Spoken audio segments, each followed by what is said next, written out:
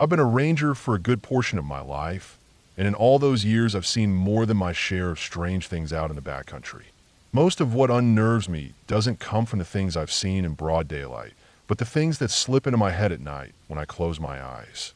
People like to think that when a ranger tells a story, it's going to be about a bear brushing too close to camp, a cougar shadowing a hiker, or maybe even some hermit hiding out in the woods where he doesn't belong. But this story isn't about what I came across in the trees or on the trails. This one is about what I dreamt and how that dream took hold of me in a way that felt too heavy to dismiss as just the brain running wild. It was last year in Sequoia National Park. I had a week-long rotation where I'd be patrolling the backcountry campsites, checking permits, and making sure everything was in order. Rangers spend a lot of time alone, and you learn to get comfortable with your own company and with silence. I had my truck with me, an old reliable thing that I've set up many times for nights on the road. I don't mind sleeping in the bed of it with my bag laid out. It keeps me up off the dirt, keeps critters at bay, and there's something about laying back under the stars in that part of California that never gets old no matter how many times you've done it. That evening was like 100 other evenings I've had. The air was dry, carrying the sharp smell of pine and the faint sweetness of decaying needles on the forest floor.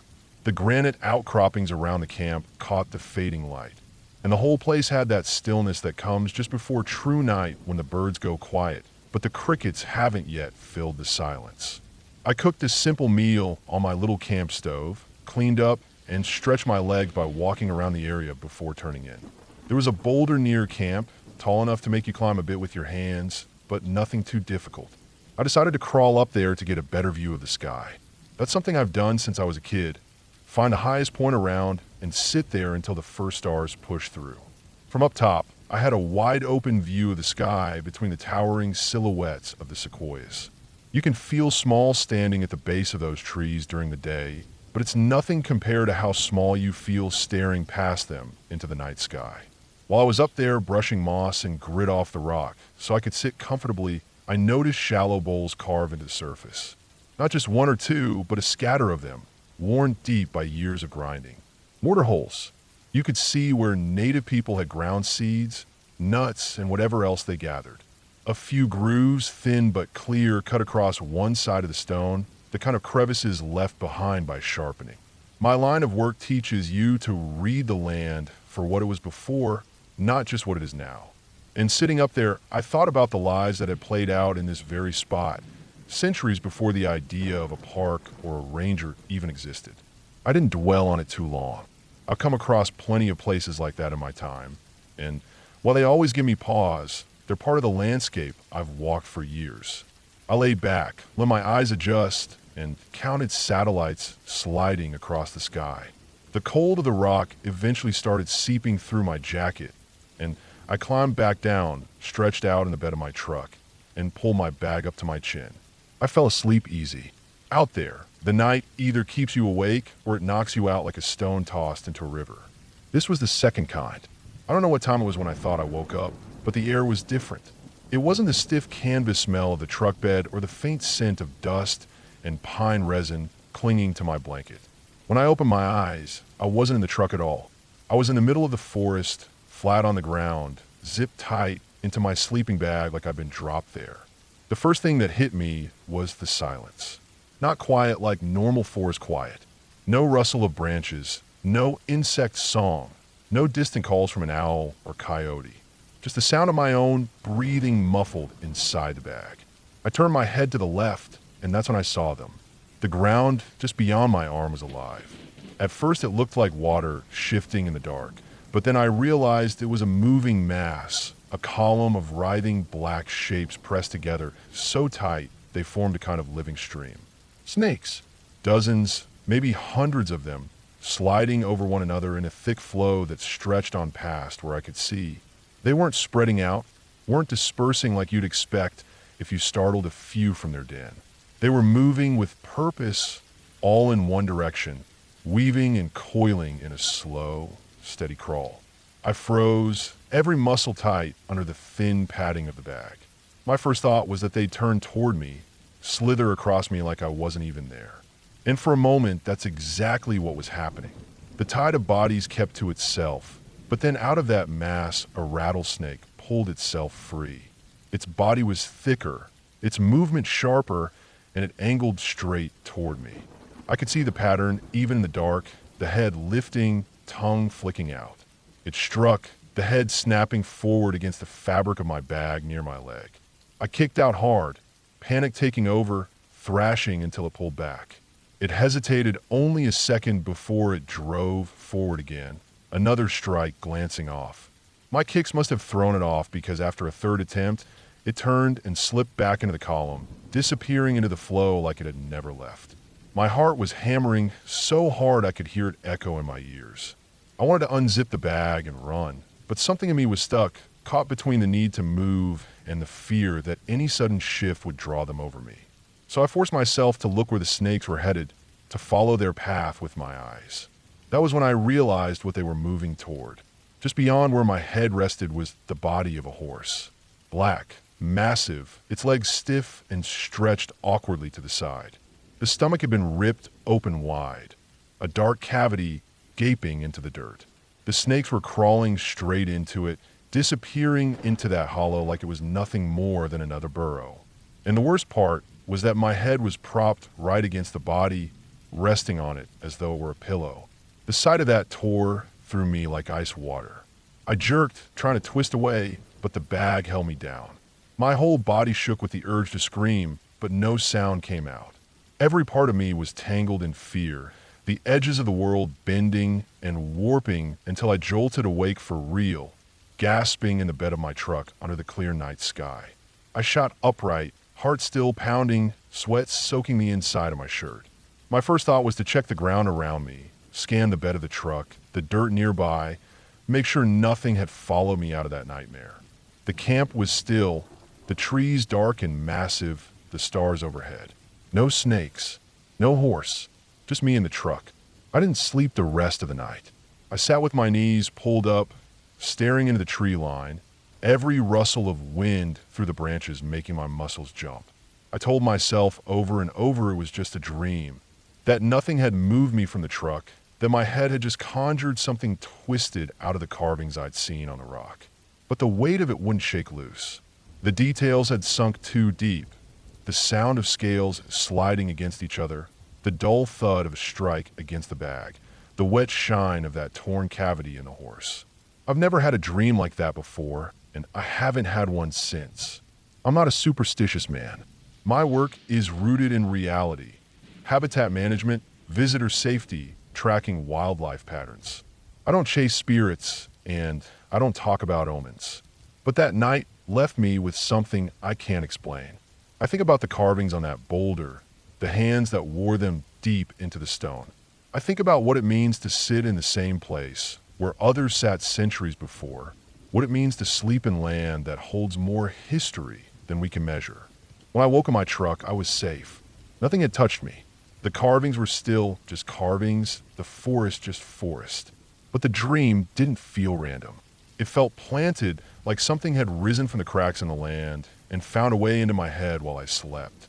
Maybe it was memory, maybe it was my own mind folding in on the things I'd seen and held for too long. I'll never really know, but I do know that when I pass places like that now, stones marked by human hands long gone, grooves cut into granite by the work of survival, I don't linger the way I used to. I nod my head, pay quiet respect, and move on. Because once was enough. Once was more than enough.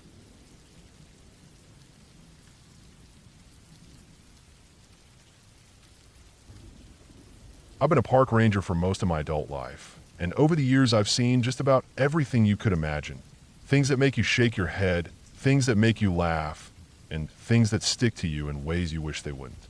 I can say without exaggeration that working in these forests has shaped me more than anything else I've done. The woods have a way of humbling you, of showing you how small you really are. Sometimes they show you more than you ever wanted to see. I guess if I had to trace back the start of it, it wouldn't be from when I got my ranger badge, or even when I first decided to get into this work.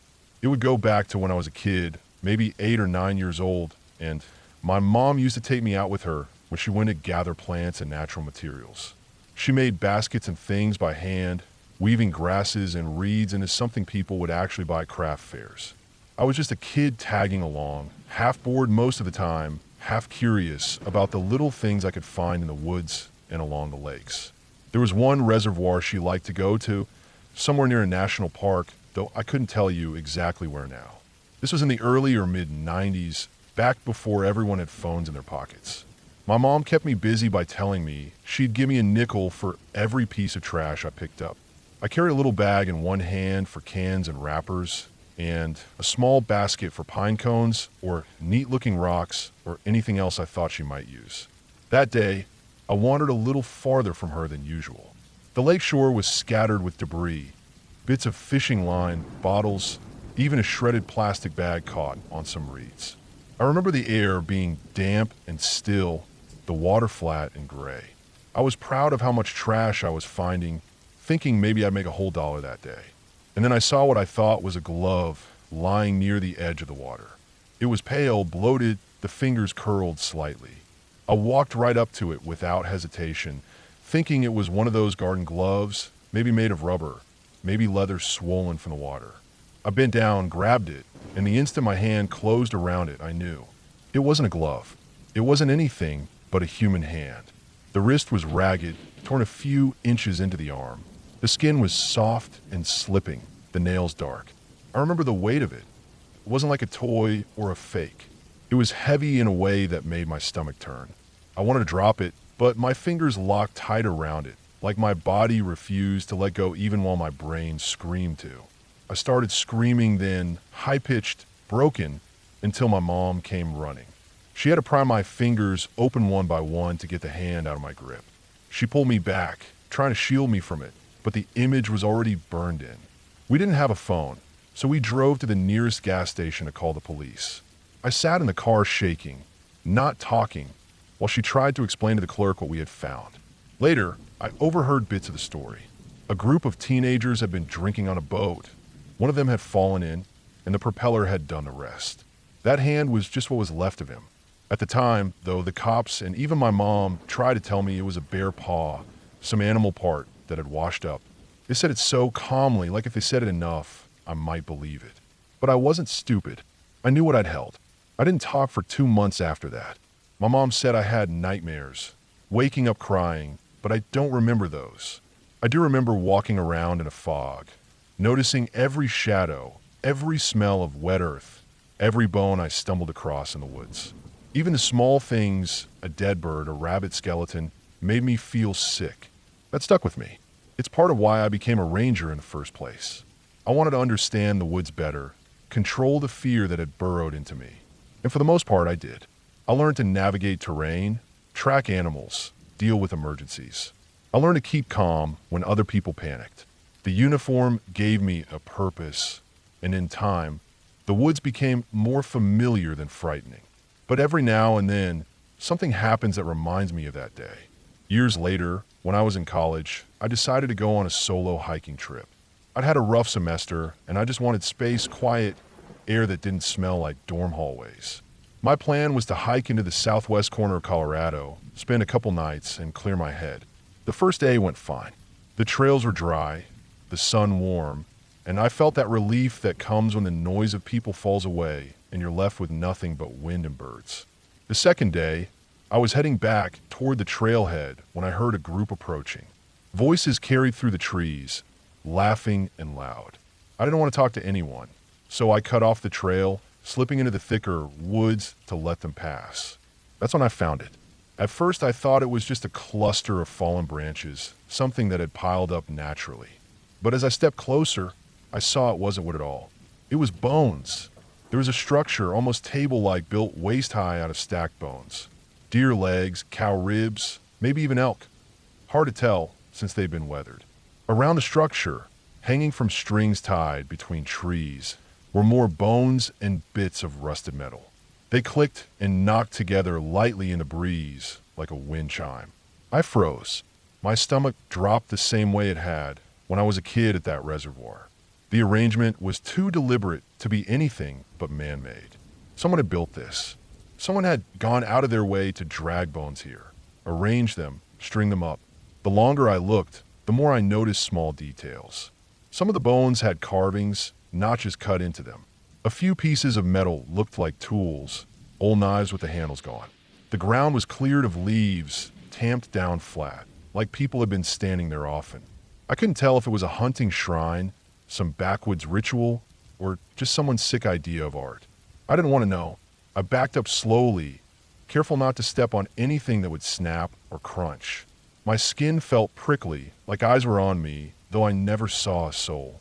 As soon as I made it back to the trail, I turned straight for the parking lot. I didn't stop, didn't rest, just walked until my legs ached. I got into my car, locked the doors, and drove until I hit a gas station hours later. I sat there a long time, staring at nothing, trying to make sense of it. I've never gone camping alone since. I stick to ranger work, where at least I know the patterns, the routines. But those two memories, the severed hand and the bone altar, have never left me. People always think the scariest things in the woods are bears, mountain lions, storms, or the getting lost. But I know better. The scariest things are the reminders of how thin the line is between life and death, and how easily you can stumble across what's left of someone else's nightmare. That reservoir taught me what it felt like to hold death in my hands, and that altar taught me that some people bring their darkness into the woods and leave it there, waiting for someone else to find. I've worked the parks long enough to know those weren't isolated experiences. Every ranger has stories they don't like to tell, the ones that follow them home and make them wake up sweating. For me, it's the memory of that cold, heavy hand clamped in my grip as a kid, and the sight of bones strung like ornaments in the middle of nowhere as an adult. I don't need to believe in ghosts or monsters. Real life is enough. And in the end, those two moments are what shaped me most as a ranger.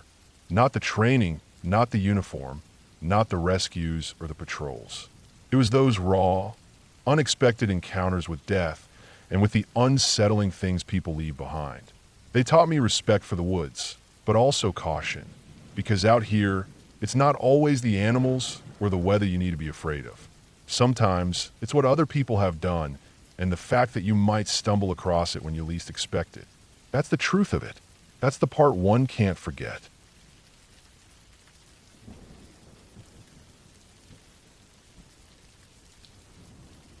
I've worked as a park ranger for a long time now, and I've seen plenty of strange things out here. Most of what I deal with is normal stuff. Lost hikers, poachers, reckless campers, wild animals getting too close to where people are sleeping. But every once in a while, something happens that stays with me for years. There are nights where I still wake up in the middle of the dark, hearing the echo of those frogs in my head, and I remember that family who camped between the two ponds. I wasn't there with them when it happened, but I was the ranger who came through a day later, checking the trails, and they told me what they saw.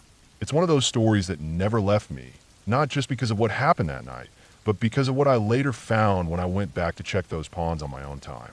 The park is large, thousands of acres of woods, hills, and old logging roads that stretch like veins far away from where the official campgrounds are. Most families stay near the marked sites.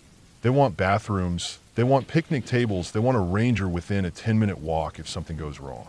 But there are always the few who wander off the roads, drive until their car can't make it anymore, then haul their gear into the brush to set up in some hidden spot. Sometimes those are the folks who have the best time. Sometimes they're the ones who come back with stories that sound like nightmares. I remember that family clearly. They'd camped here before, not at the main campground, but off one of the older roads that hadn't seen a work crew in decades. The road was narrow and choked with weeds, the kind where grass pushes up between the tire ruts, and low tree branches hang like arms reaching down from above. They parked where they could, carried their coolers and tents the rest of the way, and set up on the rise of a hill between two wide ponds. It was a good spot in the daylight. They had water on both sides, the sound of frogs calling in every direction, and no other campers anywhere near them. When you camp in a place like that, you notice how loud the frogs can be. At first it's pleasant, like nature's music, a steady chorus rolling across the surface of the water, bouncing back from the trees. But after a while it gets so constant that you barely hear it anymore. It becomes background noise, the kind that makes you feel safe because it never stops. If the frogs are calling, then the ponds are alive and everything is normal. When the frogs stop, that's when you start to worry. That night, Around 2 in the morning, the silence of the frogs was broken by something else entirely: the sound of engines. Two big trucks came crawling down that forgotten road, deeper than anyone had any business driving at that hour. Big black trucks, the kind that sound heavy even before you see them. The family thought maybe it was loggers or maybe someone looking for a place to party, but the trucks didn't stop near their camp. They kept rolling, lights off, like they already knew where they were going. When they finally stopped near the ponds, the doors opened and people began to pour out.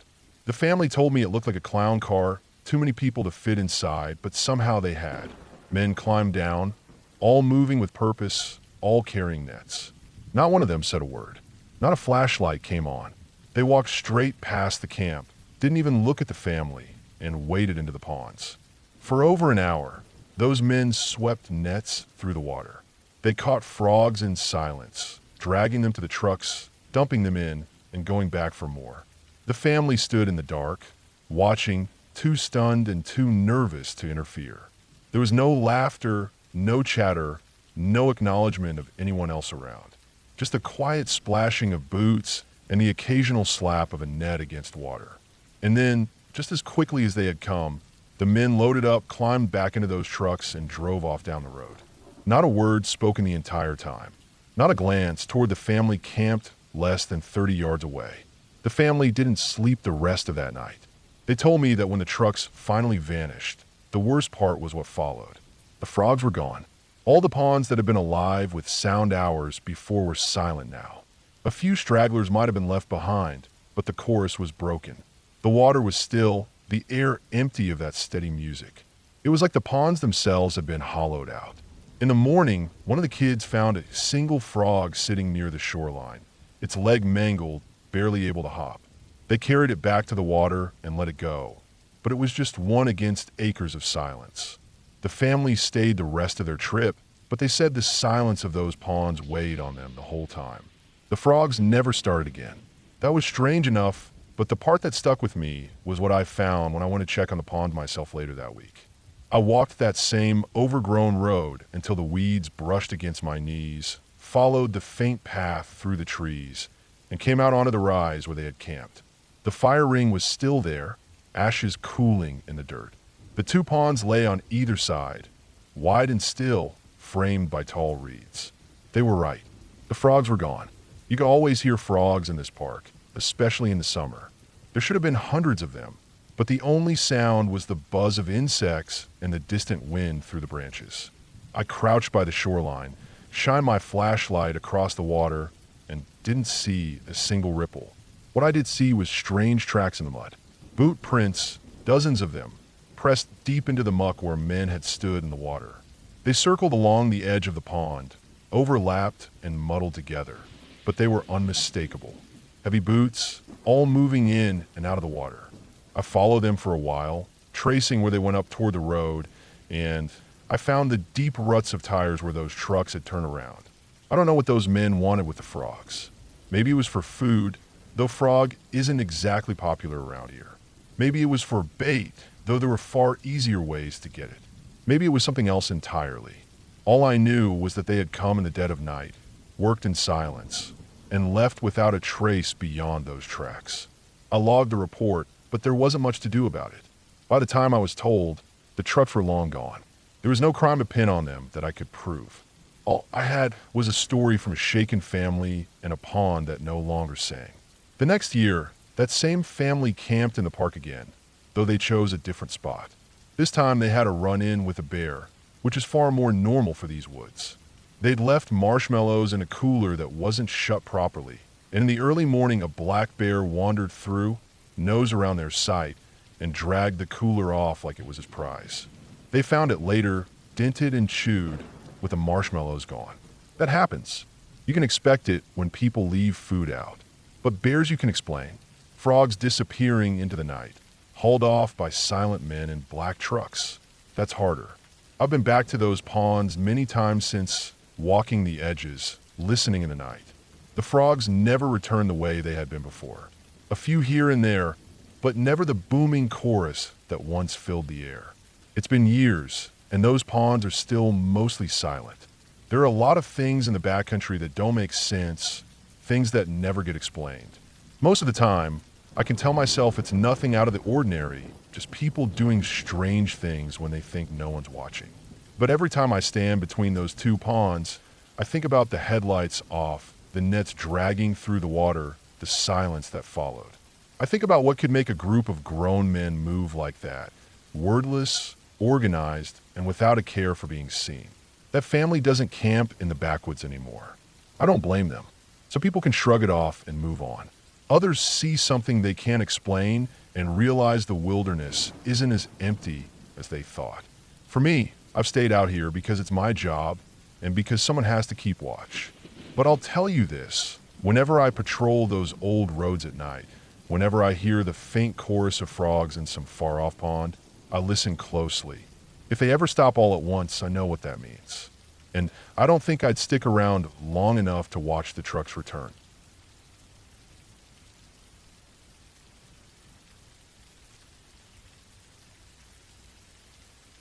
I became a park ranger years after an incident that happened when I was just a kid.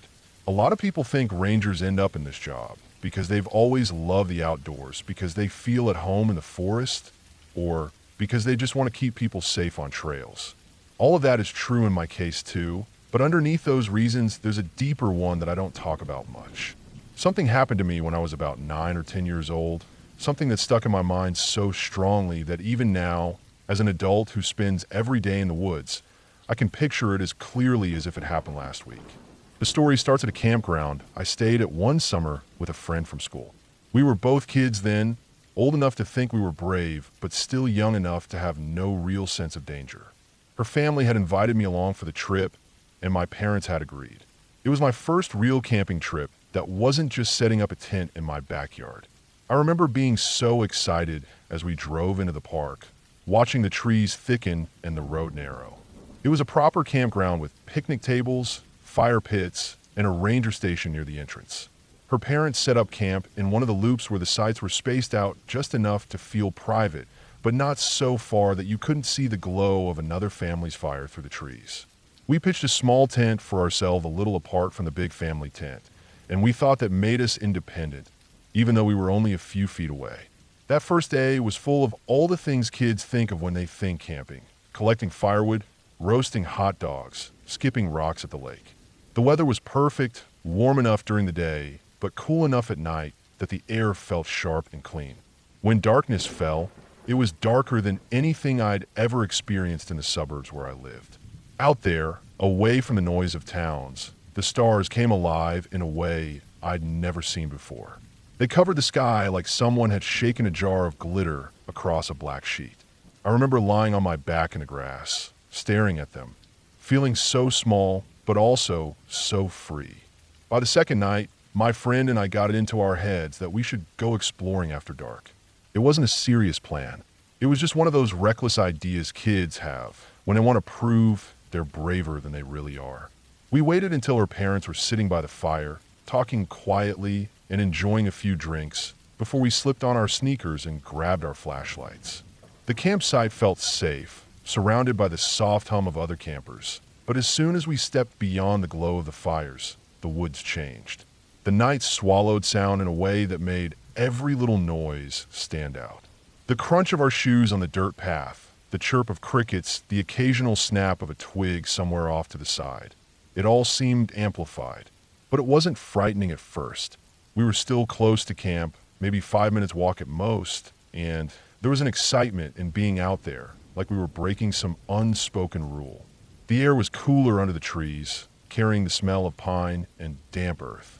We walked slowly, shining our lights on the undergrowth, laughing quietly when we caught the glint of an animal's eyes. A raccoon darted across the path at one point, and a rabbit froze just long enough in our beams before bolting into the brush. To us, it was thrilling proof that we were really out in the wild.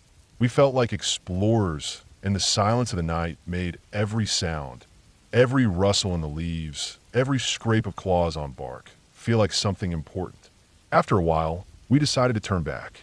We weren't far from the campsite, maybe 5 minutes as the crow flies, but the woods at night can twist your sense of direction.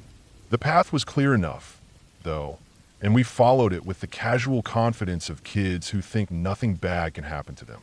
It was on that walk back that everything shifted. I don't know why I turned around. There was no sudden sound that made me stop, no voice in my head telling me to look. I just felt something, a prickling along the back of my neck like static electricity.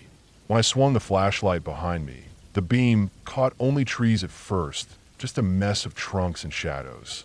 But underneath the noise of insects and our own footsteps, I thought I heard something else.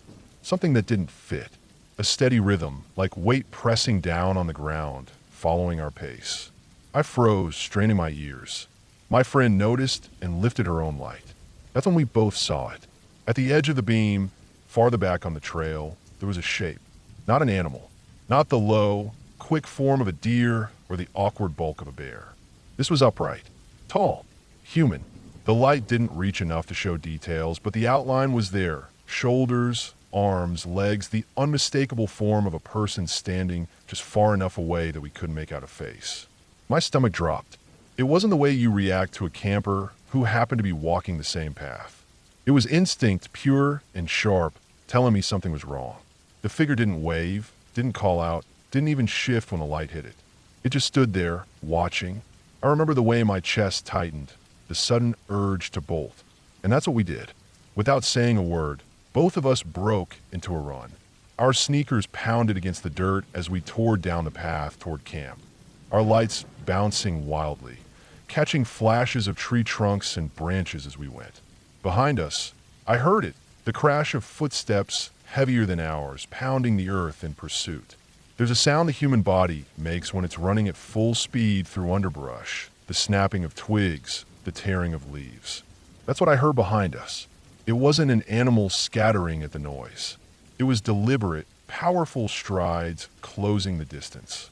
My lungs burned, and every breath felt like it might split my chest open, but fear kept me moving. The path opened up as we neared the campsite. I could see the glow of fires through the trees, hear the faint murmur of voices. And then, as suddenly as it began, the chasing stopped. The footsteps behind us cut off, just like that. I didn't dare look back.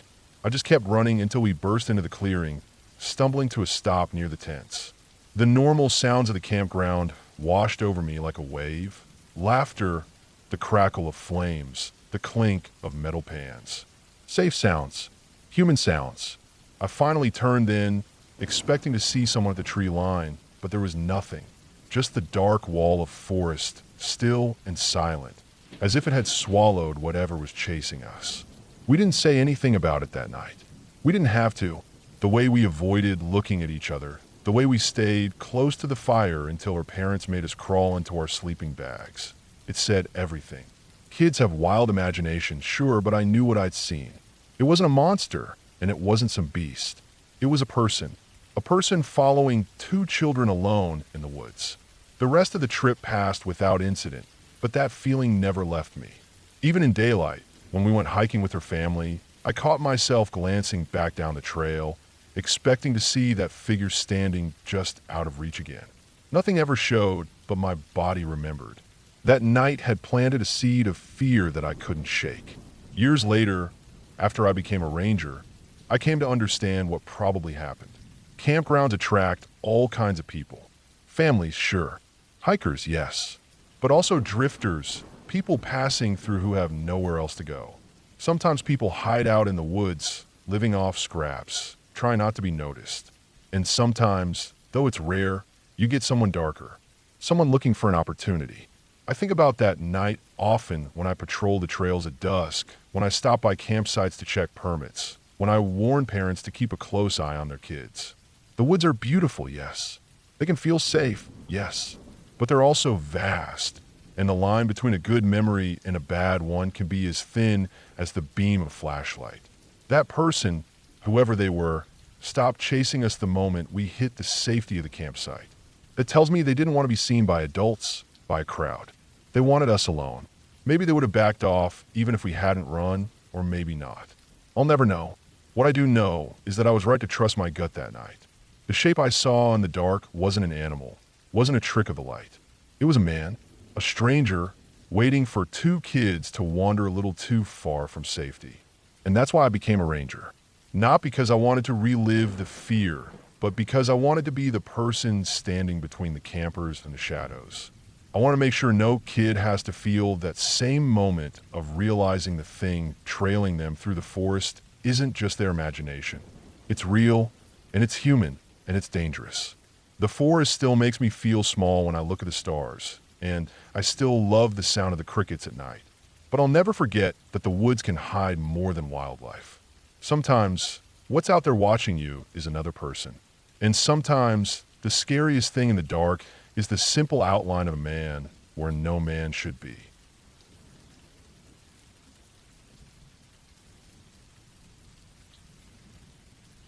I was driving home from Yosemite about 4 years ago, and even though I've spent most of my adult life working as a ranger in different parts of the country, that particular evening has stuck with me more than just about any other day on the job. I've seen injuries, I've seen accidents, I've had to deal with bears getting into food storage and hikers who weren't prepared for the weather. But what happened that night, when I thought I was just going to pull over for a short stop on the side of the road, has played over in my head ever since. It was late afternoon, around 5 o'clock, and I had been on the road for a while. The traffic wasn't too bad, and the sun was still high enough that I wasn't worried about darkness yet. I remember the light that day so clearly. It was that golden California light cutting through the trees, streaking across the Tulane Road. You could see the dust hanging in the air, sometimes when a car passed or when the wind shifted. I had finished my shift in the park a couple of hours earlier and was driving home, tired but relaxed. After a long day, drinking coffee and water throughout, I had to use the bathroom. It wasn't an emergency, but it was one of those nagging things where you know you're not going to make it all the way home comfortably unless you stop. Out there aren't always rest areas right where you need them, and sometimes the easiest thing to do is just pull over. I've done it plenty of times, and most rangers have. You find a safe shoulder, make sure there's no one around, and you take care of it quickly. I saw a wide shoulder ahead, pulled my truck over, and got out. I remember how quiet the place was at first. The trees, there were mostly pines with some brush along the side. The road behind me curved out of sight, and for a brief moment, it felt like I had the entire stretch of forest to myself. The air was cool, but not cold, and there was a steady breeze. I could hear birds, a few different kinds, chattering and calling in the distance. That background noise is something you don't notice most of the time until it changes. I walk a little ways off the road, not far, maybe 10 or 15 feet into the brush. My truck was only about 30 feet away. I stood there, relieved myself, and for those few seconds, everything was still normal. Then, as I was finishing, I noticed it. The sound in the background, the birds, had stopped. Not quieted, not moved farther away, but stopped all at once. It was like someone flipped a switch. I've spent enough time outdoors to know what that usually means. Birds, squirrels, smaller animals, they all go silent when there's a predator nearby. It's instinct. A bear, a cougar, sometimes even a coyote can send that ripple of silence through the forest. It's the kind of thing that makes the hair on the back of your neck stand up even before your brain catches up with the reason why. I cut it short immediately, zipped up, and started back toward my truck. I wasn't panicking yet, but my pace picked up. My boots crunched on the gravel as I stepped back onto the shoulder, and I felt that awareness, that sense that something was near, stronger with every step. I didn't see anything in the brush, but the silence pressed in on me, heavier than before. I turned back toward the truck, and that's when I heard it. The sound came from the trees behind me, maybe no more than 50 yards away, and it was like nothing I'd ever heard before. It wasn't a bear huffing or popping its jaws.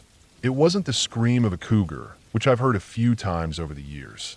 This was louder, so loud that it felt like it shook in my chest. The best way I could describe it is that it was a mix between a human scream and an air raid siren. It rose and fell in this eerie, unnatural way, and it cut through the quiet forest like a blade. I froze for half a second, my body locked in place, and then instinct took over. I sprinted toward my truck, heart pounding harder than it had in years. I've been trained for emergencies. I know what to do when I encounter wildlife. But training only gets you so far when you're standing 30 feet from your vehicle with a sound like that behind you. I could hear my boots hitting the dirt and gravel, the blood rushing in my ears, and for a second I was sure I wasn't going to make it. I pictured something bursting from the tree before I could reach the driver's side door. But nothing came. I yanked the door open, climbed in, and slammed it shut. My hands were shaking as I jammed the key into the ignition. The truck roared to life, and just as I was about to throw it into drive, it came again. The sound, louder this time, impossibly loud, like it was right outside. The pitch went higher, the way a siren ramps up, and there was this strange distortion to it, like layers of different voices overlapping. My skin crawled, and my chest felt tight. I floored the gas pedal and pulled out onto the road, tires kicking up gravel as I swerved back into my lane. My eyes flicked to the rearview mirror, half expecting to see something coming out of the trees after me. But there was nothing, just the trees, the empty road, and the light of the setting sun filtering through the branches. I kept driving faster than I should have on that stretch until I was miles down the road. My breathing slowly started to even out, but my hands stayed tight on the wheel. Even after I'd put real distance between myself and that spot, the sound replayed in my head, clearer than anything else.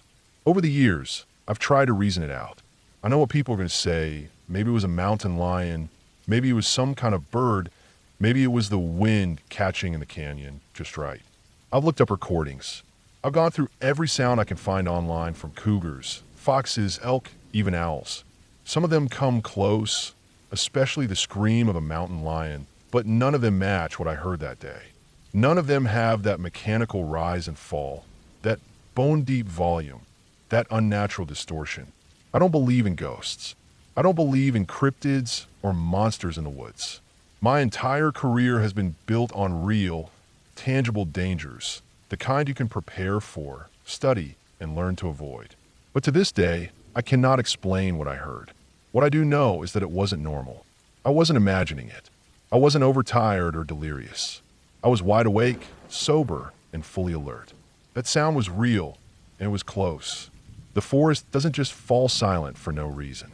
Animals don't just invent noises that don't belong to their species.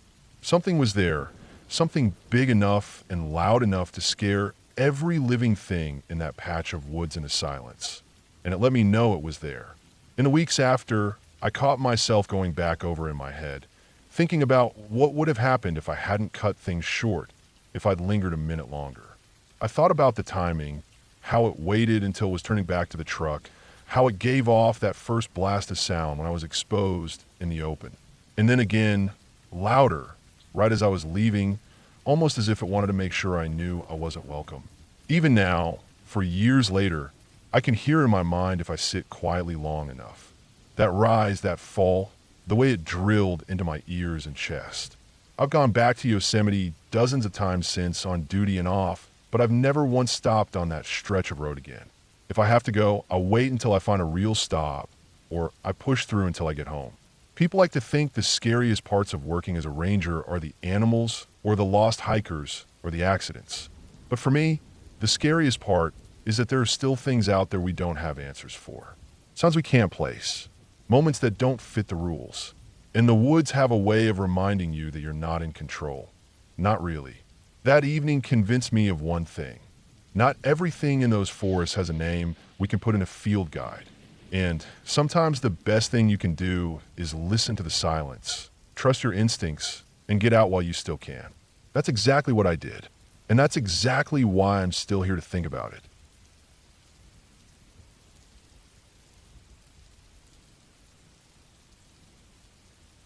I had been working as a wetland biologist in Pennsylvania for a few years by the time this happened, and I had gotten used to the strange things you find when you spend your days combing through woods, swamps, and old farm fields. Every project I'd been assigned had its share of odd discoveries. Collapsed barns in the middle of the trees, abandoned hunting blinds, rusted tractors that nature was slowly swallowing, and the occasional bootlegger's remnants from decades ago. Nothing really surprised me anymore. This job seemed like another routine project. A restoration crew had been hired to repair and expand wetland systems near the base of a ridge that sloped down into an old reservoir. The reservoir itself had been part of a farm years back, but the land had since been acquired by the state. Public land meant public mystery. People used it for everything from legal hunting and hiking to dumping trash or setting up makeshift hideouts. I'd seen a little of everything before, so I didn't think much about it as I packed my gear for the day. That morning was cool and gray, the kind of day that smelled like damp earth even before you stepped out of the truck.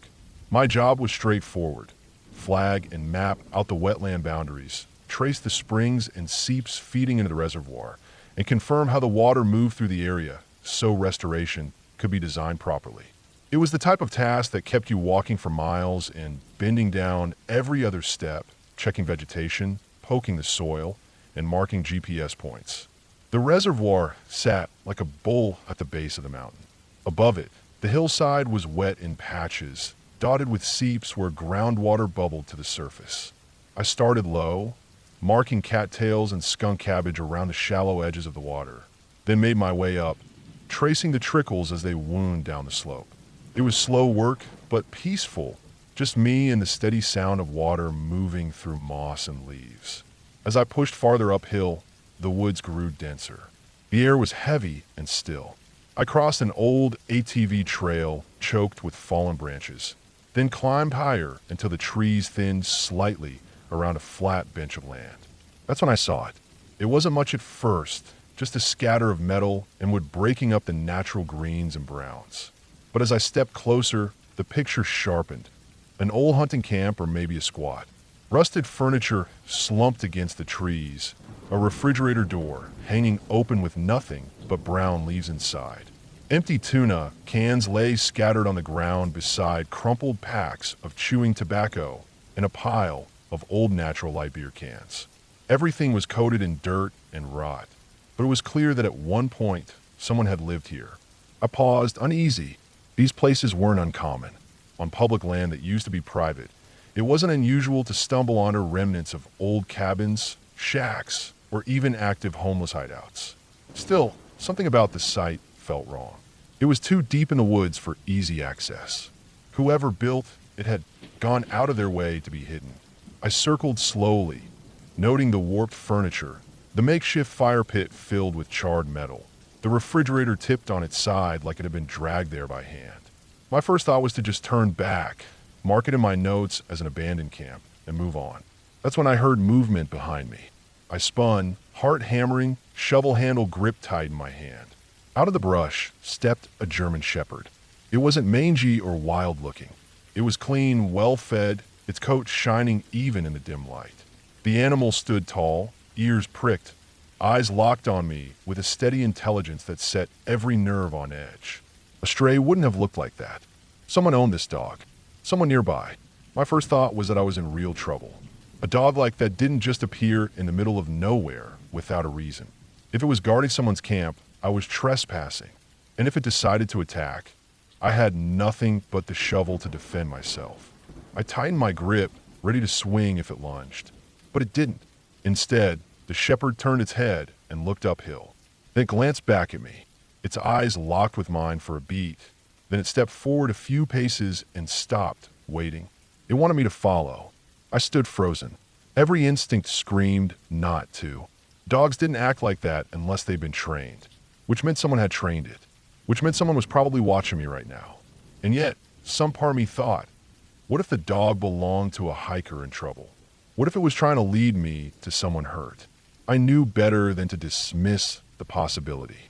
I'd been around enough backcountry rescues to know it happened. So I followed. The shepherd padded silently ahead, moving up the slope at a steady pace. I trailed behind, scanning the trees, every muscle tense. We climbed past the camp, through thicker brush, until the woods opened again on a strange flat clearing. That's where I saw them. At first, I thought they were tree stumps or rocks. But as my eyes adjusted, I realized they were dolls. Dozens of them. 20, maybe 30 old, ragged dolls buried upright in the soil so that only their heads and shoulders showed. Their plastic faces were streaked with dirt, their hair matted and tangled. Each one's arms had been pulled up out of the earth, frozen in stiff, pointing gestures. And all of them were pointed toward the same thing. In the center of the clearing, suspended from a tree by a loop of rope, hung a deer carcass.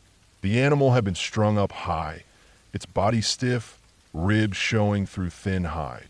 The smell hit me as the breeze shifted, sour, sweet, unmistakably rotten. The doll's plastic hands all reached toward it like an audience at some twisted ceremony. The German shepherd stopped at the edge of the clearing and sat down, watching me. My stomach turned cold. This wasn't a hunter's kill. Hunters didn't waste deer like that, didn't loop them up in trees only to let them rot. And the dolls, there was no explaining that. Everything in me screamed danger. Whoever did this had put time into it. Care. Planning. This wasn't kids playing a prank. This was ritual, obsession, something deeper and darker. I backed away slowly, eyes locked on the dolls and the hanging deer. The dog didn't move. It just sat there, watching, as if waiting for me to understand something. I didn't wait to find out what. I turned and walked as calmly as I could down the hill. My legs wanted to sprint, but I forced myself to move steady, careful, not wanting to draw attention if someone was nearby. I passed the camp again, its rusted furniture now looking less abandoned and more like a trap. Every shadow felt like eyes. By the time I reached the reservoir, my throat was dry and my hand was shaking so badly I could barely hold my GPS unit. The water glistened gray in the overcast light, calm and silent as if nothing had happened. I cut straight across the wet edge, through the mud, not even bothering to flag properly. I just needed out. The 6 miles back to my truck were the longest of my life. Every crack of a branch made my heart lurch.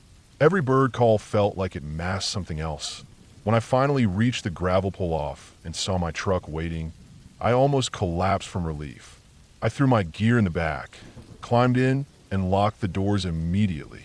My hands were still trembling as I started the engine. Driving out, I kept replaying what I'd seen.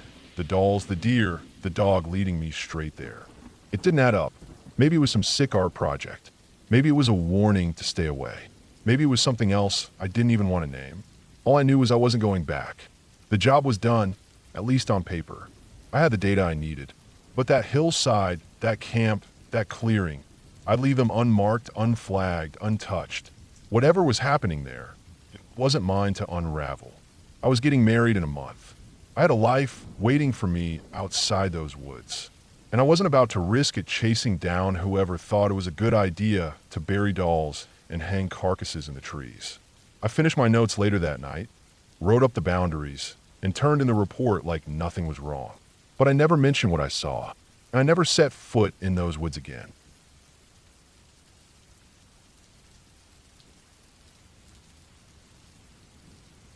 I have worked as a park ranger for many years now, and I've seen just about everything a person can see in the woods. I've dealt with missing hikers, illegal hunting, people strung out on meth, setting up camp deep in the trees, animal attacks, even search and rescue operations that ended in body recovery rather than a happy reunion. But of all the things I've lived through in these forests, there's one night I can never shake off. It happened when I was a kid, long before I ever put on a ranger's uniform. It was the summer of 1992. I was 10 years old. My family had decided we'd go camping in Missouri in the Mark Twain National Forest. We didn't book a campsite. My stepfather, who liked to drink more than he liked to plan, said we'd just drive until we found a spot that looked good enough. Back then I didn't know how reckless that was, but I understand now that it meant we were cutting ourselves off from the safety of other campers, from rangers, from bathrooms, from any source of light or help if we needed it. There were 4 of us, my mom, my older sister who was 12, me, and my stepdad. He was a mean drunk, the kind of man whose mood could flip like a switch once he had enough alcohol in his system.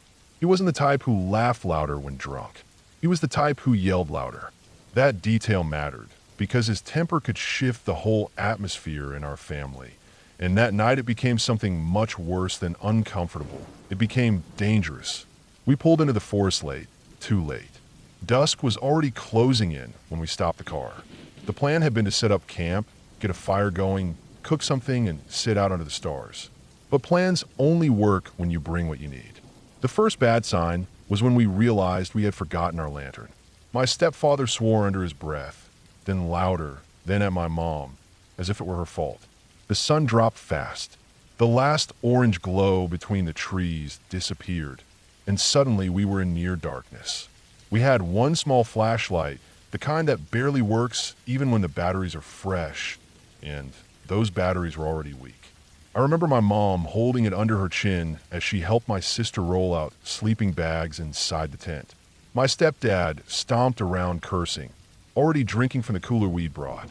Instead of a fire, we climbed into the tent with only the faintest bit of light. He was too busy sulking and drinking to bother gathering wood. I lay on my back inside the tent, staring at the thin fabric above me. It didn't block out sound, and the forest was alive. You don't notice it as much in the day, but at night, every rustle, every shift of the leaves, every insect's hum comes alive. I remember trying to pick apart the sounds, the steady buzz of cicadas, the occasional crackle of something falling from a tree, the deep croak of frogs somewhere out near water. Then came the sound that didn't fit. At first it was faint, easy to mistake for an animal. The dry leaves crunching under weight. A slow, irregular rhythm of steps. I told myself it had to be a deer. Or maybe a raccoon. But deer don't walk like that. Raccoons don't put that much weight on the ground. These are footsteps. I remember every second of how the sound grew closer. Each pause felt like forever. The footsteps would move, stop, then start again. Crunch, crunch, crunch. I turned my head toward my sister's sleeping bag. Her eyes were wide open, glowing faintly in what little light there was. She heard it too. I could see my mother stiff as a board, trying not to breathe loud. My stepfather was quiet. That might have been the most terrifying part of all. He was never quiet when drunk. But when that sound came closer, even he seemed to shrink. The leaves shifted under heavy feet until it felt like whoever was out there was within just a few yards. I clutched the edge of my sleeping bag. My heart was pounding so loud, I thought whoever was outside might hear it. We had no lantern, no fire, and the person outside had no light either. That fact made it worse. Whoever it was didn't want to be seen. And then came the twig. A sharp snap echoed just beyond the thin fabric of the tent. The sound of something solid breaking under pressure. It was so close that the noise jolted through my body like an electric shock. I don't know what overcame my stepdad, but instead of staying quiet, he let out a scream. It wasn't a word, not something angry like usual, but a raw, terrified scream. My mother cried out and scrambled up, and in an instant, everything turned into chaos. We unzipped the tent and bolted. None of us looked back. We didn't even grab our things. We sprinted through the dark, tripping on roots and rocks, crashing through brush. My mom was ahead with my sister, my stepdad stumbling behind, me just trying to keep up. The car was maybe 100 yards from where we had pitched the tent, but in the dark it felt like miles.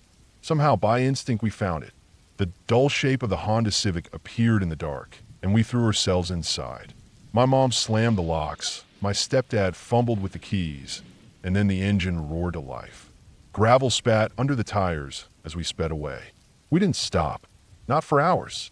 We drove all the way home, silent except for my stepdad's ragged breathing and the sound of empty beer cans rolling around in the back.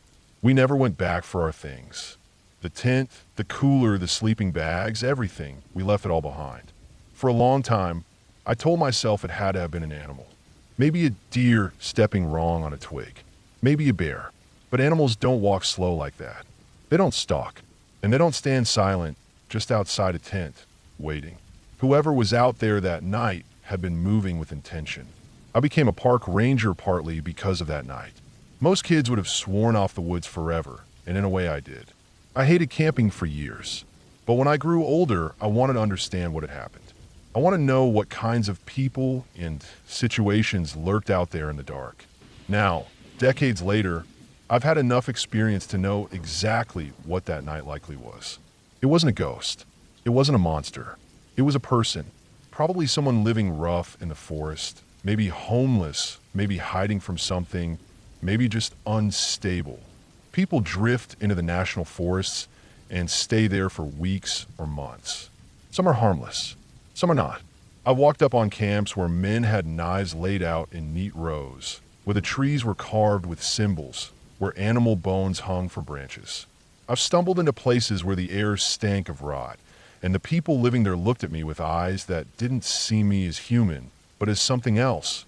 either a threat or an opportunity.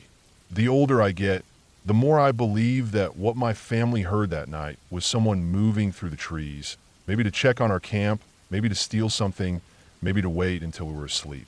The fact that they had no light tells me they knew the woods well. They were comfortable moving in the dark. That alone is enough to set off alarm bells, because most people without bad intentions don't creep through the trees at night without a light. What still eats at me is the question of what would have happened if we had stayed.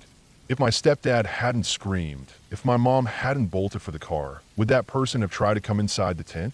Would we have woken to find them standing over us? Or would we have disappeared into the long list of people who go missing in the woods, names printed on flyers that blow away in the wind? I'm 43 years old now, and I still dream about it. I still wake in the night and hear that crunch of leaves in my head, that deliberate, steady pace of footsteps in the dark. And whenever I'm out on patrol and the sun sets over the trees, I remember the lesson I learned that night. The forest itself doesn't scare me. The animals don't scare me. It's the people who step off the path, who move without a light, who don't want to be seen. That's who you should be afraid of. And that night at Mark Twain National Forest, when I was just a boy, I learned that sometimes the scariest thing in the woods isn't what you can see, it's what you can't.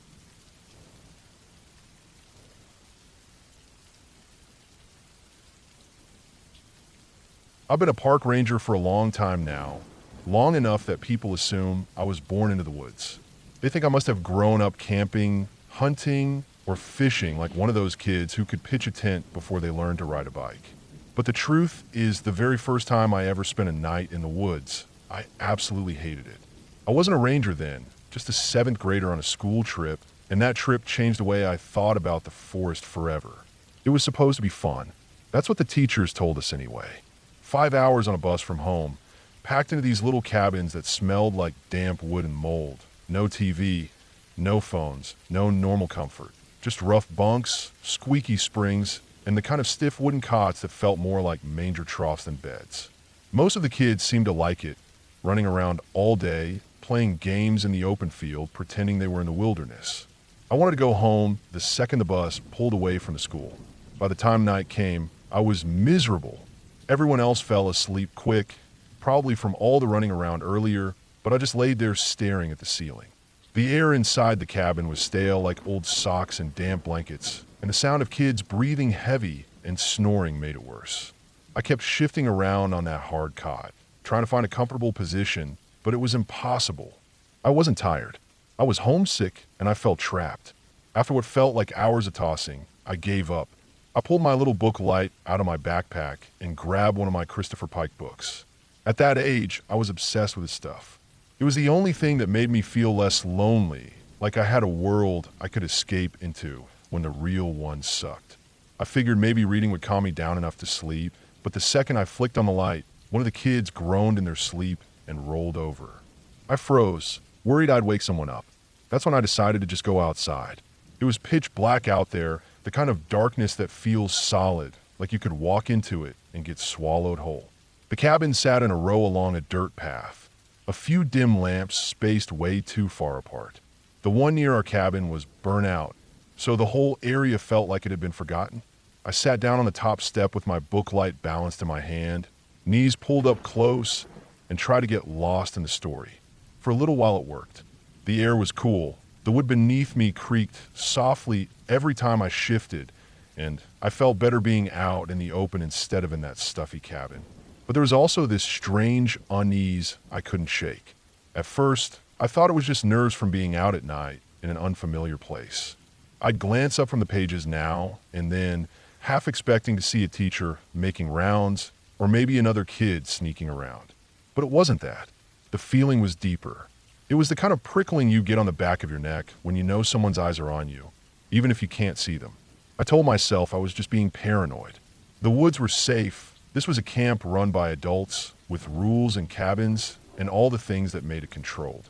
Nothing bad was supposed to happen here. Still, I couldn't stop myself from looking up every couple of minutes, shining my little light around like it was a weapon. The trees loomed just outside the clearing, thick and shadowy, swaying in the night breeze. Each time I looked, I expected to see something, but there was never anything there. Until there was. It happened when I shifted my book, tilting the light by accident. The glow caught something that made my chest tighten. Two small, round reflections. At first, I thought maybe it was a trick, maybe glass, or some other kid with a flashlight. But then the shapes blinked. Eyes. Glowing eyes, low to the ground, fixed directly on me. Every muscle in my body locked up. I couldn't breathe. I couldn't blink. I just stared as the light barely skimmed over what was behind those eyes. A paw. Massive, with curved claws catching the faint glow. My hand trembled, and as I shifted, the light slid higher, across a tan face, rounded ears, and that unmistakable shape of a mountain lion crouched in the dark. It wasn't 10 feet from me. I wanted to scream, but nothing came out. My throat had sealed shut, my whole body screaming at me to run, but I knew better. Somewhere in my brain, something clicked, the lesson I'd half listened to during the camp orientation about wildlife.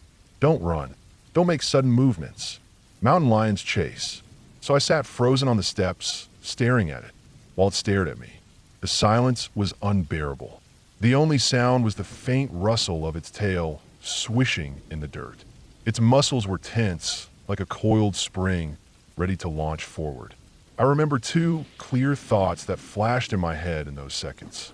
First, that someone was going to find nothing but a blood trail and half my body in the morning. Second, that if I got killed by a mountain lion because I'd snuck outside to read, my dad would be furious. It was ridiculous, but that thought was louder than my own terror. The book slipped from my lap and hit the step with a dull thud. The little light rolled sideways, spilling its beam across the ground. For a moment, I lost sight of the mountain lion's face, and that was worse than seeing it. I fumbled blindly behind me, searching for the door handle. My fingertips scraped wood, then metal, and finally wrapped around the knob. I twisted hard, too fast, lost my balance, and tumbled backward into the cabin. The door banged against the wall, and I slammed it shut with my heel before anyone inside stirred. My heart was slamming so hard it hurt. I slid back onto my cot and pulled the blanket over me, tried to disappear. I didn't sleep. I didn't even close my eyes. I just laid there listening, imagining claws scratching against the door, waiting for the wood to splinter. But it never came. At dawn, I must have dozed for a few minutes because I woke to the sound of a girl getting up. She asked why the door had been open, and I muttered something about the wind. When the teacher came around to wake us, he noticed my book lying outside on the steps. I got scolded for leaving school property out overnight, and I just nodded, too scared to tell the truth. I didn't want more trouble, and I didn't want anyone thinking I was making up stories. That morning, when the sun was fully up, I peeked outside. There were prints in the dirt, big ones, circling near the steps. No one else noticed. I kept my mouth shut. I carried that night with me for years. I told myself maybe I imagined it. Maybe my mind exaggerated the danger. But the memory never left me. Every time I thought about it, my chest tightened the same way it had when I saw those eyes. When I finally became a park ranger years later, part of me knew it was because of that night. I wanted to understand the forest, to understand the animals that live there, and most of all, to never feel that helpless again. I've dealt with mountain lions since, tracked them, even scared a few away from campgrounds. But no encounter has ever rattled me the way that first one did. Because that night, I wasn't a ranger. I wasn't trained. I was just a scared kid with a book light, sitting inches away from being mauled, learning for the first time that the wild doesn't care about rules or camps or whether you're ready for it. It was real, and it was waiting, and I've never forgotten it.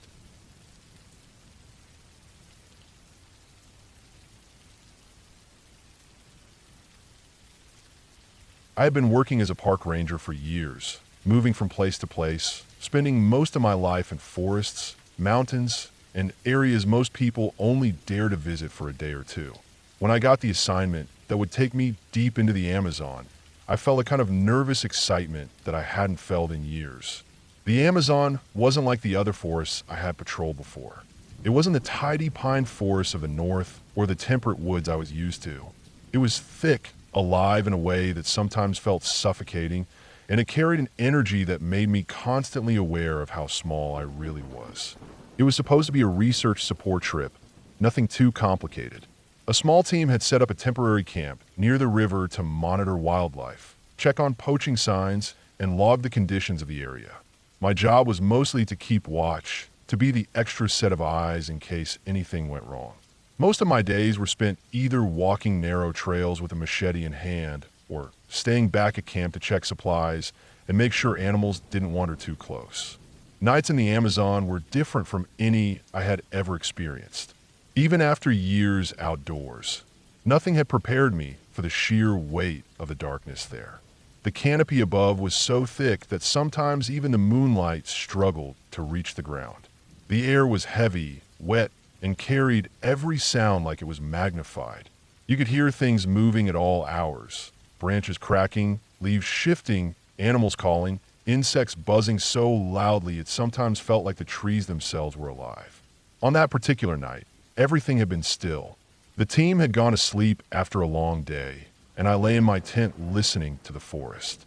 The constant drone of insects was there, but underneath it I could hear the river faintly in the distance. I must have dozed off at some point, but I woke up suddenly, my bladder uncomfortably full. I lay there for a moment, staring into the darkness of the tent, debating whether I could hold it until morning. But I knew I couldn't. The thought of stepping out into that night made my stomach turn.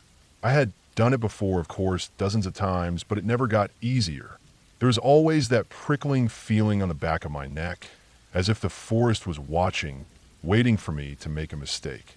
Still, nature wasn't going to wait for me, so I grabbed my small flashlight, unzipped the tent slowly to keep the noise down, and stepped into the thick night air. The camp was quiet. Everyone else was still asleep, their tents faint lumps in the shadows. I decided to walk a little bit away, so the sound wouldn't wake anyone. The last thing I wanted was awkwardness at camp over something as stupid as taking a piss.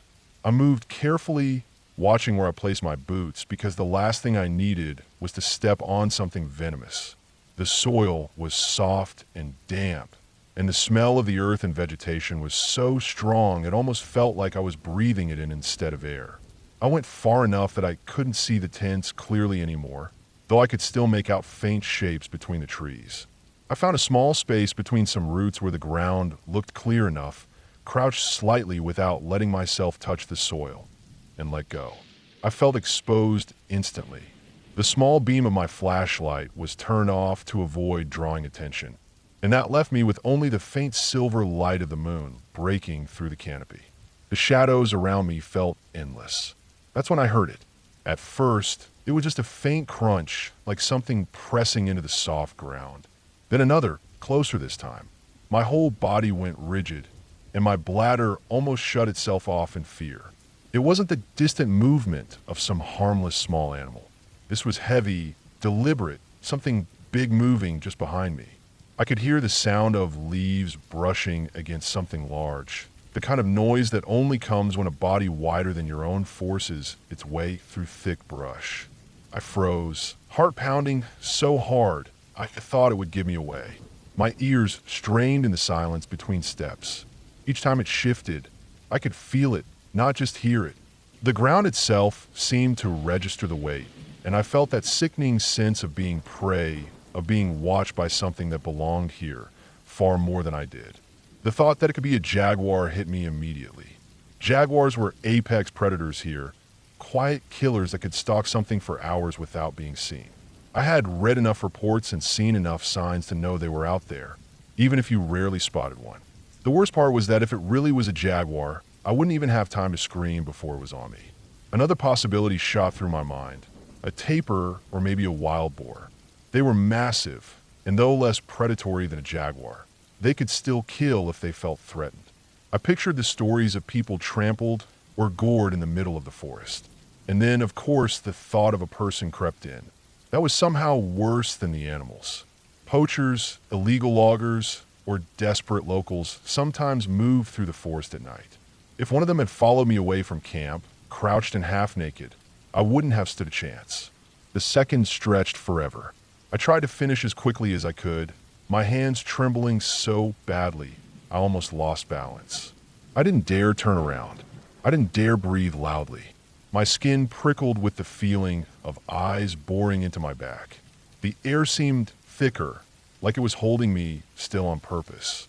The sound came again, one more heavy step, close enough that I could almost feel it shift the air behind me.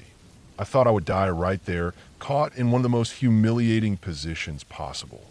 Half crouched, pants around my thighs, too scared to move.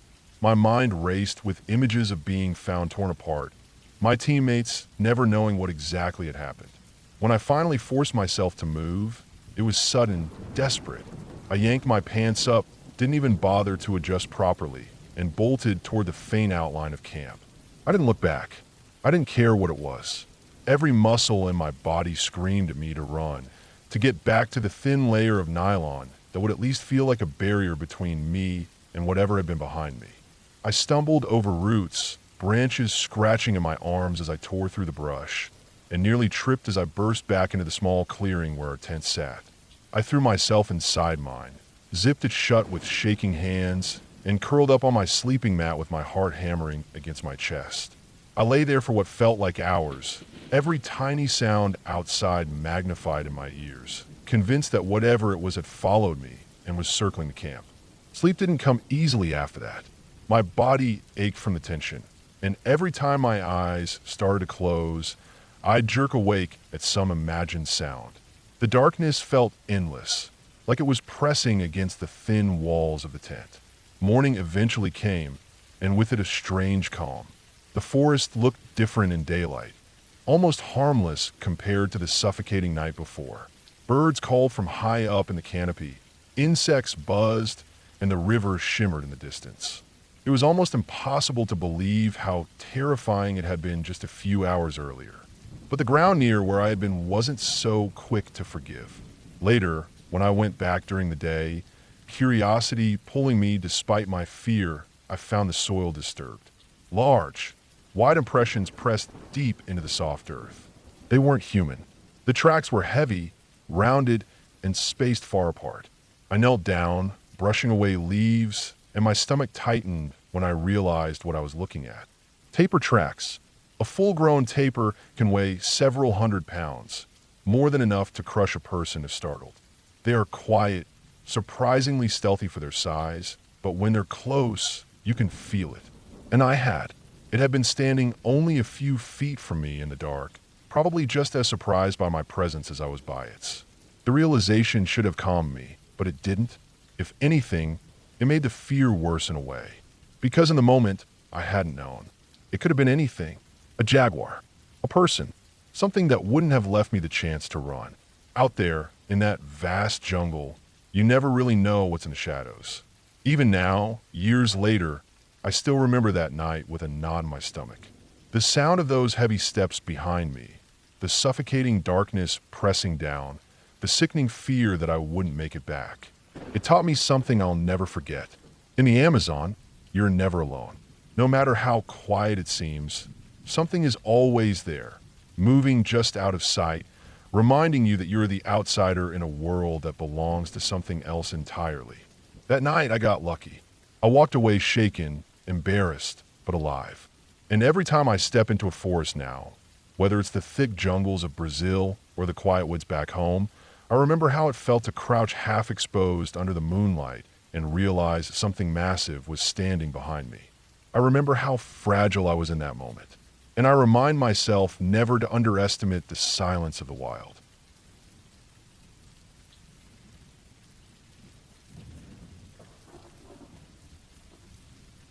I have spent years working as a ranger in Colorado, moving between different stations depending on the season.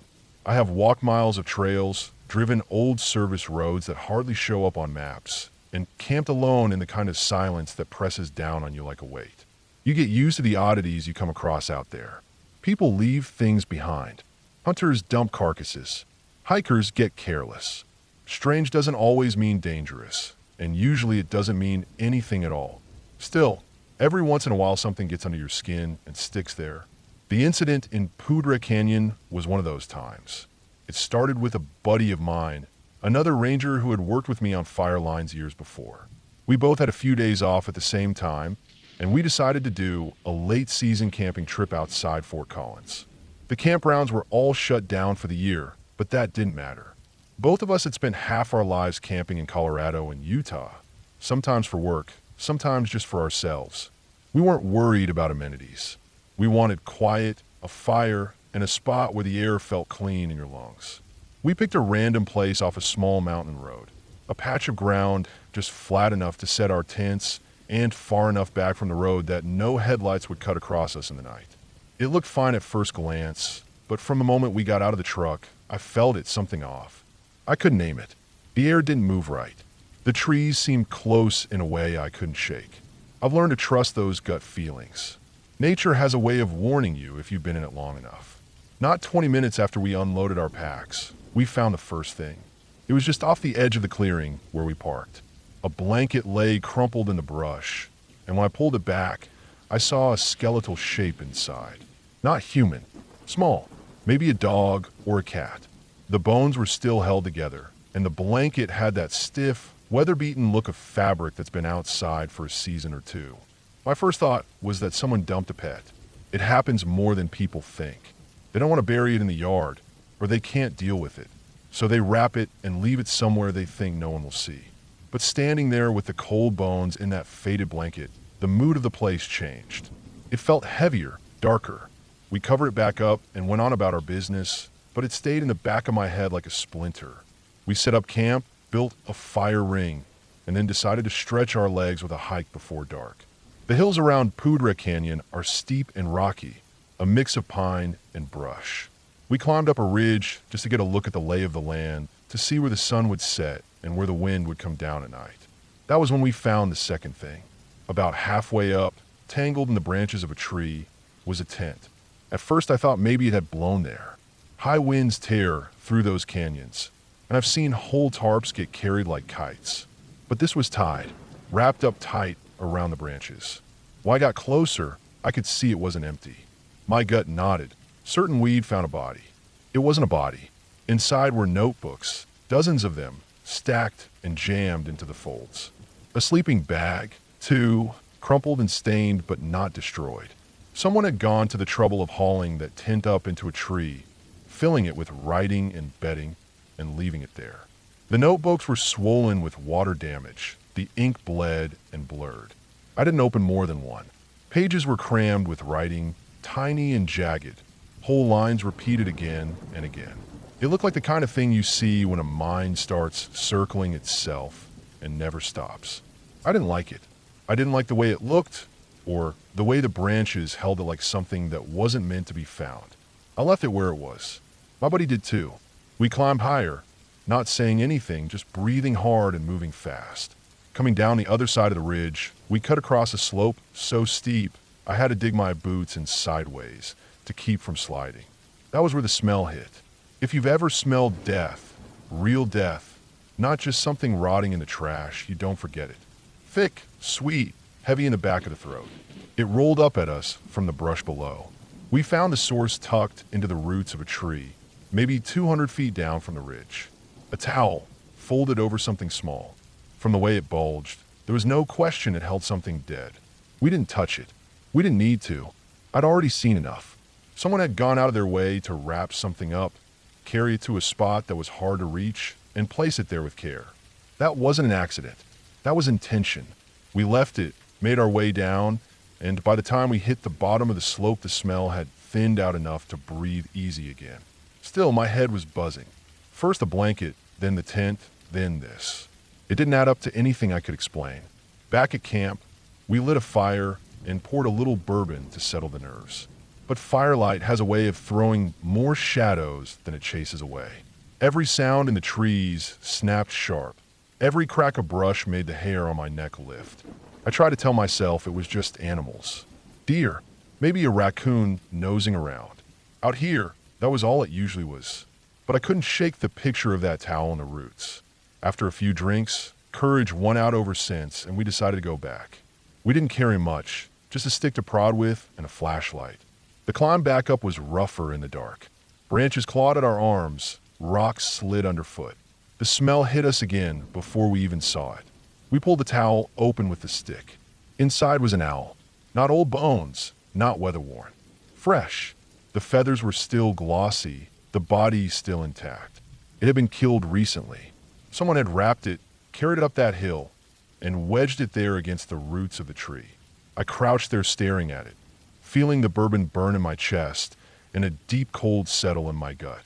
An owl isn't something you come across dead every day, and this wasn't some hunter's mistake.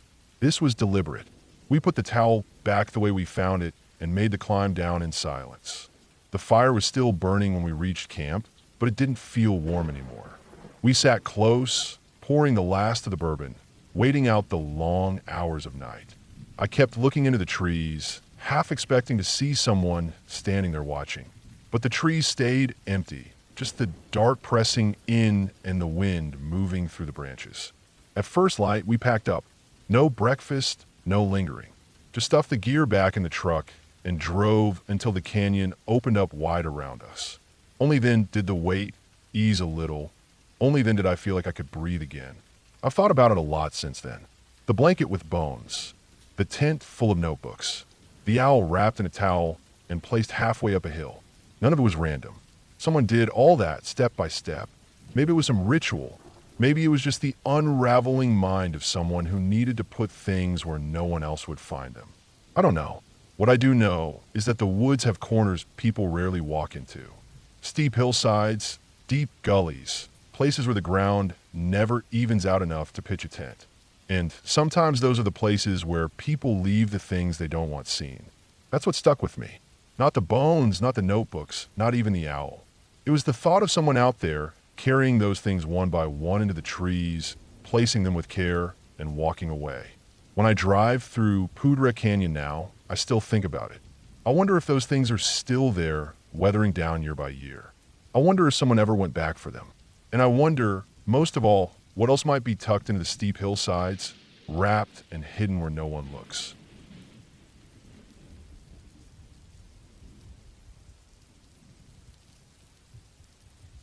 I had been working as a ranger for a while when this particular trip happened, but it wasn't part of my job duties. This was one of those personal things, something I did with a close friend of mine whenever we had the time. Both of us liked finding quiet places that weren't overrun with campers, tourists, or hikers. When you work in a park, you spend most of your days surrounded by people even though you're technically out in nature. Families, college kids, bird watchers, photographers, they're always crowds. But in my free time, I crave the kind of quiet that came with being away from all of that, away from the marked trails and the places printed on the park map. That's how my friend and I ended up finding this small pond and the big clearing that stretched out around it. It was a place hardly anybody knew about, tucked at the edge of the park where the national forest took over. You had to drive a narrow dirt road that cut off from a back highway, then hike a steep trail for about a mile before the land leveled off. The pond sat right in a dip between tall pines and oaks, with the clearing stretching out like a bowl that caught the early sun. The first time we stumbled across it, it felt like finding something secret. No trash, no footprints, no campfire rings, nothing that hinted at other people using the place. Just clean water, thick grass, and deer tracks pressed into the mud of the shoreline. We camped there a few times and never once saw another soul. That made us protective of it. We didn't tell anyone where it was, not even other rangers. It was ours in a way, something we looked forward to on the weekends when schedules lined up. That morning when we headed out, it was late summer, one of those mornings where the air already feels dry and heavy by the time the sun is up. We left early, around dawn, driving my truck down that old road with dust blowing up behind us. I remember how quiet it felt in the cab, both of us still half asleep, sipping coffee from metal thermoses. When we turned onto the last stretch before the trailhead, that's when we saw them. 2 mountain lions in the dirt lot where I usually parked. It took me a second to even register what I was looking at. Mountain lions weren't rare in California, but actually seeing one up close was unusual. Seeing 2 together was even rarer. And then realizing what they were doing, well, it made me laugh under my breath and tense up at the same time. They were mating right there in the middle of the pull-off, bodies tangled, muscles rippling under their coats, tails flicking at flies.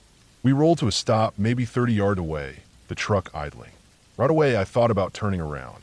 Mountain lions are unpredictable on their own, and during mating season, they can get aggressive.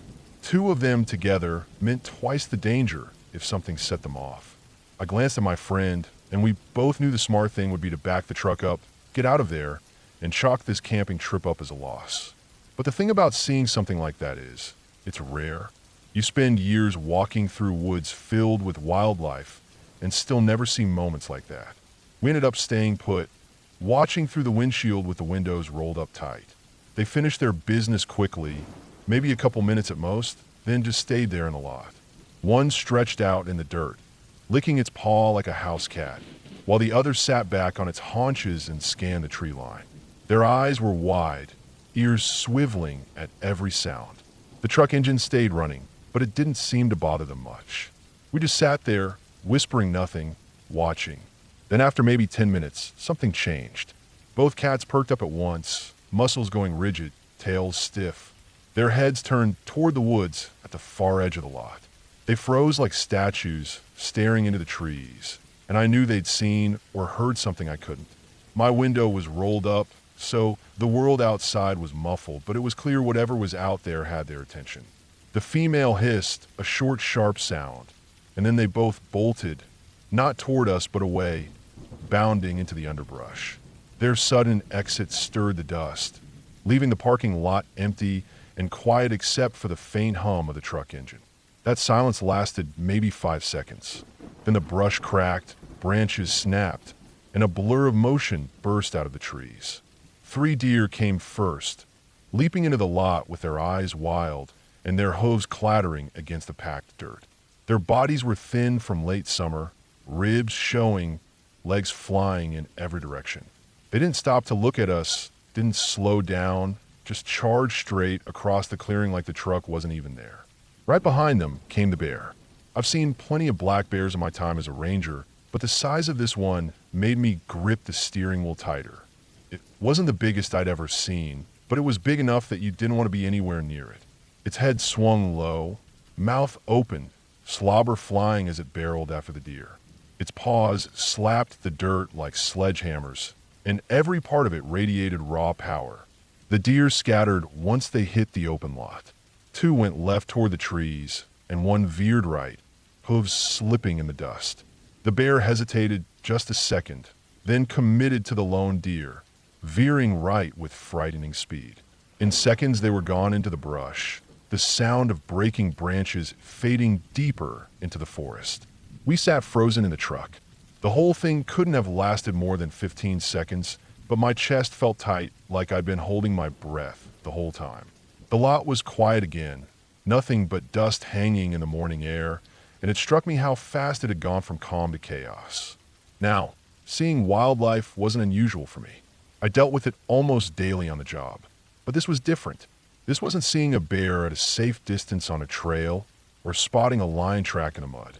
This was a collision of apex predators right in front of us. Lions, deer, and a bear all crossing paths at the same moment in the same place where we'd planned to leave our truck. It was nature showing its teeth, raw and unfiltered. My first thought was that we had to leave. Whatever was happening out here today, it wasn't normal. Predators don't usually cross paths like that in the same spot. The fact that 2 lions had been spooked enough to flee told me more than I wanted to know. But at the same time, there was a pull. The kind of pull that comes from years of curiosity, of working in the field, and wanting to understand why animals behave the way they do. We ended up waiting, just sitting in the cab with the windows up, scanning the tree line. My eyes went back again and again to the trailhead where we usually started our hike.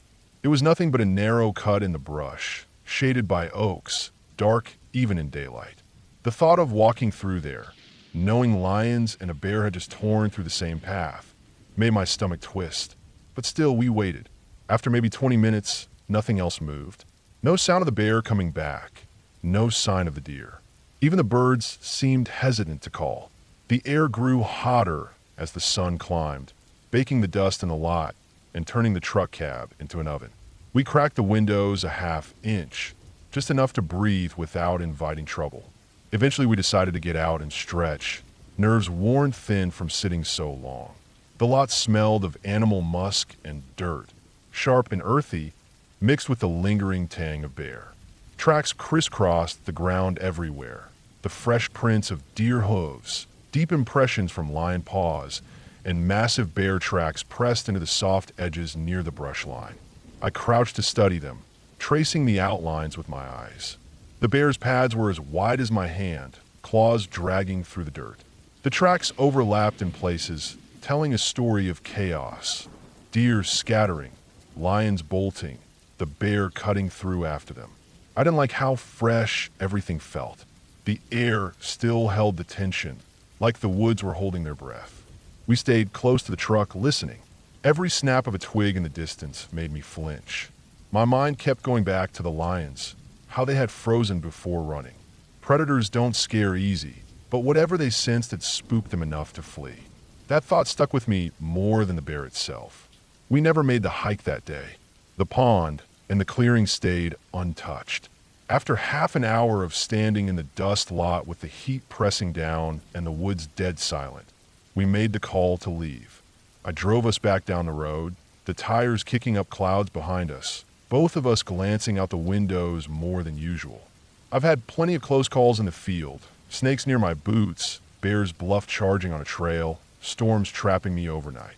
But that morning stuck with me because of how fast everything unfolded, how predators and prey all collided in one tiny pocket of land. It reminded me how little control we really have out there, how the wild carries on with or without us. In the years since, I've gone back to that pond and clearing, though never as often as before. The place feels different now. Still beautiful, still untouched, but carrying the weight of that morning. Every time I hike in, I look over my shoulder more. I listen harder to the silence. And I never forget the sight of those mountain lions, frozen in fear just before they bolted. That told me everything I needed to know. That no matter how much I think I understand the woods, there will always be something out there bigger, stronger, or hungrier than I'm ready for. That day we made the right choice leaving. The woods don't care about plans, and they don't care.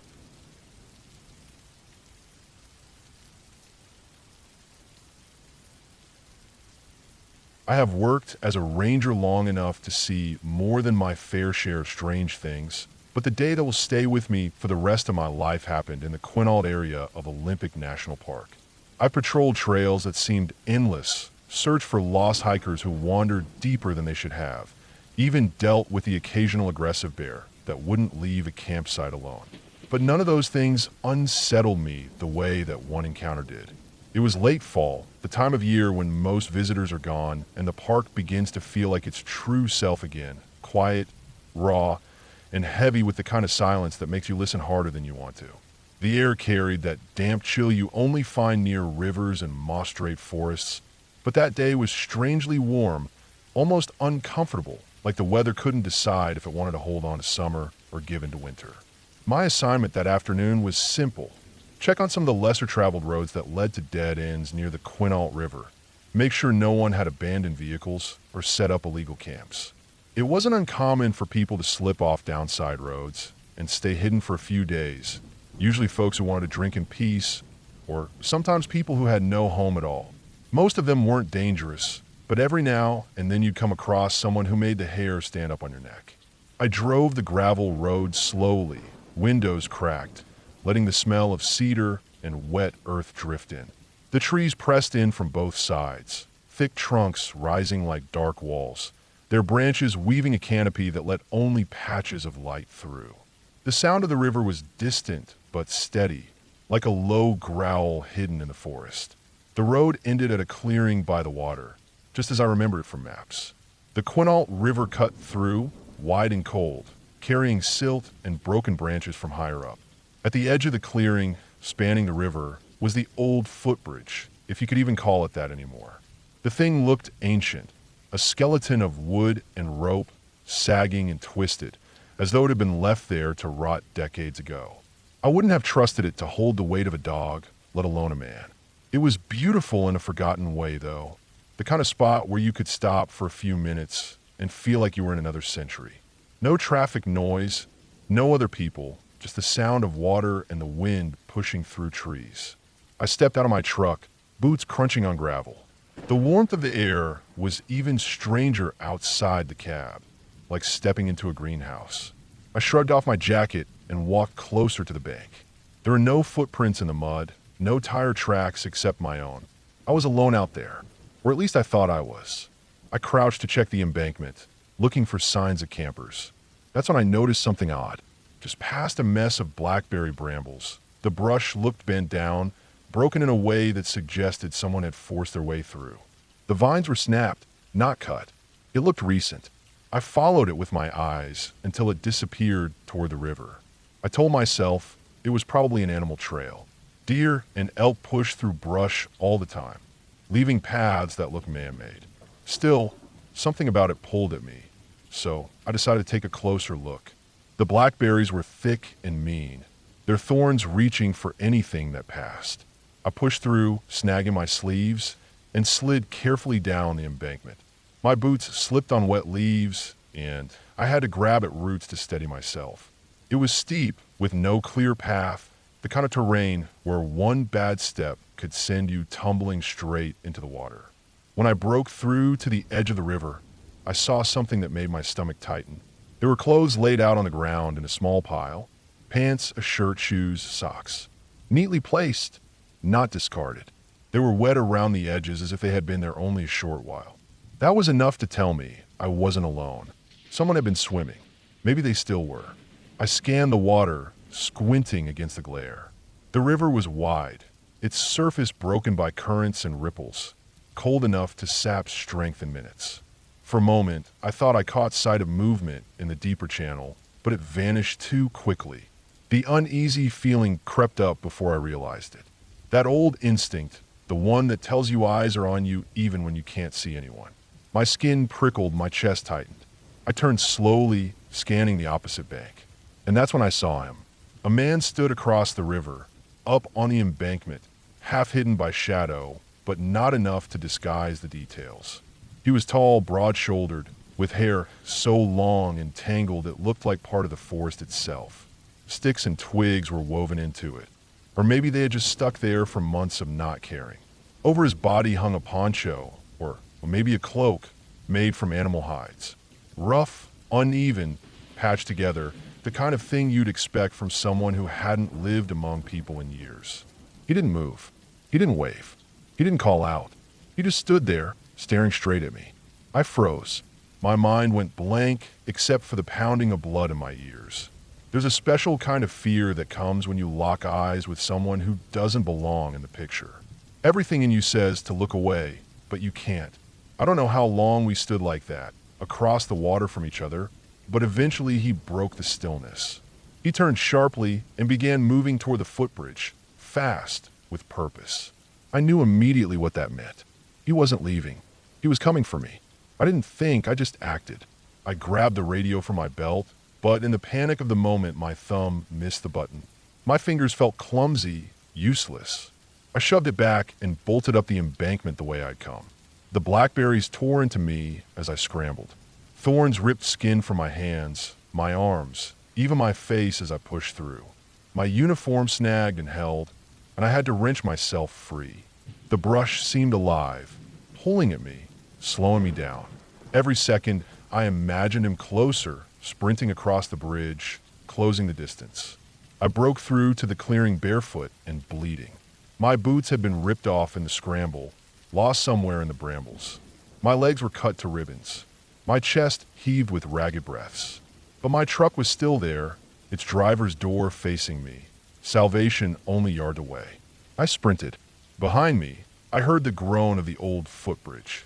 Wood flexing, rope straining, the sound of something heavy moving fast. My heart slammed against my ribs. I reached the truck and yanked the door open, throwing myself inside. The moment the lock clicked, his shadow fell across the hood. He was there, slamming his fists against the metal, screaming. Not words, not anything human, just guttural sounds ripped from somewhere deep in his chest. The hood shook under his blows. I jammed the key into the ignition and turned. The engine roared, and I slammed the gas pedal down. The truck leapt forward, gravel spitting behind me. He lunged for the driver's side door handle, yanking, jerking, but I was already moving.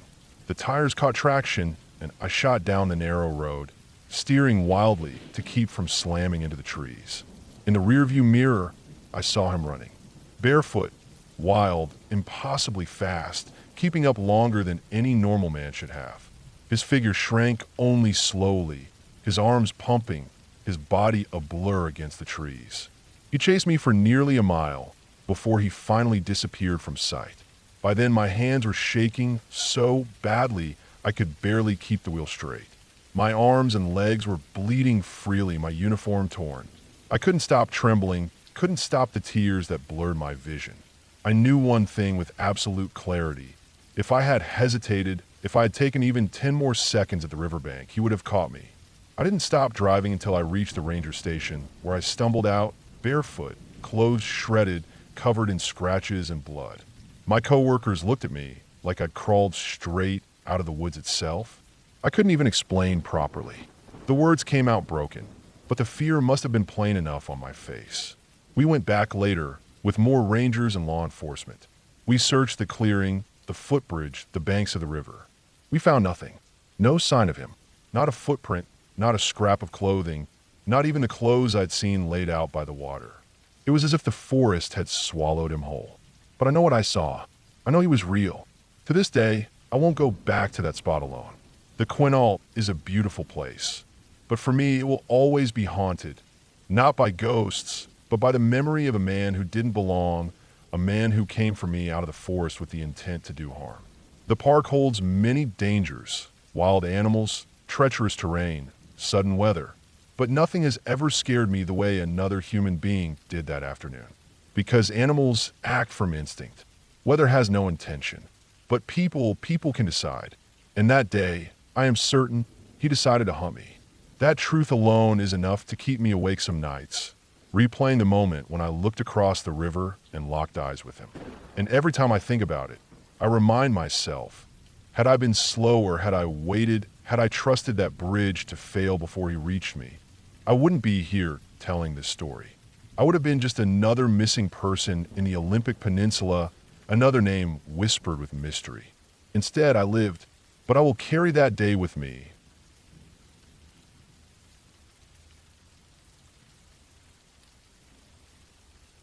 Opening day of deer season always had a certain feeling to it.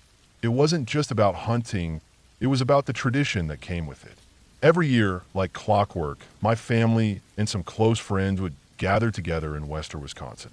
My cousin owned a good chunk of land there, rolling hills and thick woods that always seemed to hold deer. The land had been in his family for years, and they treated it with respect. They built a hunting shack on the property, simple but sturdy, with bunks, a stove, and a big chalkboard where we'd mark which areas each of US was going to hunt. That way, nobody crossed paths by accident, and nobody pointed a gun in the wrong direction. The shack was always the gathering spot. Guys would show up the night before, sit around the stove, and drink coffee until late, swapping stories from the years before. It was the kind of thing you never thought would end, like a tradition carved into stone. That year, I was out with my dad. He was the one who taught me how to walk in the woods, how to move quietly, how to keep still long enough for the woods to forget I was even there. That morning was cold, the kind of cold where the air bites at your nose, and every breath you take comes out in little clouds. The sky was still black when we pulled into the shack's clearing. My cousin wasn't there yet, but we marked our spot on the board, the hillside east of the shack. That was the plan. Get up there before the sun crested the ridge and let the woods wake up around us. We loaded onto the ATV, my dad in front, me in back, and climbed the hill.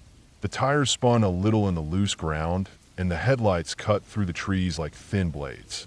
By the time we parked and started the slow walk to where we wanted to sit, the sky had softened to that faint gray that comes right before sunrise. The woods were quiet, so quiet it felt heavy. No squirrels chattering, no owls, no rustling. Just the crunch of our boots on the frosted leaves. We settled in and waited. Hours slipped by, the sun rising, the light spilling down the hillside. I watched the tree line, the ridges, the gullies where deer might pass through. But there was nothing. No deer, no sound, not even a bird. The woods felt empty, drained of life. By 9, my toes were numb and my stomach was rumbling. My dad gave a nod, and we packed it up, heading back down toward the ATV to get some coffee and warm up. That's when things changed. When you walked behind someone in the woods, You learn to match their rhythm. My dad walked with steady, practiced steps. I got into the habit of moving when he moved, so we made half the noise. Step when he stepped, stop when he stopped. It was second nature. Halfway down the hill, I noticed something odd. When we walked, I heard 3 sets of crunches instead of 2. It was faint, but it was there, just enough for the hairs on the back of my neck to lift. At first, I thought I imagined it, but then it happened again. My dad's step, my step, and then, just a breath behind, another. I slowed and turned my head slightly. The trees were long shadows in the early light, the ground scattered with leaves that had fallen weeks ago. The ridge above us was darker, the sun still blocked by the hilltop. I didn't see anything, just still trunks, rough bark, and the kind of silence that presses against your ears. I brushed it off and kept walking. Again, I timed my steps with my dad's. Again, I heard it. A faint crunch that wasn't mine, wasn't his, but tried to be. Like something was following us, copying us. I stopped. My dad didn't notice. He kept walking ahead, steady. I turned fully this time, looking up the hill. That's when I saw it. A pale face, too white against the dark bark of the trees, peeking out from behind a trunk about 30 yards up. It was quick, ducking back as soon as my eyes landed on it, but then it leaned out again. It stayed this time just looking. The shape of the face wasn't right. The skin seemed tight, stretched thin, and the angles didn't match what I knew a normal face. It was wrong in a way that made my stomach twist. For a moment, my body locked. My brain screamed at me to run, but my legs wouldn't move. Then I snapped out of it and turned back toward my dad. He had stopped, too, looking back at me. His eyes had shifted past me, up the hill, and I knew he saw it, too. I didn't want to, but I turned again. The face was still there, the body now showing more as it shifted from behind the tree. Shoulders too narrow, arms too long. The body twisted like something hadn't put it together right. The way it leaned against the tree, almost clinging to it, was unnatural. I couldn't tell if it was a person or if it had once been a person and something had gone very wrong. Its skin was pale, almost gray, and the way it crouched made it look like it didn't understand how to stand. The air felt colder all of a sudden, and every sound seemed to drain out of the woods. My chest was tight, my breath loud in my ears. I forced myself to back up, step by step, until I reached the path again. I didn't take my eyes off it. The figure stayed still for a long time, just watching. Then, when my dad started the ATV, it shifted again. The shoulder slipped out from behind the tree, and then the rest of its body followed. It stepped into full view, and for the first time I saw how bent and gnarled it really was. The limbs hung wrong, the back hunched, the legs uneven. It looked like it hurt to stand, but it didn't seem to care. The engine roared to life, and my dad throttled it. I climbed on and gripped the seat tight. As we pulled away, I glanced back. The figure hadn't moved, but its head had turned, following us, its pale face locked onto mine until the trees finally cut out of sight. We didn't stay. We didn't even talk. We drove straight back to the shack, the engine echoing off the hills. And when we pulled in, the clearing was empty. No cousin, no friends, nobody. Just silence. We parked, went inside, and without a word, packed up. My dad's hands shook slightly as he gathered his things, but his face was flat, controlled. We loaded the truck and left. The woods fell behind us, the ridges shrinking in the rearview mirror. My chest didn't loosen until miles later, and even then, the image of that pale, twisted thing was burned into my mind. I never went back to those woods. I told myself I would, that I'd be tougher next time, but I never set foot on that hill again. My dad did. He went back like nothing had happened. He even got a deer that season, brought it home, cleaned it, and carried on as though nothing was out of place. He never mentioned the thing we saw, never brought it up, and when I tried once, he brushed it aside like I was remembering wrong. But I know what I saw. I know the sound of those extra footsteps, the way they followed perfectly until I stopped. I know the sight of that pale face, watching from behind the tree, and the way its body moved into the open. Sometimes late at night, I replay it all in my head. The silence of the woods, the way the world seemed drained of sound, the way my skin crawled when I realized it wasn't just me and my dad on that hill. I could still see it if I closed my eyes, the way it looked at me, not blinking, not moving, just staring as though I was the thing out of place. I don't know what it was. Maybe a sick person living in the woods. Maybe something broken and twisted by years alone. Maybe something else. I don't care anymore. What I do know is that I won't ever step foot in those hills again. It's been years since that day, but it's as vivid as if it happened this morning. My dad doesn't talk about it, and I stopped trying to bring it up. The others still hunt out there every season, and they laugh when I say I'm not going back. They think I just lost the taste for it. Maybe I did, but the truth is, hunting isn't about deer anymore for me. It's about the memory of that thing watching from the trees, the way it followed without sound, the way it mimicked every step, the way it stared as though it had been waiting. I've hunted other places since then. I've sat in blinds, walked ridges, waited in the cold. But whenever the woods go too quiet, whenever I can hear nothing but my own footsteps, I remember that hillside. I remember the pale face, the crooked shoulders, the way it leaned out from behind the tree like it had been hiding there all along. That was the last time I ever hunted my cousin's land. I left it behind, but it hasn't left me. And I know deep down it never will.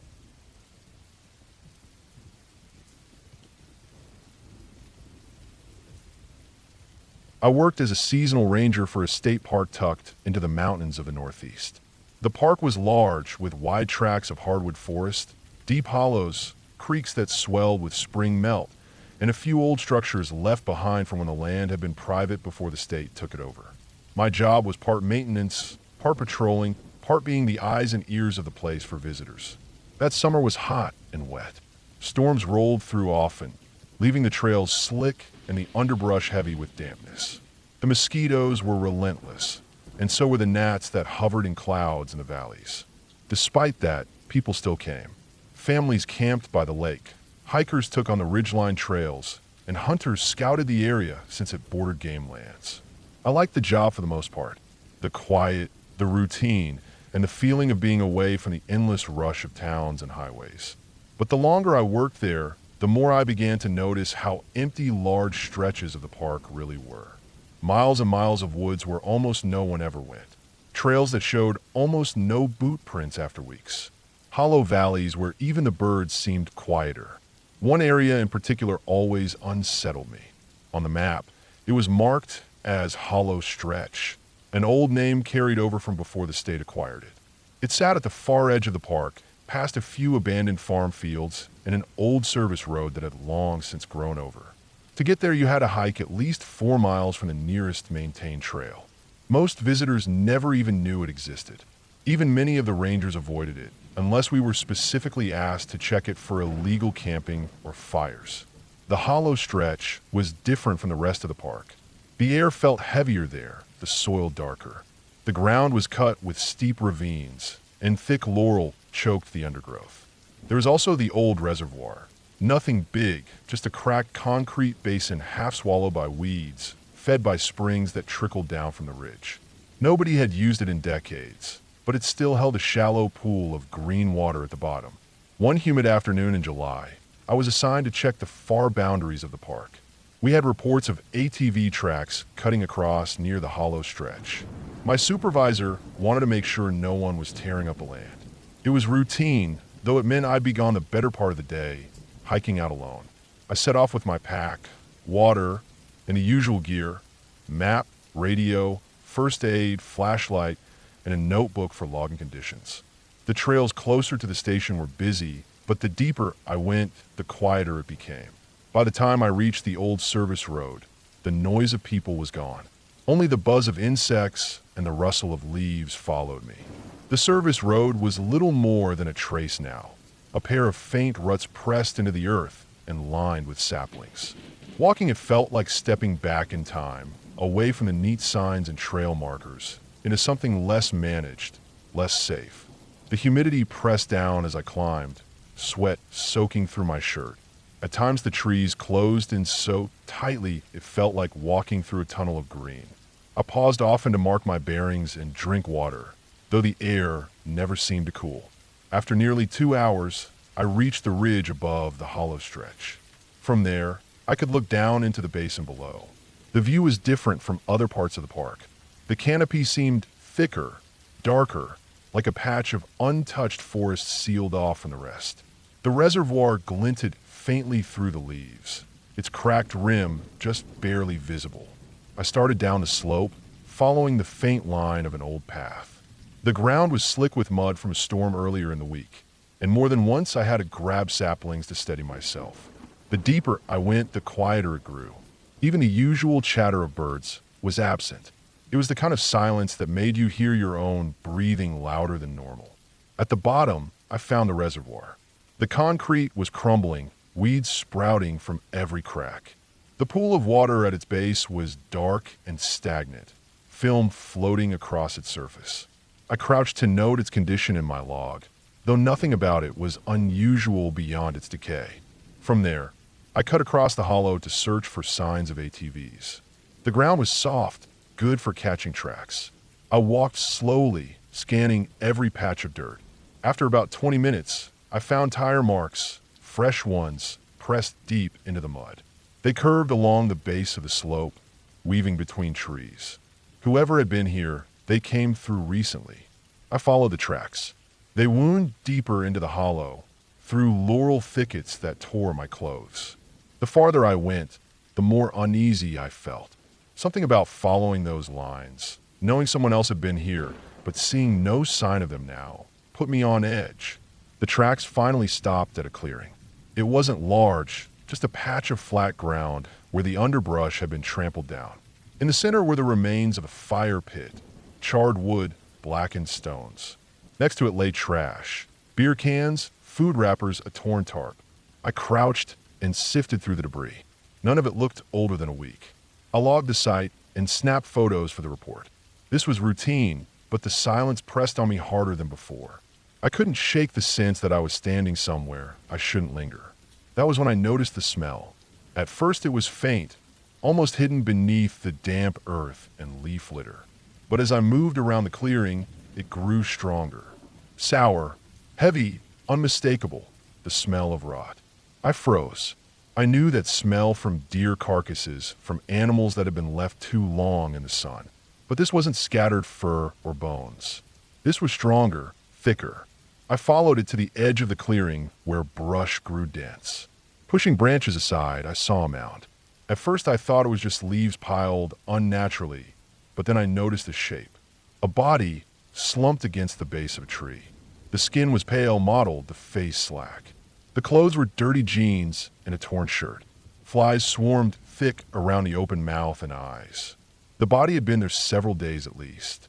My stomach turned, but I forced myself to stay calm. I backed away slowly, breathing shallowly to keep from gagging. My first thought was to call in, but I checked my radio and found I had no signal. The hollow cut me off completely. I tried my phone, though I already knew it was useless out here. No bars. The only way to report it was to hike back to higher ground. I marked the spot in my notebook and took a careful mental map of landmarks to find it again. Then I turned to leave. But as I started back, I realized something that made my skin crawl. The body was not old. Not weeks or months. Days at most. Which meant whoever left it here, or whoever had been with the person before they died, could still be around. The thought gnawed at me with every step. My pace quickened, though I forced myself to move quietly. I retraced the ATV tracks, heart pounding, ears straining for any sound out of place. Halfway back to the reservoir, I heard it. A crack of a branch, faint but sharp, echoing through the hollow. I froze, sweat prickling my skin. The sound wasn't mine. I crouched low, scanning the trees. For a long minute, nothing moved. The forest was still silent. Then another sound came, closer, a soft thud, like a boot against wet earth. I didn't wait to see more. I adjusted my pack, kept low, and began moving as quickly and quietly as I could toward the ridge. Every few steps I paused, listening. More than once I thought I heard movement behind me, faint but steady. When I finally reached the slope and began to climb, my legs burned with the effort. The mud made it slow, and several times I slipped. All the while, I kept expecting to hear someone rush up behind me. At last, I reached higher ground where the radio signal returned. My hands shook as I keyed the mic and reported what I had found. Possible fatality, location marked, immediate assistance required. The dispatcher acknowledged. and I was told to wait at the ridge until law enforcement arrived. It took nearly an hour before I saw figures moving through the woods below, uniforms catching the light. Only then did I let myself breathe easier. The body was recovered and the area sealed off. From what I later learned, the man had been dead less than 4 days. Cause of death was blunt force trauma. He hadn't simply wandered out and collapsed. He had been killed. The ATV tracks matched the ones found near him.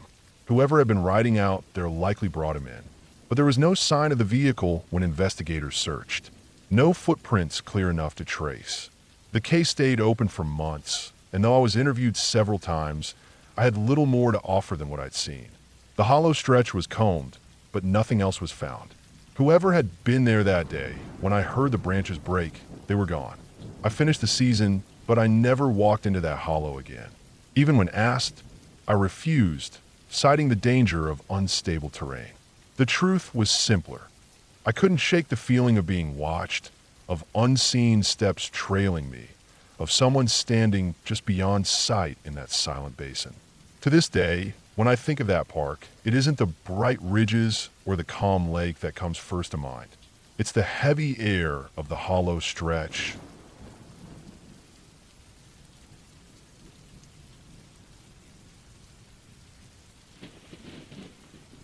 I have worked as a park ranger for years, and most of my days blend together into the usual mix of trail checks, visitor reports, maintenance tasks, and wildlife monitoring.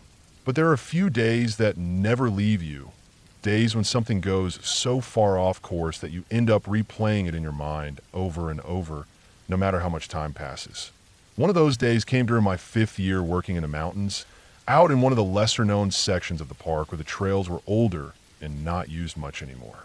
The area itself was rugged, with long ridges, rocky slopes, and deep ravines that twisted like veins through the forest. A few of the trails there had been popular decades earlier, but time, neglect, and erosion had made them unsafe. Officially, they were closed to the public. Unofficially, people still wandered into them. Some were hunters, some were curious locals, and sometimes it was hikers who thought they could cut their own path to link up with other trails. My job was partly to make sure those routes stayed posted as closed, but also to check them from time to time for safety, trespass, or signs of damage. On the day I remember, late summer had just started sliding toward fall. The mornings were cooler, but the afternoons were still heavy with heat. That morning, I had a list of tasks, and the biggest was inspecting an old trail called the Red Hollow Loop. It hadn't been maintained in over 20 years, and it was the kind of place where washouts, deadfalls, and sinkholes could be waiting around any corner. A local hiker had come into the visitor station the week before and casually mentioned seeing some kids with backpacks heading in that direction. So my supervisor wanted me to check it. I loaded my gear, signed out, and drove the old Ranger truck down the service road until it ended at a gravel pull-off. From there, I would be walking the rest of the day. The first stretch of the Red Hollow Loop was simple enough. Just an overgrown path with tall goldenrod crowding the edges and briars hanging across. The old trail markers were still nailed to the trees, weathered into gray squares. I stopped to mark a few points on my GPS, then pushed on. The forest was quiet, only the faint sound of cicadas buzzing in the heat. The air smelled of dry leaves and moss, with a sharp edge of iron from the soil. As I went farther in, the trail began to change. It dipped into gullies where water had once run, the ground broken and uneven, roots crisscrossing like traps. I moved carefully, scanning both the path and the woods around me. It's habit, but also necessity. Out here, a twisted ankle could mean a long crawl back. By midday, I had worked about 2 miles in. The sun filtered through the canopy, streaks of white light falling across the ferns. I stopped to eat and drink, sitting on a fallen log. My shirt clung to me with sweat, and the pack straps had rubbed raw spots on my shoulders. I remember thinking the place felt too still, even for a forgotten trail. Usually there's at least the scurry of chipmunks or the chatter of a woodpecker, but I hadn't heard much of anything for the last hour. After resting, I followed the trail as it curved upward along a ridge. That was when I noticed the first sign of trouble. The ground had a set of boot prints pressed into the dry dirt. They weren't fresh, maybe a few days old, but they were recent enough that they hadn't been washed away by rain. I studied them closely. The treads were shallow, maybe from cheap hiking boots. They ran straight along the path, then veered off into the brush.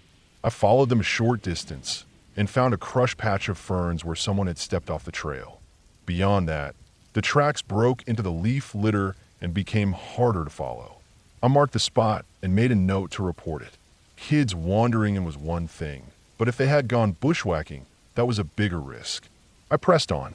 The ridge narrowed, and the path began to tilt toward a steep slope. Loose stones rolled under my boots. I moved slow, knowing that one bad slip could send me down into the ravine below. The trail itself ended at a landslide scar. The dirt washed away into a slope of loose gravel and rocks.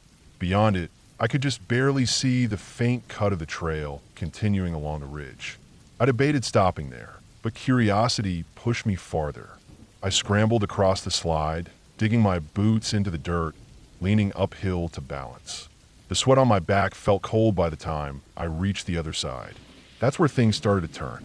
The trail looked unused, but about 30 yards ahead, I noticed something unnatural. At first I thought it was just more brush, but as I got closer, I saw it was a pile of objects. Someone had built a kind of lean-to out of branches, bark, and scraps of plastic tarp. It wasn't much, just a crude shelter tucked into the base of a rock outcrop. The ground in front of it was blackened with the remains of a fire. I crouched down and studied it. The ashes were gray, soft when I touched them with my glove. Not fresh, but not old either. Maybe a week at most. Scattered around were food wrappers, a crushed water bottle, and a torn backpack strap. I felt the hairs on my neck rise. This wasn't just kids exploring. Someone had been living out here, at least for a little while. I radioed to my location and made a note, then searched the area more carefully. Behind the lean-to, a narrow path wound farther up the slope. It wasn't an official trail, just a footpath someone had made. I followed it slowly, scanning every detail. It led me to a small clearing. There, hidden under the shadow of pines, was a second shelter. This one was bigger, built more carefully, with logs stacked into a kind of frame and covered with sheets of black plastic. Around it were piles of items, rusted pots, an old sleeping bag, plastic containers, and bundles of clothes.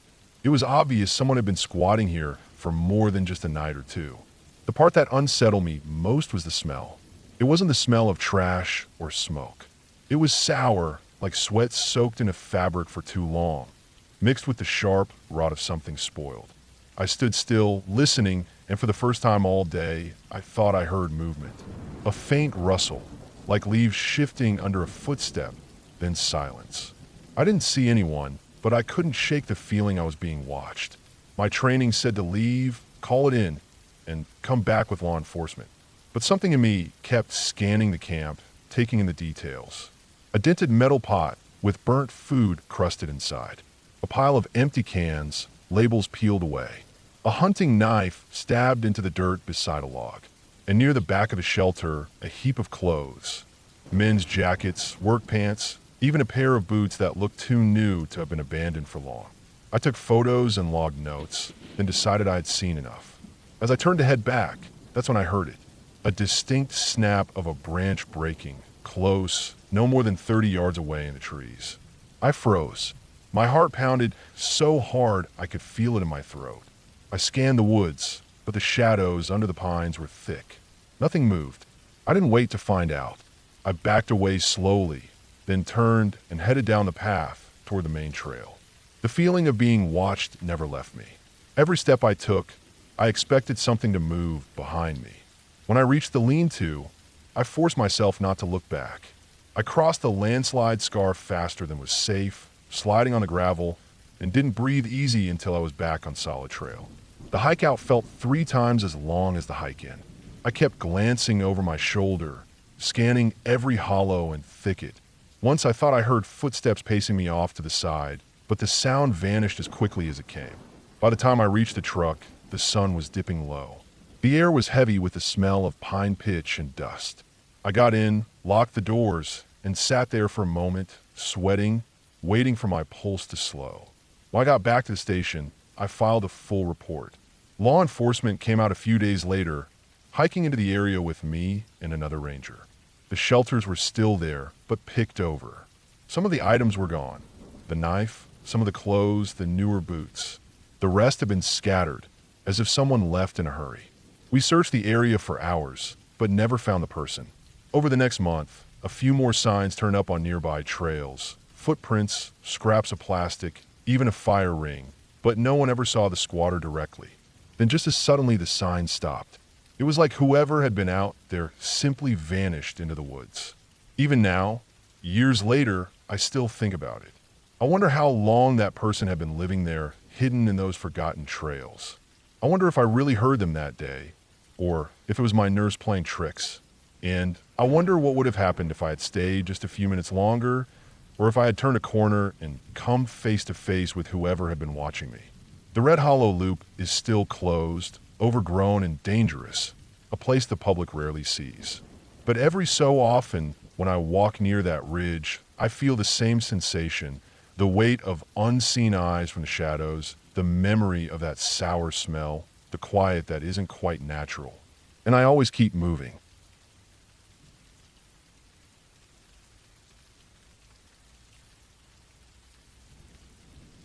I've worked as a park ranger for a number of years, and I've spent most of my life in the woods in one way or another, but there was one night that sits heavier in my memory than anything else.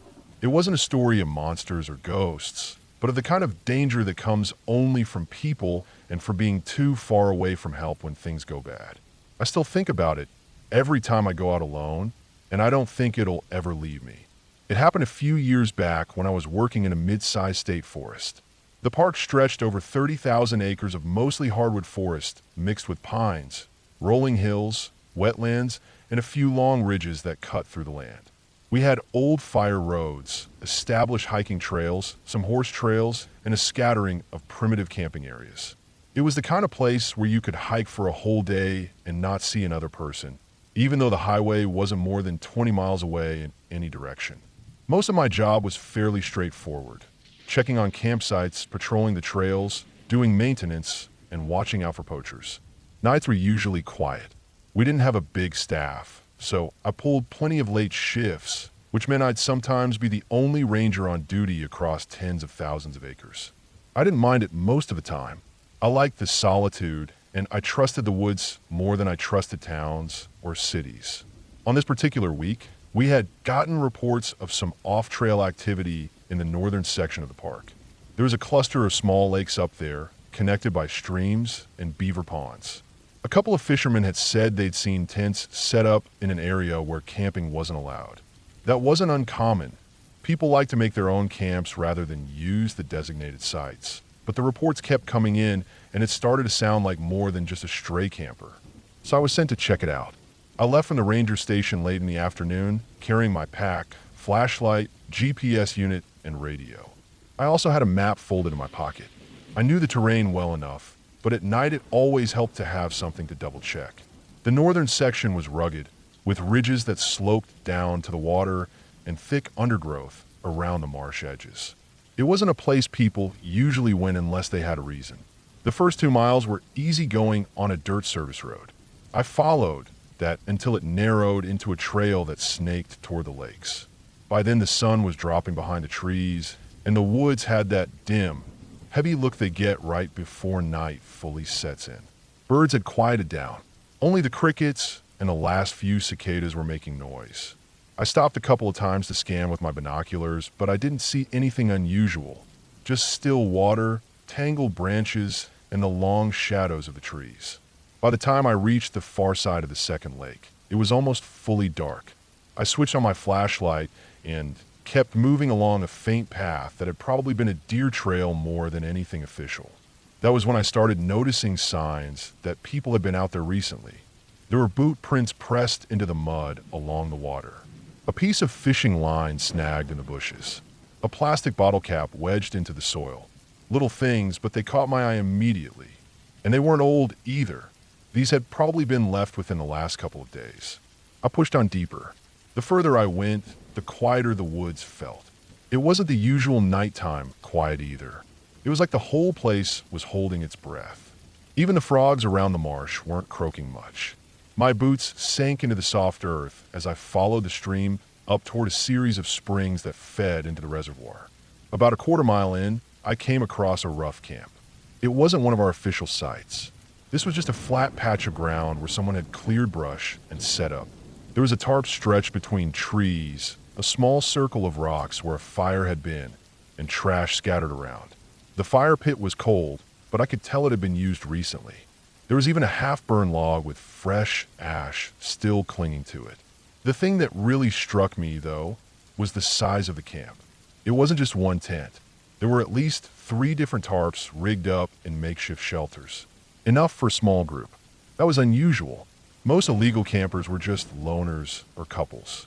I crouched down and checked the ground more carefully. The prints varied in size, definitely more than one person. Some looked like heavier boots, others lighter shoes. I could even see tread from sneakers. That raised a red flag for me. I called in on the radio, giving my coordinates and letting dispatch know I found a campsite that looked recently abandoned. I didn't get an immediate reply. The northern section was notorious for spotty radio coverage, and I wasn't surprised. Sometimes you had to hike back up a ridge to get a signal. I made a note to try again in a little while and decided to press on. The stream kept climbing up toward the springs, and I followed it. The moon was out by then, which gave me a little light when I turned off my flashlight to save batteries. The woods were pale and shadowy, every branch and stump looking like it might shift if I stared at it too long. That was when I first noticed movement. At first I thought it was just an animal, a deer maybe, crossing ahead of me. But the shape was wrong, too upright. I caught only a glimpse between the trees, maybe 50 yards away, but it was enough. Someone was moving fast, away from me, trying to stay low. I froze. My pulse jumped, and I stood there listening. The crunch of leaves came faintly through the still air. Not a deer, not a bear, definitely human. I raised my flashlight again, but the beam just lit up trunks and branches. Whoever it was had already vanished into the dark. That was the moment I felt the first real jolt of unease. It's one thing to stumble on an empty camp. It's another thing entirely to realize the people who made it are still out there, watching you. I decided to backtrack a little. If they were nearby, I didn't want to get cut off deeper in the woods. I started back toward the camp I'd found, keeping my light low and moving carefully. Every few steps I stopped to listen, and more than once I thought I heard faint footsteps echoing mine. When I reached the camp again, I noticed something I hadn't before. One of the tarps had a pile of bags under it. Most were empty, but one still had supplies. Cans of food, a dirty blanket, and a hunting knife stuck into the dirt. I bent down to look closer, and that was when I realized how fast things were about to spiral. Behind me, maybe 20 yards off, a twig snapped. I turned instantly, flashlight beam cutting through the dark. And there, just at the edge of the light, stood a man. He was dressed in dark clothes, thin, with a cap pulled low. His face was shadowed, but I saw enough to know he was staring directly at me. We locked eyes for just a moment. Then he stepped back into the trees and disappeared. My stomach tightened like a knot. I called down the radio again, repeating my location, voice low but urgent. Still nothing but static. I knew then that I was alone in this. The smart thing to do was to leave. Head back to the ridge, get signal, call for backup. But the problem was, I didn't know how many of them there were, or where they were spread out. I didn't like the idea of turning my back. So I decided to keep the light on and move carefully out the way I'd come, slow and steady. That walk back was one of the longest of my life. Every step I expected to hear someone rushing up behind me. Every time the wind shifted through the leaves, I thought it was voices. At one point I caught the smell of smoke, faint but real, like a cigarette burning somewhere too close. Finally, after what felt like hours but was probably only 30 minutes, I made it up the ridge where the trail widened. I clicked the radio again and got a crackle of response. My voice came out tight as I relayed what I'd found. The camp, the supplies, the man watching me. Dispatch said they'd send a unit up first thing in the morning and told me to stay put until sunrise. That wasn't exactly comforting, but at least someone knew where I was. I sat there on the ridge all night, back against a tree, flashlight in my lap, every nerve on edge. I didn't sleep. I barely even blinked. I kept scanning the trees below, half convinced I'd see figures climbing up after me. But no one came. When dawn finally broke, the woods looked almost ordinary again. Birds started up, light spilled through the canopy, and for a brief moment I almost wondered if I'd imagined the whole thing. But I knew I hadn't. A couple hours later, another ranger and 2 officers hiked up to meet me. We went back down together to check the camp. When we got there, most of it was gone. The tarps had been taken down. The bags were gone. Even the fire pit had been scattered, as if someone had deliberately erased the signs they'd been there. The only thing left was that one burned log I'd seen before, still half buried in the ash. Whoever they were, they had moved fast during the night, cleaning up and slipping away without leaving much trace. We searched the area for the rest of the day, but didn't find them. No more camps, no people, just faint trails that faded into the undergrowth. It was like they had vanished into the forest. But I knew better. They hadn't vanished. They'd just gone deeper, somewhere we didn't find.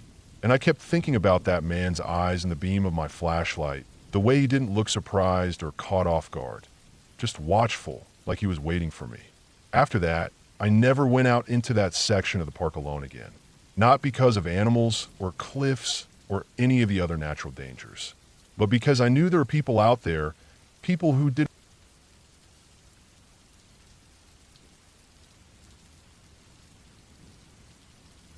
I've worked as a park ranger for a number of years now, and I thought I had a good understanding of what this job was about. Most of the time, it's straightforward. Patrols, keeping trails safe, checking permits, helping campers, managing wildlife encounters, and making sure people follow the rules. But sometimes the work takes you into areas that few people ever step foot in, and that's when things get strange.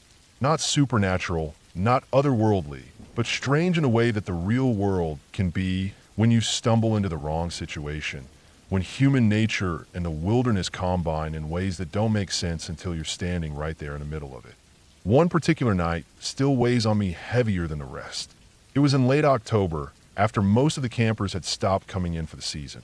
By then the park gets quieter. Fewer hikers, fewer families, fewer weekend visitors. The woods feel different when they're empty, when the days are short and the nights feel twice as long. The kind of quiet that settles and feels unnatural at first, like something is missing because you get so used to hearing voices carrying across the campgrounds or the sound of cars driving up the access roads. In fall, all of that disappears. The animals sound sharper too. The crack of a branch under a deer's hoof, the screech of an owl echoing through the timber, the rustle of dry leaves when a wind kicks up. That particular week, I was scheduled for night patrols. The rotation meant I was in charge of covering the remote sections of the park, checking for illegal hunters, squatters, or anyone ignoring seasonal closures. It wasn't usually hard work, just long and lonely. My route took me along a back road that few people used, a dirt access trail that ran behind one of the ridges and connected to the old fire road. Most of it was covered in potholes, overgrown with grass and weeds. We rarely used it except when we needed to haul equipment in for control burns. Around 9:30 that night, I parked my truck at the trailhead and started walking.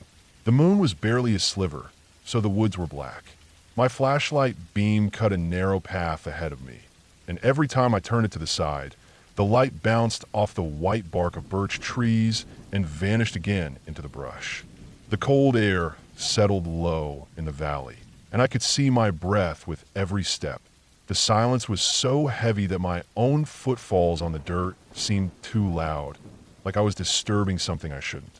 I followed the path uphill for about half a mile, checking the edges for tire tracks or boot prints.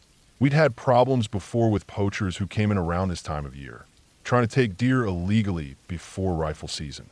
They'd drive in on the old roads, set up tree stands, and take what they wanted before disappearing. My job was to make sure nobody was out there. The climb was slow, steady, and the deeper I went, the less it felt like the park I knew.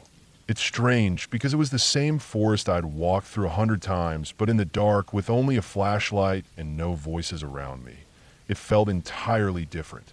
The trees crowded tighter, the trail narrowed, and I kept finding myself turning around just to make sure nothing was following me. Every time I swung the light backward, all I saw was the empty trail and my own boot prints. At the top of the ridge, The trail leveled off into a clearing. This used to be an old logging site back in the 60s, long before I was even born. The ground was flat, covered in grass now, with the rotted remains of cut stumps scattered across it. The first time I saw it during the day, it looked harmless, just another meadow reclaimed by the forest. But at night, it had a way of feeling wrong. The clearing opened up just enough that you could see the tree leaves surrounding it like a wall, and in the dark it was like standing in the center of a circle, exposed in every direction. I scanned the clearing, sweeping my light across it slowly. For a second, I thought I saw movement on the far side, something slipping into the trees. I stopped listening, my ears strained, but there was nothing, no footsteps, no breaking branches, just the same dead silence. My heart picked up anyway. I took a step forward, then another, tried to convince myself it was just a deer or even my imagination. Halfway across the clearing, I found the first sign something wasn't right. There was an old fire ring, blackened rocks stacked in a circle. Fresh ash sat inside it, and when I crouched down and held my hand over it, I could feel the faintest warmth. Someone had been here recently. That wasn't supposed to happen. The area was closed to camping. Nobody had permits to be out here. I stood there, staring at that ash, feeling the weight of the empty woods pressing in. Whoever had built that fire was probably close. I didn't like that. The thought of standing out there alone with strangers hiding in the trees made my skin crawl. I kept my flashlight low, scanning for tracks. I found them almost immediately. Boot prints, heavier than a hiker's, cutting across the clearing and vanishing into the brush on the far side. I followed them slowly, step by step, my boots crunching softly on the frosted grass. The prints led downhill toward a part of the park I rarely visited. It was rough country, thick with brush and sharp slopes that cut down toward the river. As I followed the trail deeper, the air grew colder, wetter. The ground under my boots softened into mud. Water trickled in narrow streams across the slope, feeding into the wetlands below. That's when I smelled it. Smoke. Not with smoke, but something acrid, chemical like burning plastic or rubber. It was faint but distinct. I stopped, sniffed the air again, and felt my stomach twist. Campfire smell like pine and oak. This was different. Wrong. I killed my flashlight for a moment and stood in the pitch black. My eyes adjusted slowly. Through the trees, down the slope, I saw a dull orange glow flickering against the trunks. Someone had a fire burning, but it wasn't a normal fire. The light pulsed strangely, sometimes bright, sometimes dim, like it was struggling against itself. I switched the light back on and started downhill, careful where I stepped. The slope was slick with wet leaves, and more than once I had to grab its saplings to keep from sliding. My heart was pounding hard enough that I could feel it in my throat. I didn't know what I was about to find, but every part of me was telling me to turn back. I didn't. The glow grew stronger the closer I got. I crouched low, moving slowly now, trying not to make noise. Finally, I reached a break in the trees, and I saw it. At the base of the slope was a small, flat area, maybe 20 yards wide. In the middle of it burned a fire, but not in a pit. Whoever had built it had piled brush and logs in a heap and set it directly on the ground. Around the fire sat 3 figures. They weren't talking, weren't moving much, just sitting there, hunched forward, faces hidden by the shadows. The smell was worse now, almost unbearable. I realized some of the material in the fire wasn't wood at all.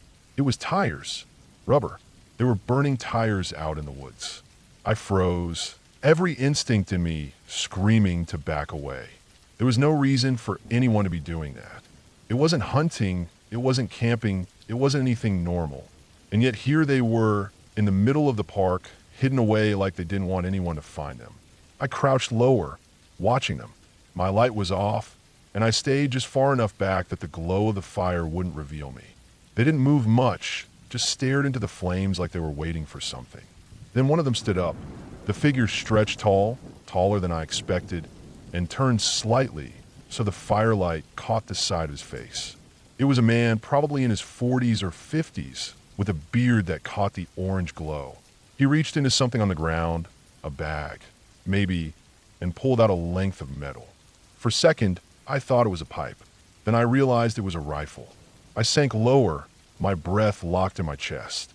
He slung the rifle over his shoulder, looked toward the trees, and for a moment I thought he was looking directly at me. My heart jumped so hard I nearly bolted. But he turned back toward the fire, muttered something I couldn't hear, and sat back down. I stayed there for what felt like an eternity, pressed against the wet leaves, listening to the faint hiss of burning rubber. My mind raced through what to do. There were 3 of them, armed, hidden in a closed part of the park. I was alone, with nothing but a flashlight and my radio. Slowly, carefully, I backed away. Every step felt like it echoed too loud, but they didn't follow. When I was far enough up the slope, I turned and made my way back toward the ridge, moving faster than I should have, tripping over roots, scraping my hands on branches. When I reached the clearing again, I stopped to catch my breath, bent over with my hands on my knees, sweat freezing against my neck. I pulled out my radio and called it in. My voice shook more than I wanted it to. I gave my location, described what I'd seen, and waited for the dispatcher to acknowledge. The hike back to my truck felt longer than it had before. Every sound in the woods made me flinch. I kept expecting to see a flashlight beam cutting through the trees behind me, or to hear footsteps closing in. But nothing came. By the time I reached the trailhead, backup was already on the way. Later, when other rangers and state police went down to investigate, the camp was gone. The fire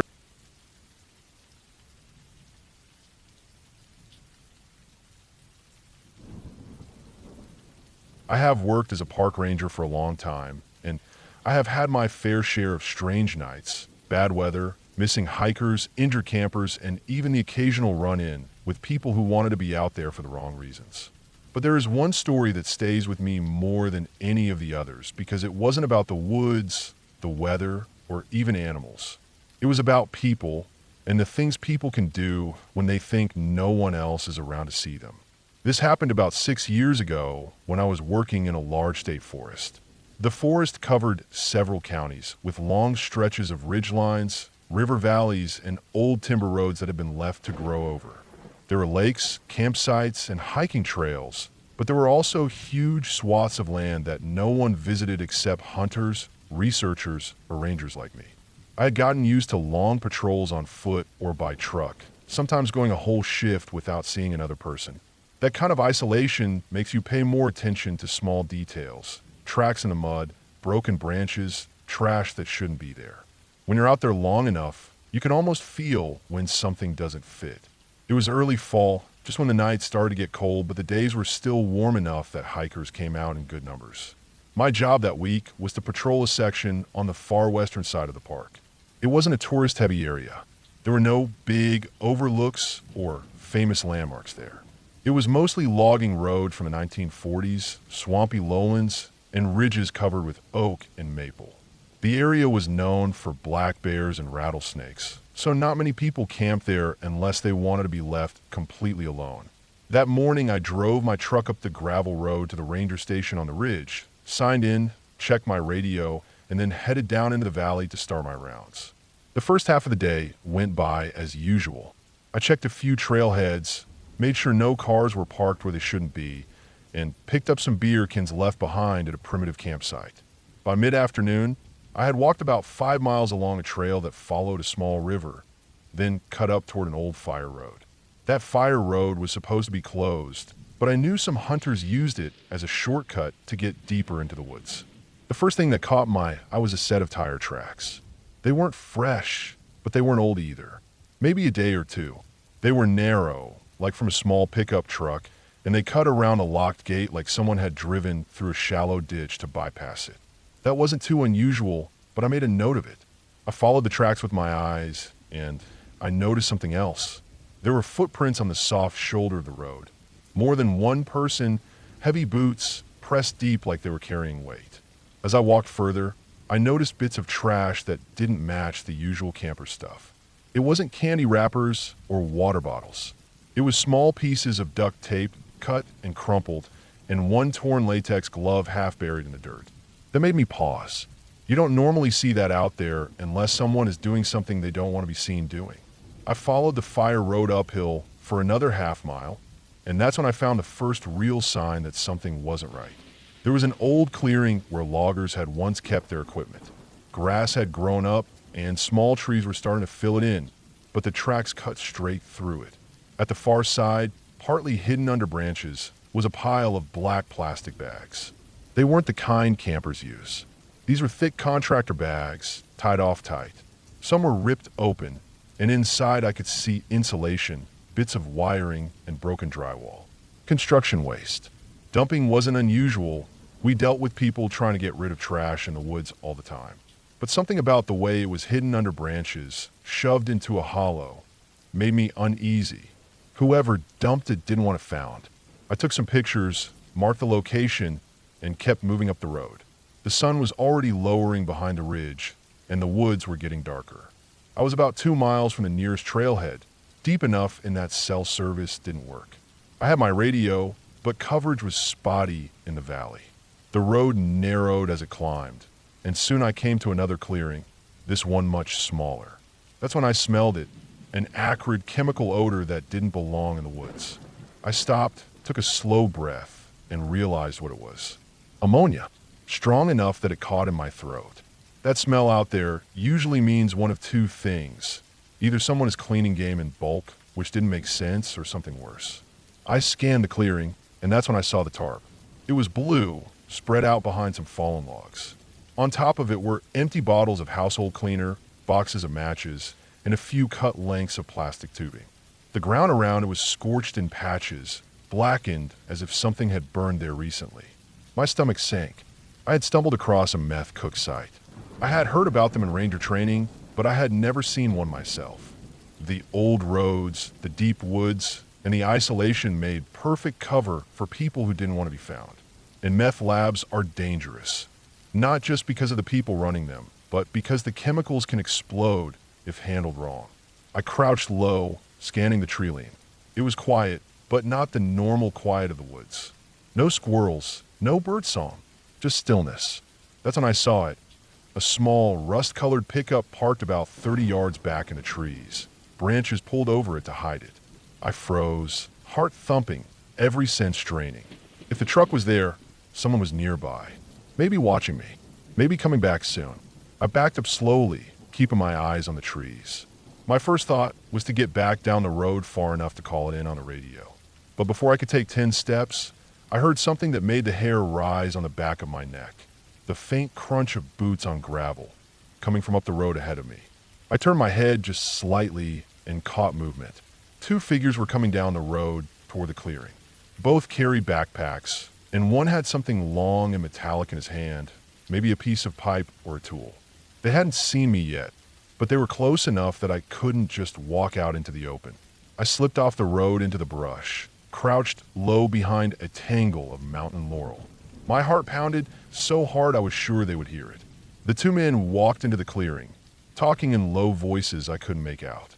They went straight to the tarp, dropped their packs, and began sorting through bottles and bags. The metallic thing wasn't a tool. It was a rifle. I stayed still as stone, barely breathing, while they worked. The smell of chemicals drifted stronger as they opened containers. One of them laughed, a short, sharp sound that carried too far in the still woods. I knew I couldn't stay there long. If they looked around, if they decided to check the trees, I'd be caught. And I knew if I was caught, I might not walk away. People protecting a meth operation don't want witnesses. I started inching backward through the brush, moving as slowly as I could. Every leaf crackle felt like a gunshot in my ears. It took me several minutes to get 50 feet back, far enough that I couldn't see them anymore. I waited, listening. The sounds of their work carried faintly, then faded as I moved further. When I was sure I had some distance, I turned and started moving fast, almost jogging down the fire road. I kept checking behind me, half expecting them to follow. The shadows were long now, the woods dim. Every shape looked like a person. Every snapping twig made me spin. After what felt like forever, I reached the first clearing where the trash bags had been. I cut off the road into the woods, heading downslope toward the river. My thought was that the road was too obvious. If they came after me, they'd expect me to take it. The woods were rough, but I knew the river would eventually lead me back to the main trail. It was slow going, picking through undergrowth and loose rock. At one point, I slipped on a patch of wet leaves and slid 10 feet before catching myself on a tree. My hand was shaking and my legs felt rubbery, but I kept moving. It was full dark when I finally reached the river. The sound of the water was a relief, something natural and steady after hours of tension. I followed the bank downstream, stumbling on roots and stones. My flashlight beam cut a narrow tunnel through the blackness. Every time I hit a tree trunk, my heart jumped. Finally, after another mile, I saw a glint of metal through the trees, the guardrail of the main road. Relief washed over me. I scrambled up the bank, crossed the asphalt, and reached my truck parked at the trailhead. Once I was in the cab with the doors locked, I grabbed the radio and called it in. It took a few tries to raise dispatch, but when I did, my voice was shaking as I gave them the location, the description of the truck, and what I had seen. Within an hour, state police and narcotics officers were swarming the area. I stayed at the command post they set up by the fire road, listening to the radio chatter. They moved in cautious, but when they reached the clearing, it was empty. The men were gone. The truck was gone.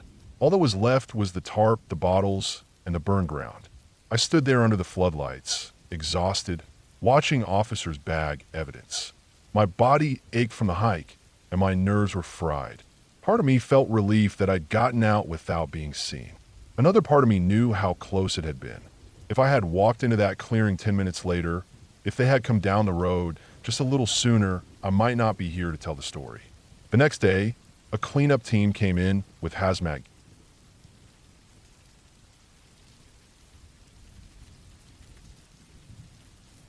I've been working as a park ranger for over 10 years, and in that time, I've seen my share of strange, unsettling things. Most people think the woods are just quiet, peaceful places full of birds, deer, and hikers. They forget that a forest is also a place where people vanish, where storms turn deadly, and where human behavior sometimes gets darker the farther you get from the nearest town.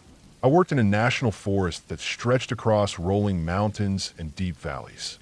It wasn't the kind of park where people drove in for a few minutes to look at a waterfall and then left. This was rugged, miles and miles of dense woods, hollows, ridgelines, and old dirt roads that were washed out half the time. We had hikers, hunters, campers, and sometimes people who had no business being out there at all.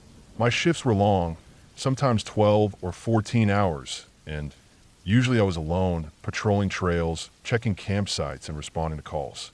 One autumn, I had been working a rotation where I covered the far side of the park, an area that most tourists never touched.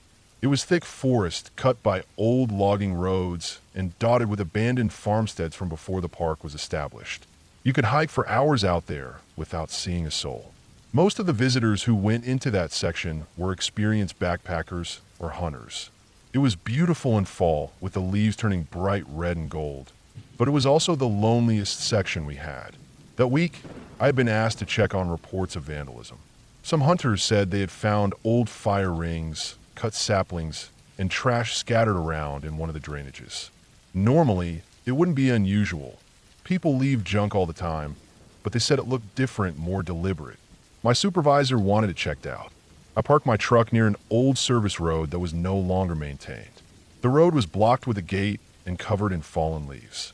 From there, it was about a 2-mile hike to where the reports had come from. The air was crisp, cold enough to see my breath. The forest floor was damp, soft from recent rains. I carried my usual gear: map, GPS, radio, first aid kit, and enough food and water for a long day. The first part of the walk was uneventful. The forest was quiet, except for the distant tapping of a woodpecker. The trail was barely visible, more like a faint depression in the ground than a real path. I followed it uphill until it leveled out on a ridge. From there, I could see the opposite slope running down into a wide hollow where a small stream wound its way through the trees. That was the area I was supposed to check. As I dropped down into the hollow, I noticed the forest felt different. It was darker, heavier somehow, even though the afternoon sun was still high. The trees were older here, taller, their branches forming a thick canopy. The ground was littered with fallen leaves and rotting logs. The stream was narrow, maybe 3 feet across, trickling over rocks, and the soil around it was soft and black. It didn't take me long to find the first fire ring. It was close to the stream, a circle of rocks filled with ash and partly burned logs. Around it were beer cans, a broken bottle, and scraps of foil. It looked like a group had camped there not too long ago. That wasn't unusual, but what bothered me was the way the saplings nearby had been cut. Not just chopped down for firewood, but sliced at angles, almost like someone had been practicing with a blade. A few were stripped of bark in long, deliberate strokes. I took photos for the report and marked the location on my GPS. Then I followed the stream farther, keeping an eye out for more sites. Sure enough, about a quarter-mile downstream, I found another. Same kind of setup. Rocks arranged into a fire pit, trash scattered, saplings cut. But this time there was something else. Hanging from a branch above the fire ring was a rope tied in a crude noose. It swung slightly in the breeze. It made my stomach tighten. I told myself it was probably a sick joke, some kids messing around. Still, I took more photos and wrote down notes.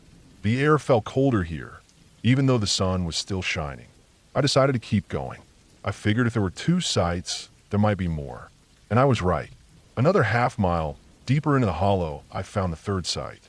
This one was worse. The fire ring was huge, with charred logs stacked haphazardly. Around it, the ground was trampled and muddy, like a lot of people had been standing there. More cut saplings, more strip bark.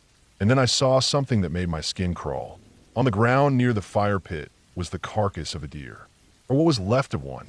The head was missing, and the body had been hacked apart. The legs were spread wide, the rib cage cracked open. It didn't look like a hunter's kill.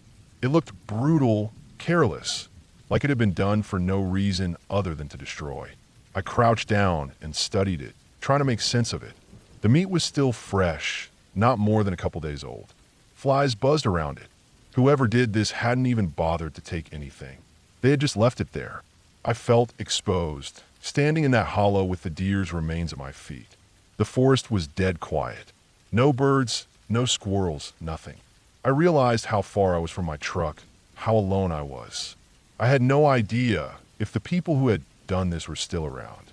I pulled out my radio and checked in with dispatch, giving them my location and what I had found. The signal was weak, but it went through. They told me to document everything and head back before dark. I took more photos, marked the GPS, and then started back upstream. The shadows were already stretching long through the hollow. Every sound made me flinch, the crack of a branch, the rustle of leaves. I kept glancing behind me, certain I would see someone following. When I reached the ridge, I paused to catch my breath. The sun was dipping low, throwing the forest into shades of orange and red. I looked back one last time at the hollow. That's when I saw movement. Across the stream, partly hidden behind the trees, someone was standing. Too far to make out details, but I could see the outline of a figure, tall and still. They didn't move, didn't wave, just stood there watching. I froze. My instinct was to call out, but my gut told me not to. I just turned and kept walking, faster now, my heart hammering in my chest. I didn't look back again. By the time I reached my truck, the sky was nearly dark. I locked the doors and sat there for a while, trying to steady my breathing. I kept replaying what I'd seen. Whoever it was had made no attempt to hide. They wanted me to see them. When I got back to the station, I filed my report with the photos and GPS points. The supervisors took it seriously. They sent law enforcement rangers out the next day, but by then, the sites were cold.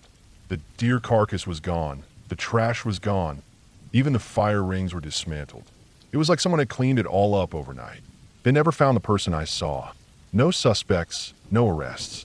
Just a hollow deep in the woods that most people will never set foot in. I still think about it whenever I'm out on patrol, especially when I'm alone. The forest can feel so safe in daylight, but once you've seen what people are capable of doing out there, it changes the way you look at every shadow, every sound. And I've learned this. It's not the animals or the weather that make the woods dangerous.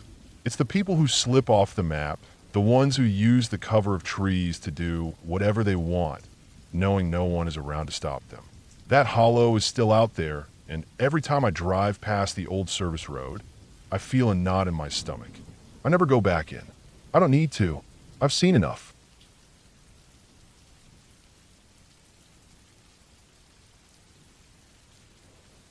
I've been a park ranger for a long time, long enough that most people assume I've seen everything. I've been through floods, fires, rescues, storms, and plenty of close calls with animals and people.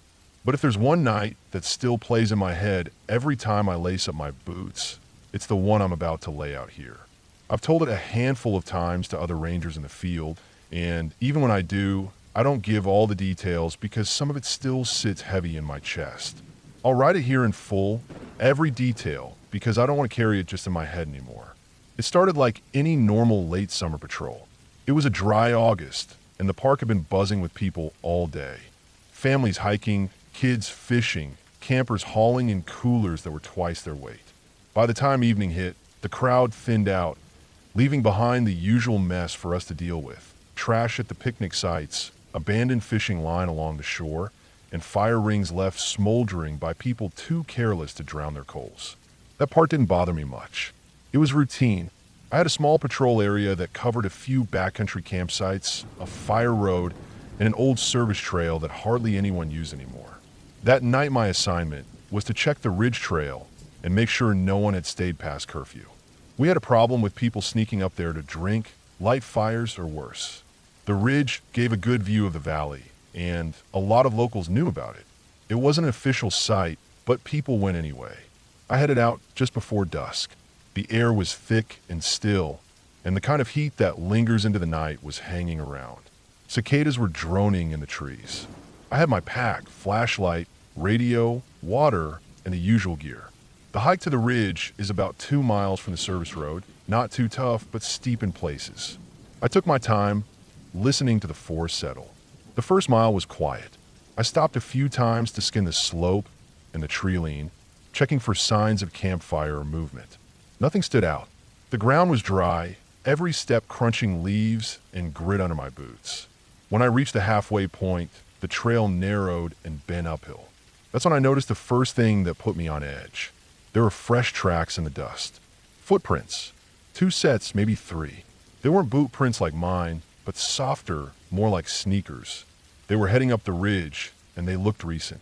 I crouched down and studied them in the dim light. The edges were crisp, not softened by wind or animals. I knew someone had been up there within the last hour or two. That wasn't unusual by itself. What bothered me was the way the tracks moved. They weren't sticking to the trail. They wandered, crossing from one side to the other, doubling back, like whoever made them wasn't paying attention to where they were going. Or maybe they were paying too much attention to something else. I kept climbing. The ridge opened into a flat stretch with scattered boulders and a stand of pines. This was the spot where people liked to set up illegal camps. As I stepped out of the trees, I scanned the clearing. At first glance, it looked empty, but when I swept my flashlight across the ground, I caught the shape of something leaning against one of the rocks. It was a backpack. I approached slowly. The pack was old, faded, with one strap broken. A half-empty water bottle was lying next to it. Inside the outer pocket were food wrappers, torn open. The whole thing looked like it had been dropped in a hurry. I crouched and listened. The ridge was too quiet. No voices, no movement, not even the usual rustling of small animals. I called out in my head, like I always do on patrol, a mental note to stay sharp. You're not alone out here. I scanned the ground again and saw more prints leading away from the backpack, heading deeper into the trees at the far end of the ridge. This was strange because there wasn't any trail that direction. Past those trees was just steep slope and tangled underbrush. No reason for anyone to go that way. I followed, slowly.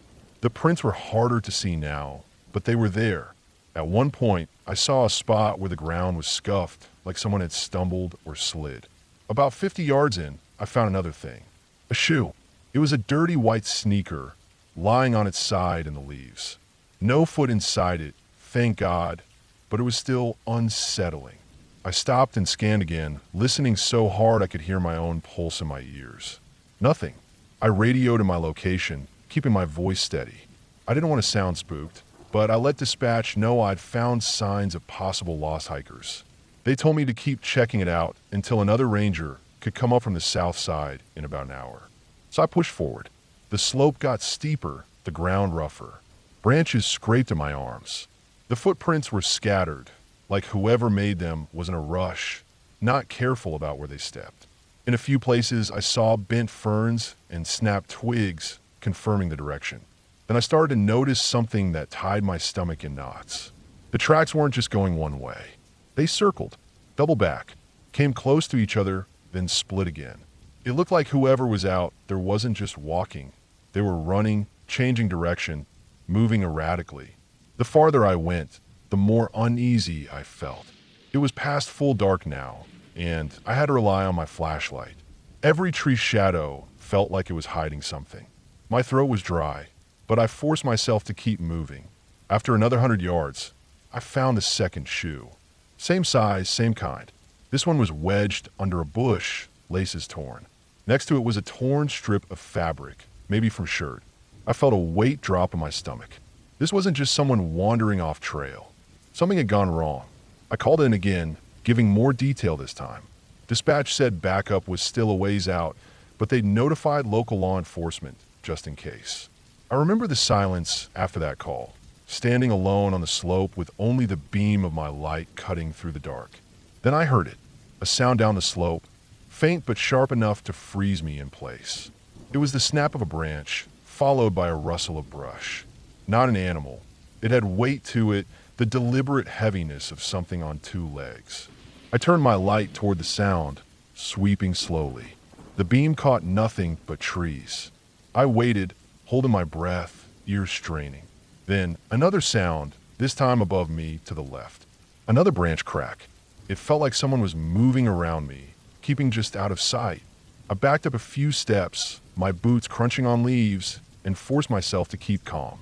I called out into the dark. Not words, just a firm, steady sound, the way you make noise to let animals know where you are. I didn't want to surprise a bear or a cougar, but no animal answered. The woods stayed silent. I pushed on, moving slower now, scanning every inch of the slope. After what felt like forever, I reached a shallow gully at the base of a rise. The ground was disturbed here, like someone had slid down in a hurry. Branches were broken, dirt scuffed, and lying at the bottom, half buried in leaves, was another backpack. This one was ripped open, contents scattered, more wrappers, a flashlight with dead batteries, a rolled up shirt. That's when I noticed something else. On the dirt bank of the gully, clear as day, were handprints. Not neat ones, but smeared, dragging handprints like someone had scrambled to pull themselves up or had been dragged down. The hair on my arms stood straight up. I forced myself to scan the area, my light shaking just slightly. No movement, no sound, just those marks on the dirt. At that point, every instinct in me was screaming to back out, to wait for backup.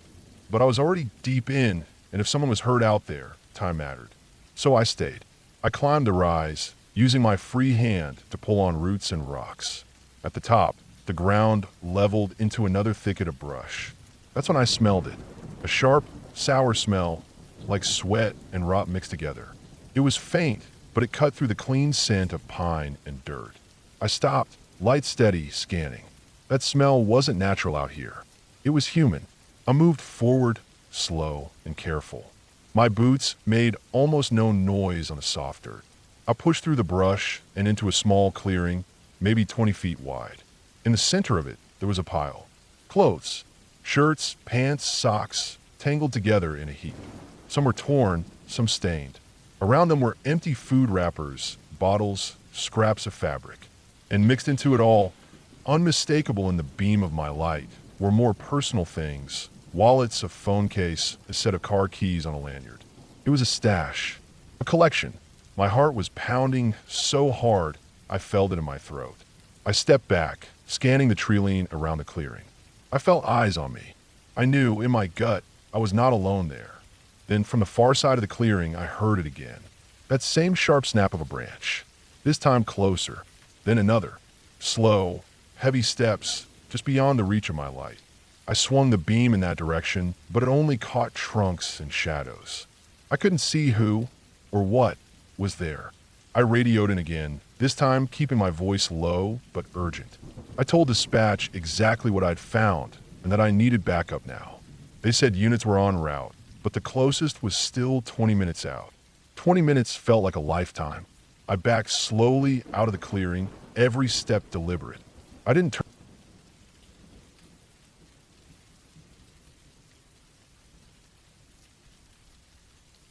I've worked as a park ranger for long enough that I've gotten used to most of the uncomfortable parts of the job. Long nights, strange sounds in the woods, the constant unease of knowing you're the only one out in a huge stretch of wilderness. It all just becomes normal after a while. But there are certain nights that stick with me. The kind where every little detail, from the smell of the damp air to the crunch of gravel under your boots, burns into your memory.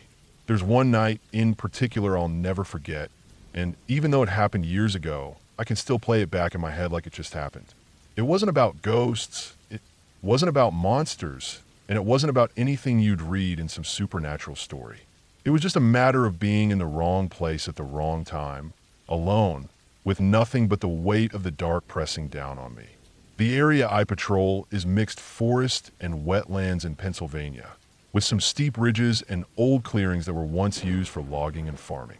Scattered around the park are remnants of past land use. Stone walls hidden under moss, rusted farm equipment half buried in leaves, and in one corner of the property, an old quarry. That quarry is what this story is about. The quarry is technically outside the developed area of the park, and visitors are discouraged from going near it because of the hazards. The rock walls are unstable, the ground is uneven, and there are deep pits filled with cold groundwater. But people still wander out there, curious hikers, teenage kids, sometimes even campers trying to find a shortcut. That night, I was assigned to do a late patrol that would take me along some of the lesser used trails and eventually past the quarry. It wasn't my favorite route, but I wasn't new to it either. I had been through there plenty of times during the day and a few times at night. At night, the place always felt different, like it was holding something back. The walls of the quarry caught and reflected sound in strange ways, and even the slightest breeze would send little rocks tumbling down. I remember it was late September, cool enough that I needed a jacket, but not cold enough to see my breath.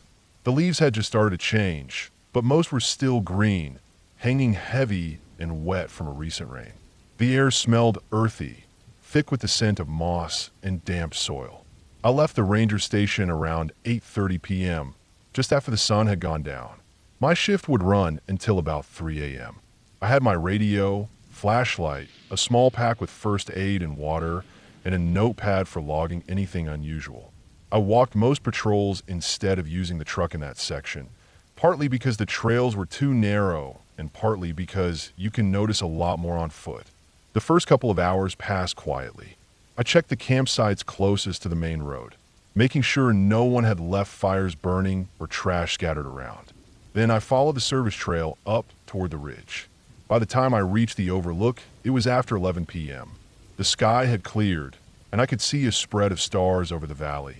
But under the trees, the darkness was thick, the kind you only get far from towns or streetlights. As I moved deeper into the woods, toward the quarry, I felt that subtle shift in the air. It's hard to explain, but anyone who spends enough time outdoors knows it. It's the feeling when the woods go quiet, when the normal background noise of crickets and owls and rustling leaves suddenly seems to fade. That's when you become very aware of your own footsteps, your own breathing. The trail leading toward the quarry was narrow, with exposed roots and muddy patches. I kept my flashlight angled low, not just to see my footing, but to catch any signs of disturbance, boot prints, broken branches, signs that people had come through recently.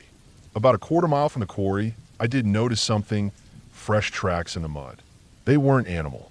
Too wide, too flat. Someone had walked through not long before me. That put me on edge right away, because technically no one should have been there.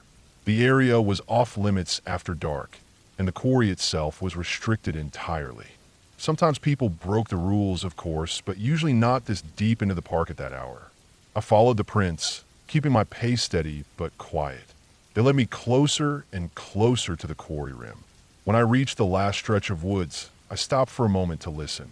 I could hear water dripping somewhere ahead, echoing faintly. No voices, no movement, just the sound of a distant drip and the occasional crack of cooling rock. Stepping out of the trees, I found myself on the edge of the quarry. My light swept over jagged stone walls and pools of still water at the bottom. The place always had an unnatural silence to it, even in daylight. At night, it was worse, like sound just vanished into the walls. I knelt down to study the tracks again. They continued right along the edge, far too close to the drop-off for comfort. Then I saw something else. A small piece of torn fabric caught on a jagged rock. Dark in color, maybe from a jacket. It sent a jolt through me. If someone had gotten too close, they could have slipped. I called to my position on the radio, letting dispatch know I was checking the quarry for possible trespassers. Protocol said I should wait for backup before searching dangerous terrain, but the thought of someone lying injured down there kept me moving. I began circling the rim slowly, keeping my flashlight trained on the ground and walls. A couple of times I thought I saw movement, a shadow flickering at the edge of the beam, but it always turned out to be a trick of the rock faces. Then, as I rounded a bend, I noticed something that made my stomach tighten. Down near one of the larger pools of water, there was a disturbance. Ripples spreading out in the otherwise glassy surface. Something or someone had been there recently. The descent into the quarry wasn't easy. There were old service paths cut into the rock, but they had eroded badly. Loose stone shifted under my boots as I carefully made my way down. Each step echoed, bouncing off the walls and returning to me distorted. By the time I reached the bottom, I was sweating despite the cool night air. The pool was about 20 yards across, black and still except for the lingering ripples. I shined my light over it, searching for any sign of a person. Nothing. The surface was empty, but along the shore, pressed into the wet sand, were more footprints. Fresh, sharp-edged. They led around the pool and into a narrow cut between two rock faces. I followed them, every sense on high alert. The cut was barely wide enough for me to squeeze through, and the walls rose high above, blocking most of the sky. My flashlight beam jumped ahead of me, catching rough stone and tangled roots. Then I smelled it. Smoke. Faint, but unmistakable. Someone had lit a fire somewhere nearby. My first thought was squatters, people hiding out in restricted parts of the park. It wasn't unheard of, but usually they stuck to more accessible areas, not deep inside an unstable quarry. As I came out of the narrow passage, I saw the glow. Not large, just the faint flicker of a small campfire tucked under an overhang. The footprints led straight to it. I killed my flashlight and stood still in the dark, letting my eyes adjust. The fire wasn't big enough to cast much light, just a dull orange glow against the stone. I didn't see anyone around it. The place was deserted, or seemed to be. I approached slowly, my boots crunching softly on gravel. When I reached the fire, I crouched and studied it. The coals were red, a few small flames licking at charred sticks. It had been burning for at least an hour, maybe more. Next to it was an old backpack, torn and filthy, and a couple of empty water bottles. No sign of the person. That's when I heard it. A faint scrape of rock, somewhere above me. I tilted my head back and aimed my light upward. For just a split second, I caught sight of something, a figure moving along the rim, silhouetted against the sky. Then it was gone. A chill ran through me. Whoever it was had seen me. They knew I was here, and now I didn't know where they were. The next hour felt like the longest of my life. I searched the quarry bottom thoroughly, circling the pools, climbing over rock piles, checking every shadow. But the person was gone.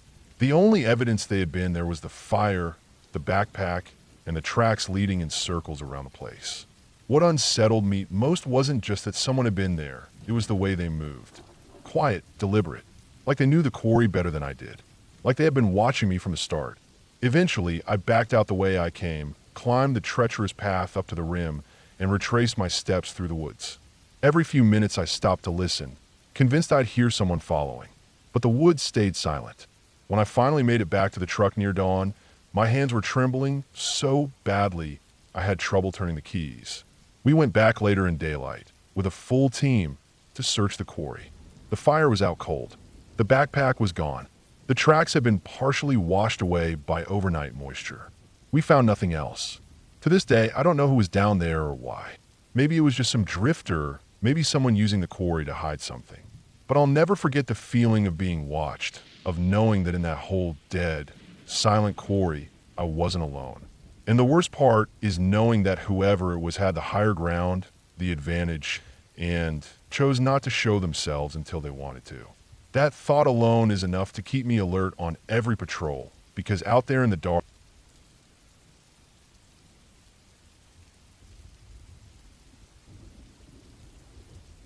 I have worked as a park ranger for more than a decade, and during that time I've seen almost everything you can imagine. Lost hikers, bear encounters, flash floods, injuries, even the occasional criminal hiding out in the backcountry. But one night stands out above all the others. It's the one that still wakes me up at times, long after I thought I'd buried it. And the strangest thing about it is that nothing about it was supernatural or magical. It was all too real, and that's what makes it worse. It was early autumn, the kind of time when the days are still warm, but the nights carry a sharp chill. The park was past its busiest season, so the number of visitors had thinned out. We still had hunters, campers, and a few late-season hikers, but the flood of summer tourists was gone. That meant more peace and quiet, but also more responsibility. With fewer people around, problems could go unnoticed for longer. If someone got hurt or lost, there might not be anyone else on the trail for hours, sometimes days. That evening, I was scheduled for an overnight patrol. It wasn't unusual. We rotated night duty among the rangers. Sometimes it was checking campsites, sometimes driving the back roads, sometimes hiking into the less traveled parts of the park. The section I was assigned that night was a stretch of mixed terrain, wooded ridges, a creek valley, and an abandoned fire road that ran a few miles before fading into brush. I'd been down that road many times during the day, but never alone at night. I packed light, but prepared. Standard gear, flashlight, spare batteries, radio, first aid kit, water, map, and sidearm. I also carried a small thermal blanket and a few protein bars, because I'd learned long ago that you never know how long you might be stuck out there. I parked my truck at a small gravel pull-off where the fire road began, locked it up, and started my walk in as the last bit of light drained from the sky. The fire road was old and rutted, no longer usable for vehicles, but perfect for walking. It cut through thick forest, mostly oak and hickory, with patches of pine. The trees grew close to the edges, and in the dark they leaned over like walls, swallowing what little starlight there was. My flashlight cut a narrow tunnel through it, the beam picking up patches of gravel, fallen leaves, and the occasional glint of spider eyes. I walk steady, listening. At night, every sound feels sharper. The crunch of my boots, the click of branches, the rustle of small animals in the undergrowth. It wasn't silent, but it wasn't busy either. Just the kind of quiet that makes you think about how far you are from anyone else. About 2 miles in, I stopped to check an old hunting camp. It was really nothing more than a flat clearing with a rusted fire ring.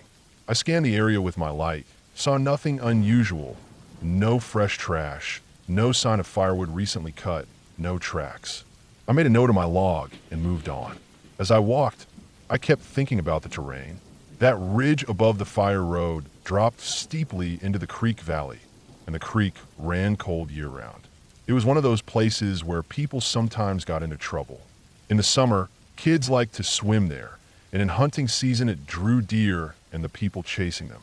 That meant it was also a magnet for accidents. After another half mile, I decided to cut off the road and hike down toward the creek. The slope was steep, and I had to use my hands in a few spots, grabbing saplings for balance.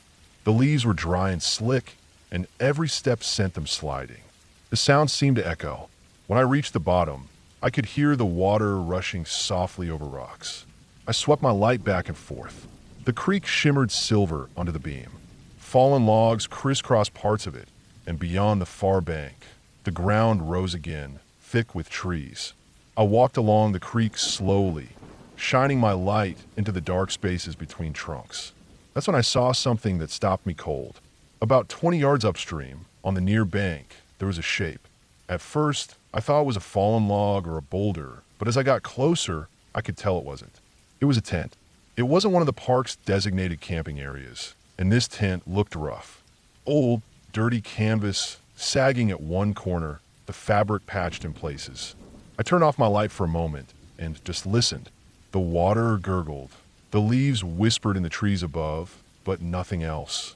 No voices, no movement. I turned the light back on and approached slowly. The tent was empty. The flap hung loose, and when I lifted it, I saw only a thin blanket, a metal cup, and an old backpack with one strap torn. Everything smelled damp, moldy, the kind of smell you get from gear that's been left wet too long. I backed out, scanning the ground around it. There were footprints in the soft earth, but they weren't fresh. Hard to tell how old, maybe days.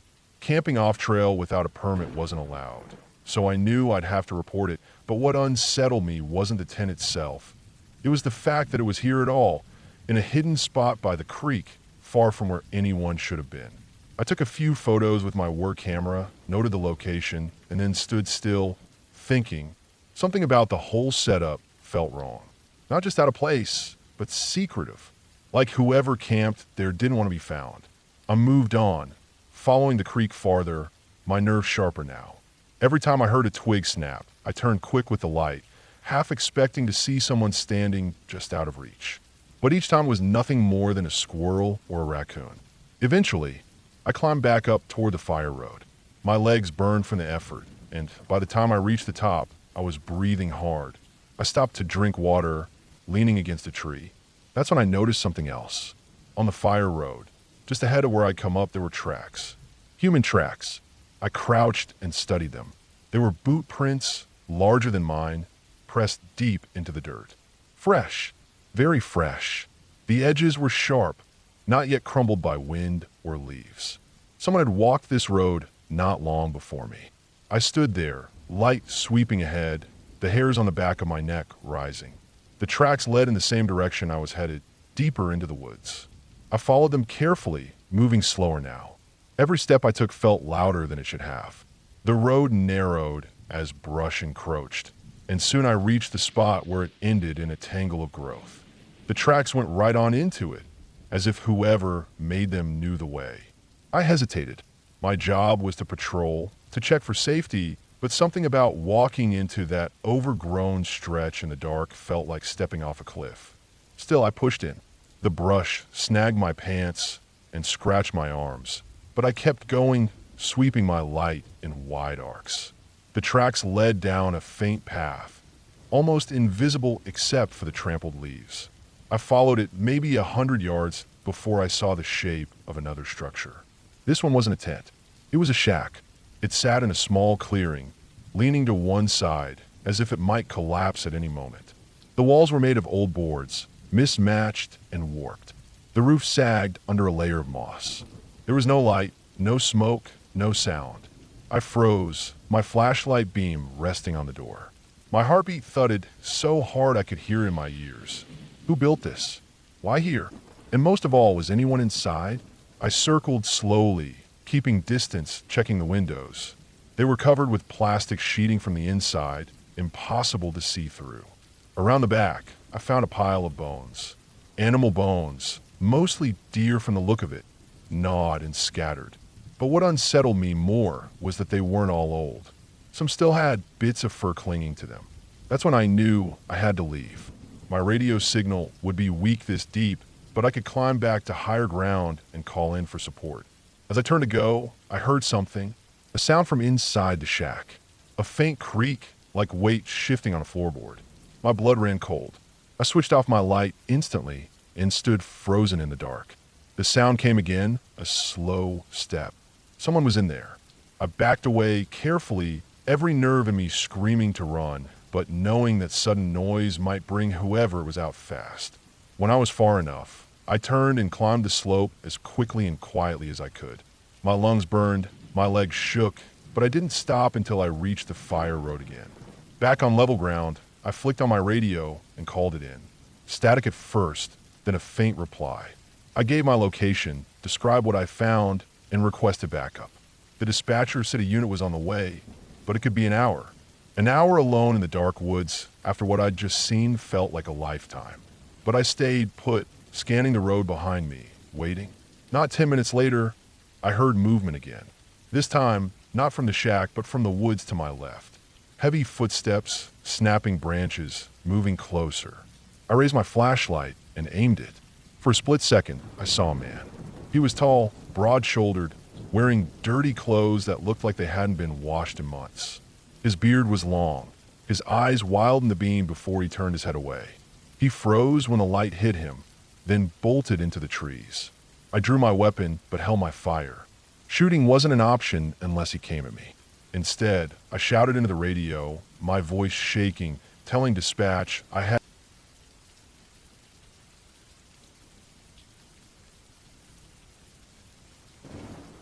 I've worked as a park ranger for years, and most of my time out there in the woods has been quiet, repetitive, and at times even boring. But every so often something happens that reminds me why the job requires a strong stomach and a calm head. One of those times happened a few years back, during a stretch of weeks where I was working mostly alone in the backcountry of the park. The section I was assigned to monitor was not the kind most tourists ever saw. It was the far northern end of the park, several miles of trail that wound around old logging roads, narrow streams, and some ridges that led up toward private property lines. There were still remnants of old farmsteads back there, stone walls hidden under moss, rusted equipment sinking into the soil, and sometimes broken foundations where cabins used to stand. It was the kind of land where people felt forgotten, and sometimes the people who liked to hide from the rest of the world found their way in. That summer had been wet. Rainfall was higher than usual, and the creeks were swollen. The ground was soft in a lot of places, and even the trails, despite maintenance, were muddy. Trees were down everywhere, the underbrush thick, and the mosquitoes unbearable if you stopped moving for too long. I had been going through the area, clearing blockages, and checking for signs of erosion. It was exhausting but straightforward work. One morning I parked the truck at the service gate, locked it, and started down the old trail on foot. My plan was to follow the ridge north, then cut down along a stream that had been reported as washing out part of the horse trail. It was supposed to be a full-day hike loop, with me coming back out in the late evening. The first miles were uneventful. I remember the way the fog hung low through the trees, and the forest felt heavy with dampness. Birds called now and then, but mostly it was the kind of silence that makes you feel like you're intruding. I checked blowdowns, flagged a few spots, and noted in my logbook where some drainage needed repair. It was standard work. Around noon, I reached the far ridge, and from there I started down toward the stream. The slope was slick from days of rain, and I had to move carefully to keep from sliding. By the time I reached the bottom, I was sweating and covered in mud up to my knees. The stream was louder than usual, swollen from runoff, and I could hear it even before I saw it. When I finally reached the water, I saw what the horseback riders had been complaining about. The trail had half collapsed where the stream had undercut the bank. What used to be a wide crossing was now narrowed to a dangerous edge, with a 6-foot drop into rushing water on one side. No horse could safely make it across. I marked in my notes, took some photos, and then moved upstream to see if there was a better crossing nearby. That was when I noticed something strange. About 200 yards up the creek, there was a faint trail that didn't look official. It wasn't flagged, and it wasn't marked on my maps, but it had clearly been used recently.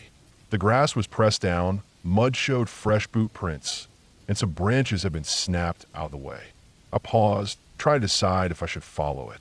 Normally, I wouldn't bother. There are plenty of game trails and shortcuts hunters carve out, but something about this one felt different. It wasn't a deer trail, and the boot prints looked too fresh to ignore. I decided to follow it. The trail curved uphill into denser woods. The trees grew closer together here, mostly hemlock and pine, and the ground was soft with needles. The boot prints were still visible, though hard to read. They looked like the tread of work boots, maybe 2 different sizes. Someone had come through recently, maybe more than one person. After about 10 minutes, I came across something I didn't expect. There was an old structure hidden back there, half hidden in the trees. At first I thought it was just another collapsed farm building, but when I got closer, I saw it was a cabin. The roof sagged and part of the siding had rotted away, but it was still standing. What caught my attention more than the building itself was the sign of activity around it. The grass around the cabin had been trampled flat. There was a tarp stretched between 2 trees with a line of damp clothes hanging from it. A metal pot sat near the fire pit, blackened from recent use.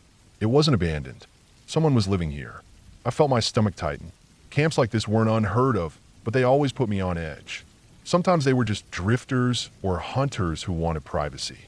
Other times, they were people running from something, people who didn't want to be found. My job wasn't law enforcement, but part of being a ranger meant reporting any unauthorized use of the land, especially squatters. I took a slow walk around the perimeter, careful not to step too loudly. The cabin windows were dark, and I couldn't hear anything inside. Still, the fire pit was cold, not long extinguished, and the clothes on the line dripped rainwater like they'd just been hung. Whoever was here hadn't gone far.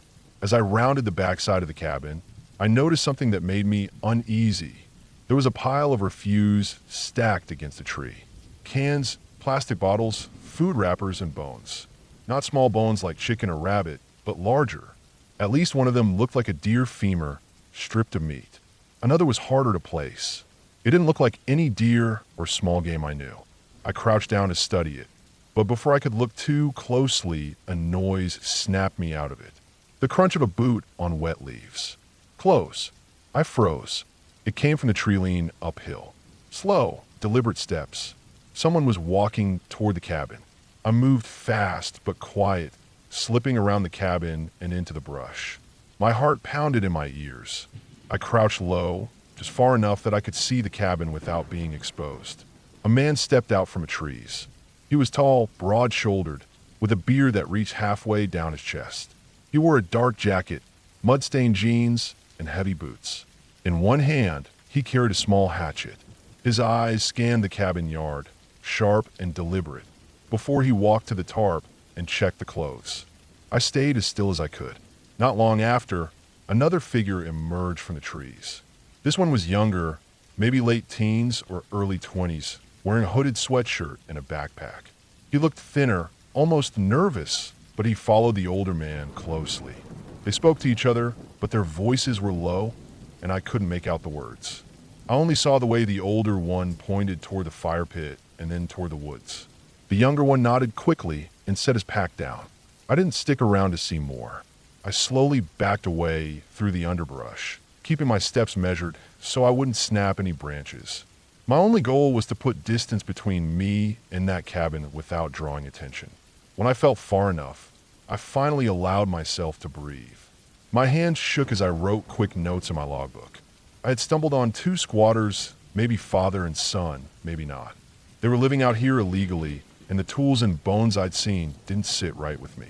The rest of the hike back out was a blur.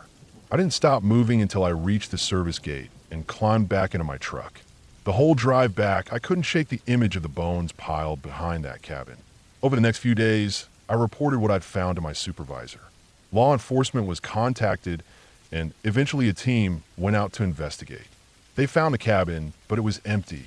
The tarp was gone, the clothesline taken down, and the fire pit scattered. The pile of bones was still there, though. After some examination, it turned out most were deer, but a few weren't so easy to explain. The official report didn't go into detail, and I wasn't given answers. What I do know is that the 2 men were never caught. They melted into the woods like they'd never been there. No one officially linked them to any crimes, and eventually the case went quiet. But every time I walk that part of the park now, I feel it. The sense that someone could be out there, just beyond the trees, watching, living off the land in silence, unseen, waiting for the next person who stumbles too close. And I know how close I came to being that person.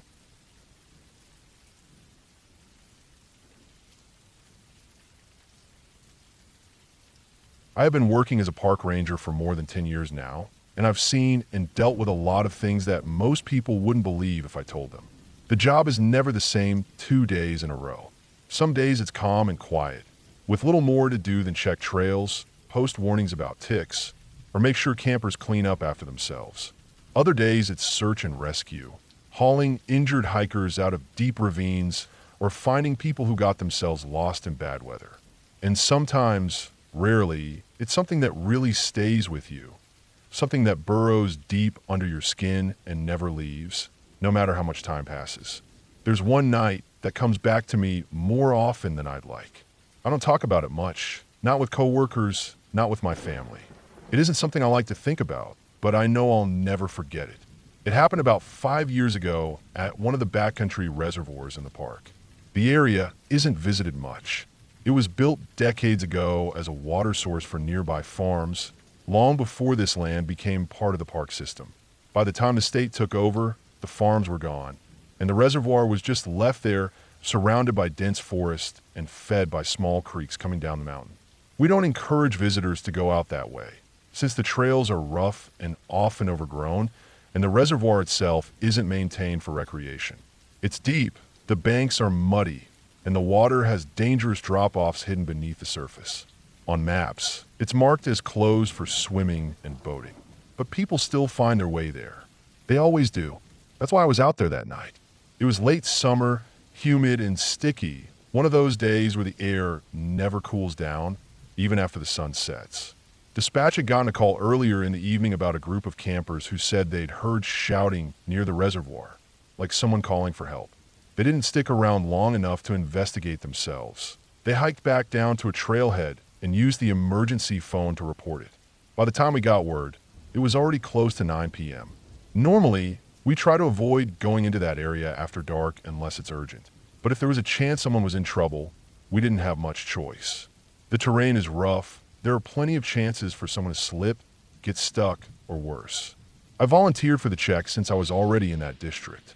I started from a service road that leads up the ridge and then cut over to one of the old footpaths. The path is barely more than a deer trail now, but I knew it well enough. I had my headlamp, radio, and pack with the usual gear. First aid, ropes, extra batteries, water. I figured at worst, I'd just find some kids messing around and scare them off. The hiking took about 40 minutes. The woods were thick and restless, buzzing with late summer insects and the occasional rustle of something bigger moving off in the dark. The humidity was so heavy it felt like I was breathing through a wet cloth. My shirt was soaked through long before I got to the reservoir. When I finally broke through the tree line and reached the water, everything was dead still. The reservoir stretched out in front of me like a sheet of black glass. No ripples, no wind. The trees leaned close over the banks, their reflections mixing with the faint light of the sky. There was no moon that night, just a dull haze of stars behind clouds. My headlamp beam cut a thin white path across the water, and the beam seemed to vanish into the distance without end. I stood there for a while just listening. The campers who'd called it in had said they heard someone yelling. Out here, sound carries strangely. Sometimes it echoes off the slopes, sometimes it gets swallowed up completely. I waited, scanning the shoreline, straining my ears for anything that didn't belong. For a long while, there was nothing but the insects. Then, faintly, I thought I heard it, something that sounded like a voice, distant, somewhere across the water. I froze. It was so faint I wasn't sure if it was real or just my mind playing tricks on me. But after a few seconds, I heard it again. Not clear words, just a ragged, desperate sound, like someone shouting through a throat gone raw. I keyed my radio and called it in, told dispatch I thought I had a possible victim at the reservoir, and was checking the far side. There was no easy way around. The banks were muddy and overgrown, and the only real option was to follow the old footpath that circled half the water. I started moving fast, my boots sucking in and out of the mud, mosquitoes swarming my arms and neck no matter how many times I swatted them away. The path narrowed and twisted, half hidden under ferns and saplings. Roots caught at my ankles, and more than once I slipped down a short slope, catching myself on branches before hitting the water. The sound of shouting came and went, sometimes closer, sometimes farther, like whoever it was kept moving. That was the part that unsettled me the most. If someone was in trouble, why weren't they staying put? After what felt like forever, I came around a bend where the bank sloped more gently down to the water. My light swept across the surface, and that's when I saw it.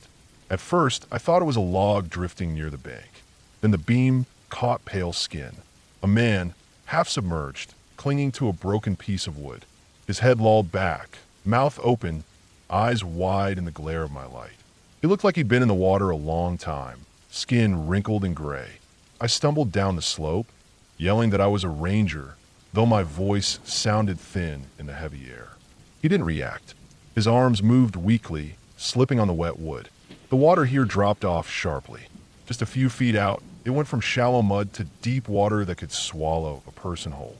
I dropped my pack, pulled out the rope, and waded it up to my thighs. The mud sucked to my boots, pulling hard, but I kept pushing until I could throw the rope within reach of the man. He made a noise then, low and guttural, and his hands clawed toward the rope. He grabbed it clumsily, almost slipping off, and I started hauling him toward me. He was heavier than I expected, dead weight, and the suction of the mud made every step backward feel like I was dragging both of us through cement. When I finally got him close enough, I grabbed under his arms and heaved. His body was limp, but not lifeless. He coughed hard, water spraying from his mouth, and then collapsed onto the bank, gasping. I dropped beside him, catching my own breath. In the glare of my headlamp, I got a better look at him. He was maybe mid-30s, clothes torn and filthy, like he'd been out here for days. His feet were bare and raw, his hands cut up and swollen. He reeked of swamp water and sweat. He was alive, but barely. I tried to steady myself, to think. There was no way I could carry him out alone, not in this condition. I grabbed my radio, called him what I had, and requested immediate backup with medical. The signal was weak out here, full of static, but I hoped dispatch caught enough to know I wasn't kidding. While I waited, I tried to keep him conscious, but he was slipping in and out, mumbling words I couldn't make out. Sometimes his eyes would snap open wide, staring into the trees behind me, and his whole body would tense. Then he'd slump again. I kept glancing back, but the forest was just a wall of black. Minutes dragged. The insects screamed in the dark. The man twitched and moaned beside me, every sound raising the hair on the back of my neck. I felt exposed, crouched there by the water with no real idea what had happened to him. Finally, after what felt like hours, I saw lights moving through the trees, the other rangers. Relief hit me so hard my knees almost buckled. We got him stabilized as best we could, loaded him onto a stretcher, and hauled him out through the woods. It took all of us working together, sweating and cursing, to get him back to the service road where the ambulance was waiting. Later, we learned the man wasn't a hiker or camper. He wasn't even supposed to be in the park. He was a fugitive wanted for assault in a nearby county. He'd been hiding out in the backcountry for weeks, living off whatever he could scavenge, until he finally collapsed into the reservoir and nearly drowned. I should have felt anger, maybe even disgust, but all I felt was a cold weight in my chest.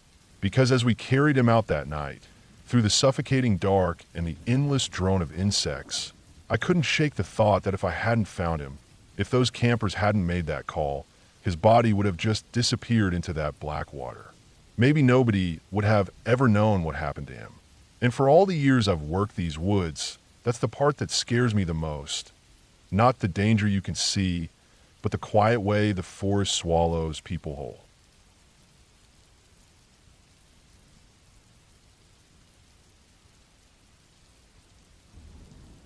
I had been working as a park ranger for a few years before I really experienced anything that shook me to the core. Most days were filled with ordinary things, trail checks, talking with visitors, clearing small fallen branches off paths, checking campsites, or filing reports. Sometimes there were tense moments like helping lost hikers, breaking up disputes at campgrounds, or dealing with an injured visitor. But the kind of fear I'm about to explain wasn't the kind that comes from bad weather or simple accidents. It was the sort of fear that sneaks up on you when you're alone for too long in a place that hides more than it shows. The park where I worked had thousands of acres of forest, steep ridges, and valleys carved by streams that twisted endlessly. The land was rugged in places and flat in others, but most of it was covered in thick hardwoods and patches of pine. Some of the trails were popular with tourists, but many parts of the park barely saw any foot traffic at all. There were old service roads from the logging days, faded out to nothing, that still cut deep into the hills.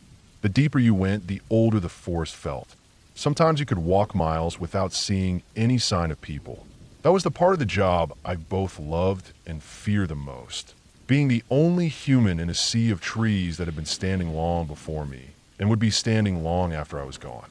One late summer, we had been getting reports of people going off trail, setting up camps in areas they weren't supposed to. Normally, this wasn't a big issue. Most times it was just kids or people who want a quieter experience. But there had been a growing problem with abandoned campsites. I don't mean someone forgot a lighter or left a soda can. I mean full tents left behind, food half-eaten, backpacks still filled with gear. It wasn't just one or two incidents. Over the span of a month, 4 different sites have been found, each one tucked way off the marked trails. No one ever came back to claim the things, and no reports of missing people matched the gear. It became my assignment to check the lesser-used parts of the park and see if there were more hidden camps. The first few days I didn't find much, just signs of someone trying to start a fire in a dry stream bed and an old tarp tied between trees. But then, one afternoon, I got assigned to check an area near the northern boundary of the park. It wasn't far from an old fire road that cut up into the hills and dead-ended at a ridge. Past that ridge, the land dropped steeply toward private property. It was a place where hardly anyone ever went because the trail maps didn't mark anything beyond the fire road. I set out early with a small pack, water, a radio, and my usual gear. The day was warm, with the kind of stillness that makes the forest sound heavier than usual. Even the insects seemed quieter. The fire road climbed steadily until I reached the ridge, and then I started down a faint deer path on the other side. At first, I saw nothing unusual, just thick underbrush, lots of oak and beech, and patches where the ground was damp from little seeps of water. But after about a mile down, I came across something that made me stop in my tracks. There was a tent in the trees, faded green, with the flap hanging open. A small camp stove lay tipped on its side, and next to it was a pot with burned food still stuck inside. The air smelled faintly sour like rotting trash. I looked around and noticed a sleeping bag half pulled out of the tent, as if someone had left in a hurry. A pair of boots sat neatly by the entrance, but there was no sign of a person. I searched the area carefully. The ground had footprints, but they were scattered in different directions, as if someone had paced or circled the camp multiple times. I found a backpack leaned against a tree. Inside was clothing, a water filter, a notebook with scribbles I couldn't make sense of, and a plastic bag filled with granola. None of it looked like it had been touched recently. What unsettled me most was how complete the setup was.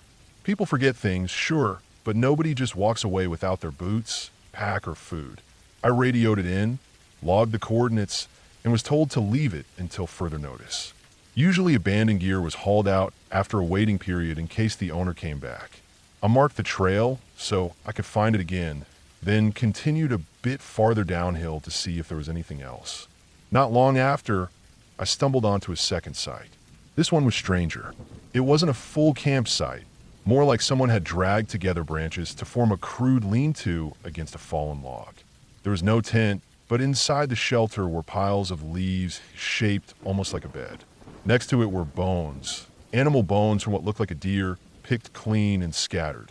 Some of them had been arranged into a rough circle. There was also a blackened fire pit, but no one nearby. I remember standing there with my mouth dry, because the whole scene felt wrong. It wasn't just sloppy camping. It felt like someone was living out here in a way that didn't make sense. I searched more, but didn't find a person. As I turned back, I realized how quiet the woods were around me. Not a single bird called. The air was heavy, thick with heat, and every step felt louder than it should. That night, when I got back, I wrote my report and turned it in. My supervisor took it seriously, but we both figured maybe a survivalist or squatter was out there and had moved on. Still, something about the 2 sites bothered me enough that I volunteered to go back the next day, this time pushing farther into that valley to see if there were more. The following morning, I went alone again. The sky was overcast and the forest darker than usual. When I reached the first tent, it was just as I'd left it. The boots, the pack, everything's still there. No signs anyone had come back. I checked the lean-to site again, too, and nothing had changed. From there, I kept going down the valley. The terrain grew rougher, with thickets of mountain laurel that forced me to push and crawl. The deeper I went, the more I noticed strange signs. Trees with bark stripped in long vertical lines, not like bare scratches, but smoother, as if cut with a knife. I saw small piles of rocks stacked deliberately at the bases of trees. At one point, I found a shirt, torn and muddy, snagged high up in the branches as though it had been thrown. After hours of hiking, I reached a spot where the land flattened and widened into a clearing filled with waist-high ferns. In the middle of the clearing were the remains of another camp. This one was larger, with multiple tarps strung between trees, cooking gear scattered, and a folding chair collapsed in the dirt. It looked lived in, but abandoned fast, like whoever stayed there had left suddenly and never came back. Again, everything was left behind: lanterns, clothes, food containers. The strangest part was the smell. It wasn't just the usual rot of old trash. It was sharp, acrid, almost like ammonia mixed with decay. The air felt thick with it, and it made my eyes water. I searched the camp slowly, my heart hammering, because by then I couldn't shake the thought that I wasn't alone. I kept looking over my shoulder, half expecting to see someone step out of the trees. But there was nothing. Only silence and the pressing smell that clung to me. By the time I headed back, the light was fading and clouds had rolled in heavy. The woods seemed darker than they should have been for late afternoon. I hurried, not wanting to get caught in the valley after dark. Every snapped twig under my boots sounded too loud. My radio crackled once with static, then went dead silent again. When I finally climbed back up to the ridge, I felt like I had escaped something, even though I never saw a person. Over the next week, more reports came in. Other rangers found similar abandoned sites in different areas of the park. Each one had the same theme: gear left behind, no sign of owners, and an odd feeling about the place. Some of the gear was high quality, not the kind of stuff people just throw away. No missing persons reports matched. It became a quiet, unspoken concern among us, though none of us wanted to say the obvious, that people had vanished out there. The breaking point came when hunters on the edge of the park called in a discovery. They had found a structure deep in the woods near the private land boundary. It wasn't a cabin, not exactly. More like a shack made of scavenged wood, metal sheets, and tarps. From the outside, it looked like a mess, but the hunters swore it was lived in. They refused to go near it and left as soon as they saw it. I was sent with another ranger to check it out. We followed their directions and eventually found the shack hidden in a dense thicket. The door was just a slab of plywood tied with rope. Inside, the place was dark and stank of the same sour odor I had smelled before, only stronger. There were piles of old food containers, sleeping bags, clothes, and tools. What made my stomach turn were the walls. They were covered in scratches, hundreds of them, carved into the wood. Some were just lines, other shapes I couldn't recognize. On the floor, we found more bones, both animal and what looked disturbingly close to human. We reported everything and backed out fast. Law enforcement was called in, and the area was closed off. In the weeks that followed, investigation teams swept the area. What they found was worse than I could have imagined. Scattered across that valley were multiple shacks and camps, all abandoned, all filled with strange markings and signs of someone or several people living wild, far from any trail. The bones were analyzed, and while most were confirmed to be deer and small animals,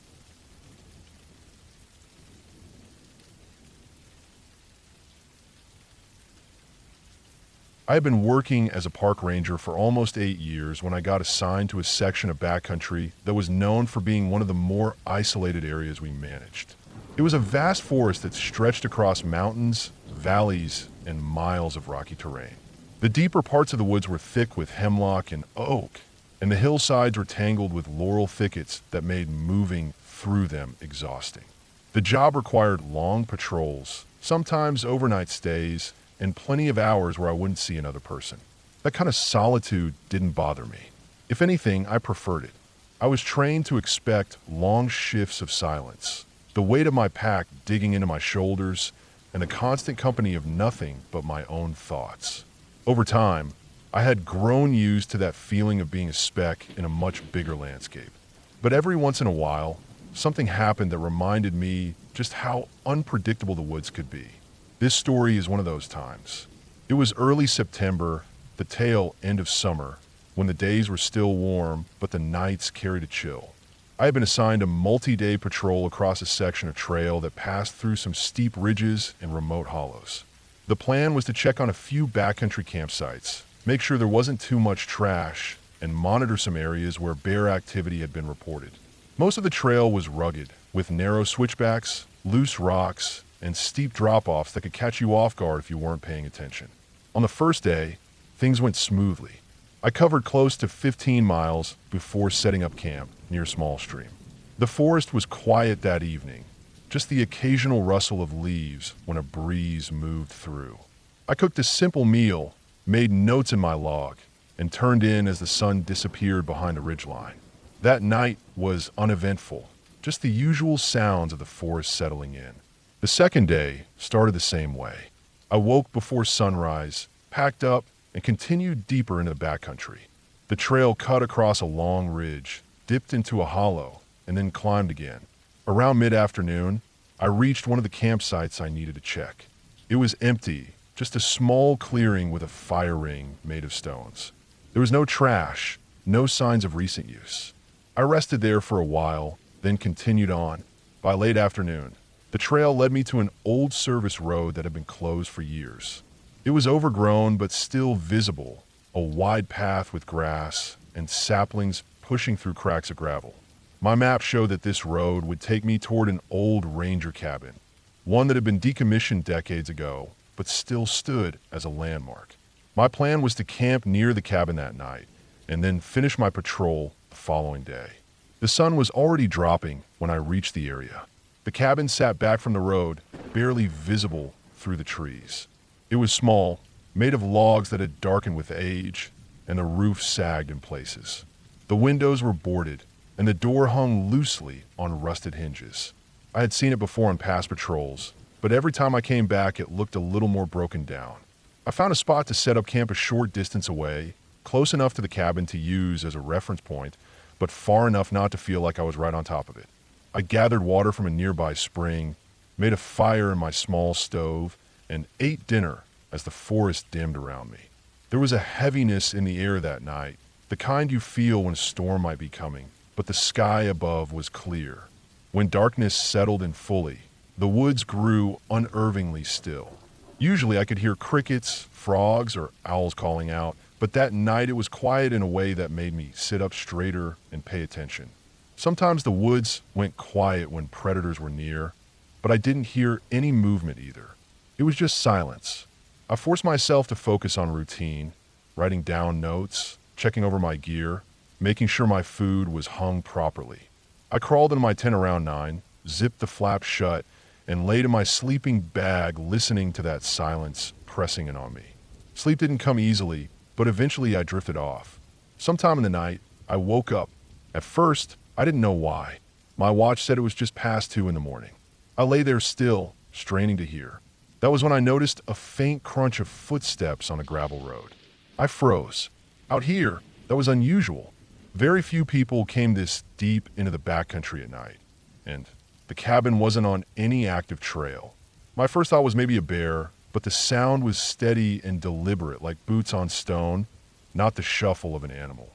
The footsteps grew closer, then stopped. The silence that followed was so complete, I could hear my own heartbeat. I held my breath, waiting. After what felt like several minutes, I heard movement again, slow, dragging steps that seemed to circle the area where my tent was pitched. I didn't move. I kept as still as I could, every nerve in my body wired tight. Whoever it was didn't make a sound beyond those slow steps. No cough, no rustle of clothing, nothing. Just walking, pausing, walking again.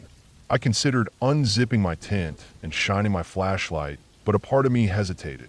Out here, shining a light could mean giving away my exact position. Instead, I stayed low, gripping the handle of my knife and waiting. After a long stretch, the steps grew faint, moving back toward the gravel road. Eventually, I couldn't hear them at all. The silence returned, thick and heavy, and I stayed awake the rest of the night, every sound magnified in my head. At first light, I got out of the tent and scanned the area. The ground was damp from dew, and sure enough, there were prints.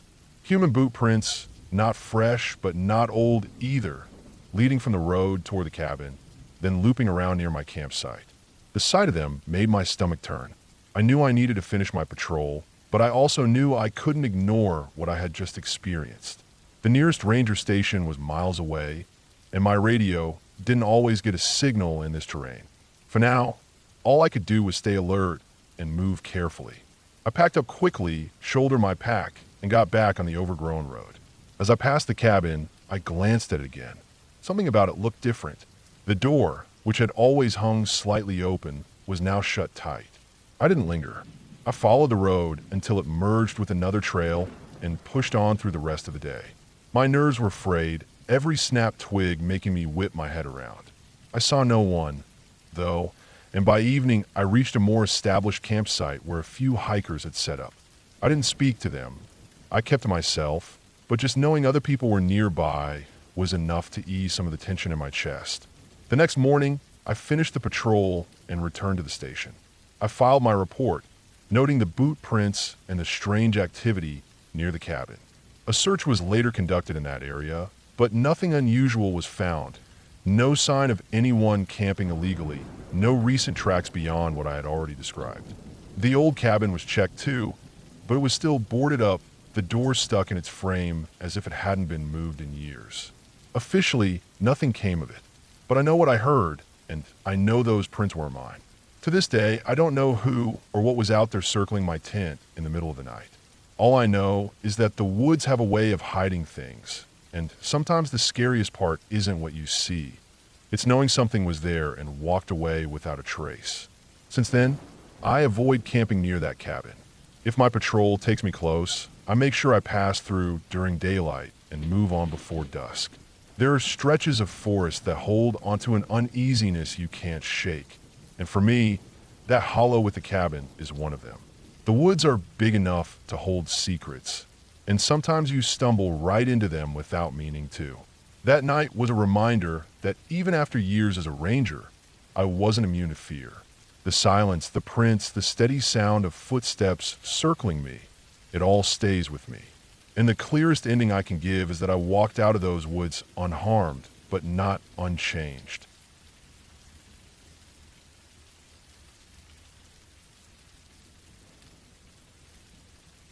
I've been working as a park ranger for over a decade now, long enough to know the rhythm of the land and the way the forest breathes at different times of the year. The park I was stationed at for the longest stretch covered miles of rugged hills, deep forests, open valleys, and a series of backcountry trails that very few people hiked. It was the kind of place where silence had weight, where the trees stood so close and tall that the air beneath them always felt a little damp, no matter how hot the day got. Most of the work was routine, clearing debris from trails, checking campsites, maintaining the old fire towers, and patrolling to make sure people weren't breaking rules.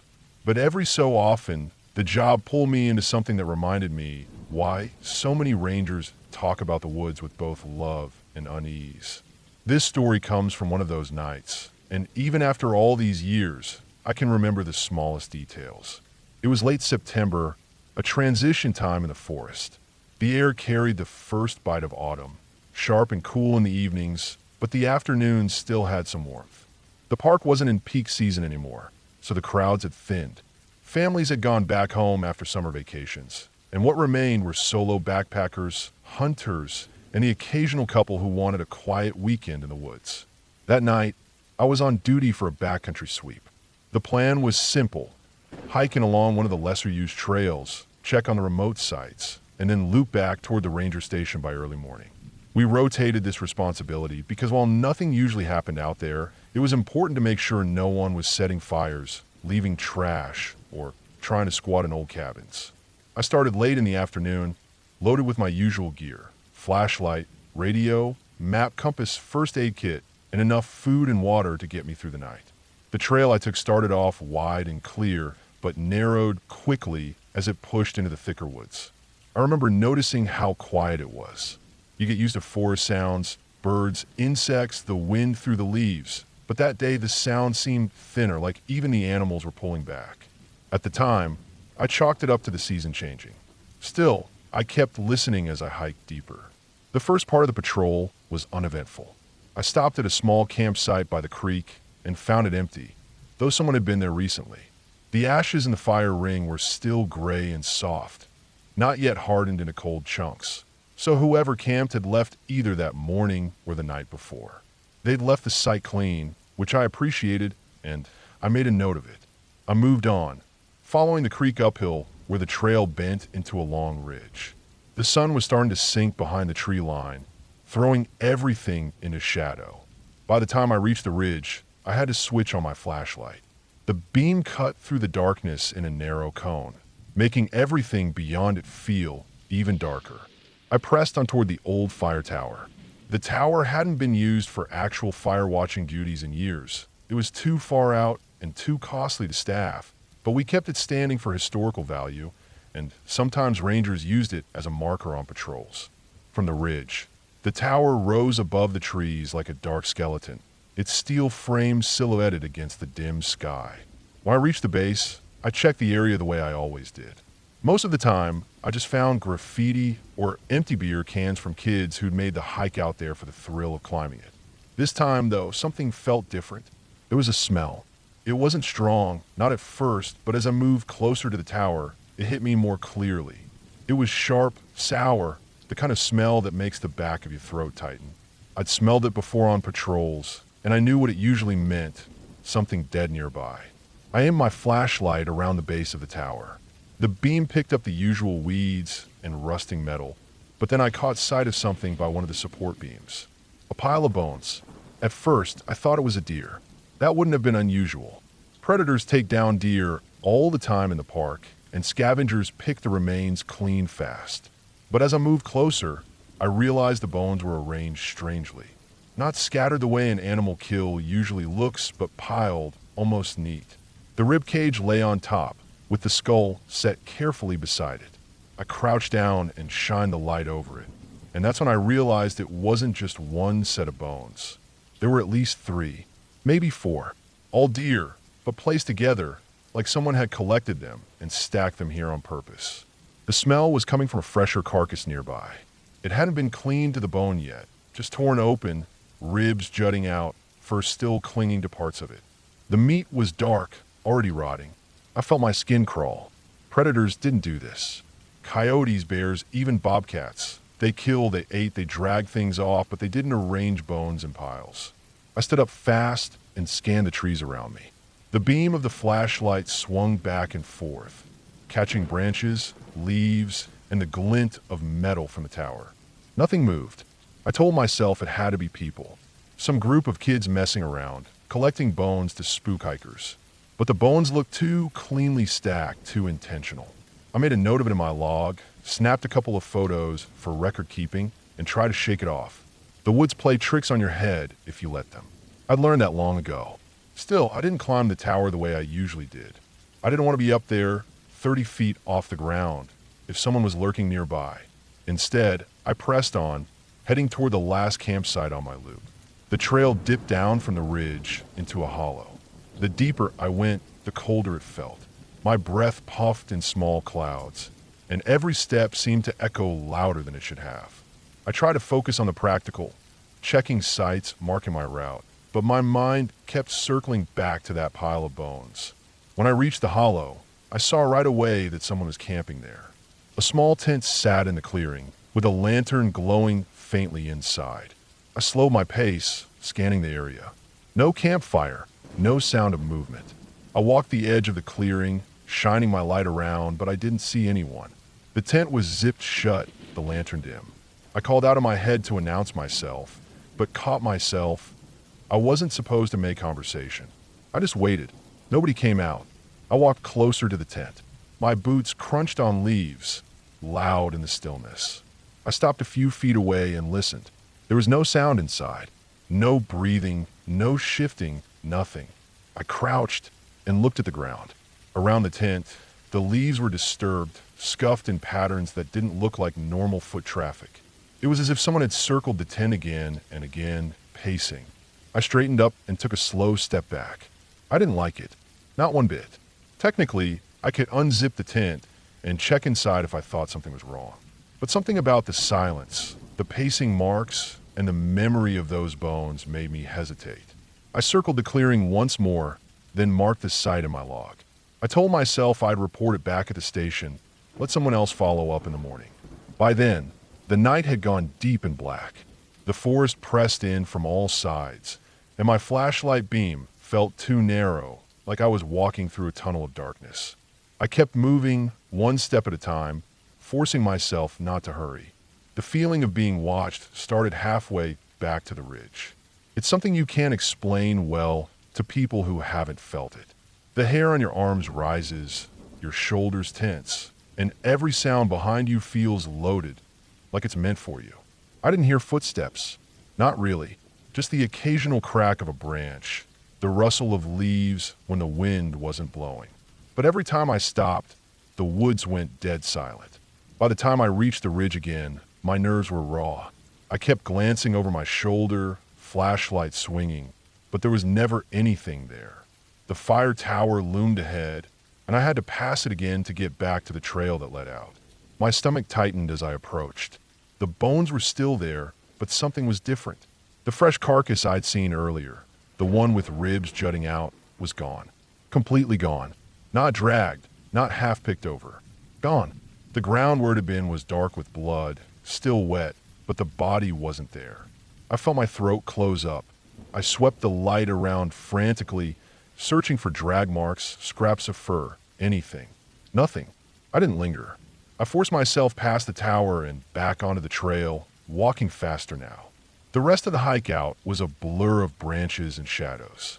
Every sound made me whip my light around, half expecting to see someone standing just beyond the beam. I kept my hand close to the can of bear spray on my belt, ready to pull it at the first sign of movement. When I finally saw the glow of the ranger station lights through the trees, it felt like breaking the surface of water after being held under too long. I went inside, logged everything I'd seen, the bones, the strange tent, the missing carcass, and turned in the photos. My supervisor didn't say much at the time, just nodded and told me we'd follow up in the morning. The next day, a small team went back out with me. When we reached the tower, the bones were gone. Every last one of them. The ground was disturbed, leaves brushed over the bloodstains, but the piles I'd seen were gone as if they'd never been there. At the hollow, the tent was gone too. No sign it had ever been pitched.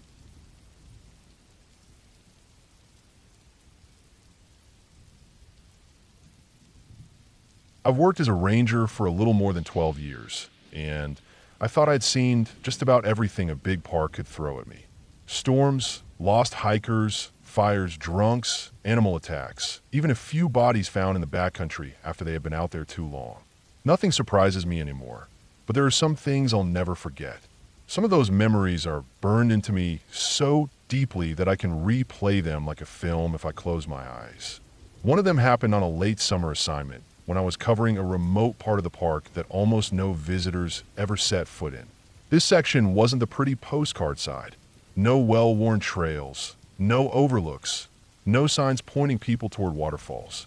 It was a stretch of rough forest broken by ridgelines and marshy valleys, and the kind of place you'd only reach if you were deliberately bushwhacking miles past with a map tells you to stop. The soil stayed wet almost year-round, thick with moss and deep ruts where deer and bear had carved paths into the muck. Old timber harvest roads from decades ago were still etched faintly into the hillsides, overgrown with alder and brambles. My job that week was to check the condition of some of those old roads and to survey a cluster of backcountry campsites we had marked for closure. The morning I set out was warm, already sticky with humidity before the sun had fully cleared the ridge. I carried more than usual. Full pack with shelter, food for 3 days, GPS, compass, paper maps, camera, and a notebook. The work was straightforward enough. Document road erosion, flag hazards, take photos, and verify the GPS coordinates for the closures. I'd camp one night near the old fire road, swing down through the valley the next day, and loop back to the truck by the third afternoon. It was supposed to be a routine trip, and for the first part it was. The old fire road was easy to find, though nearly swallowed by weeds. Some sections looked more like a deer trail than anything built for vehicles. I hiked slow, making notes about washouts and culverts that had collapsed. Birds flicked through the treetops, the steady whine of insects filled the air, and aside from a few muddy patches that sucked at my boots, there wasn't much to complain about. I camped the first night on a dry patch of ground just off the road, set up my tent, cooked a quick meal on the stove, and fell asleep with the chirp of crickets and tree frogs filling the darkness. The trouble didn't start until the second day when I dropped down into the valley. That whole low area was swampy and half choked with brush. The old maps marked it as a seasonal wetland, but it looked more like a permanent bog now. Black mud swallowed the tips of my poles, and I had to weave carefully around the wettest sections to keep from going in above my knees. The air down, there was still heavy and carried a sour odor, the kind of smell that comes from standing water mixed with rotting vegetation. By midday, I was sweating through my shirt, every exposed inch of skin stung by biting flies.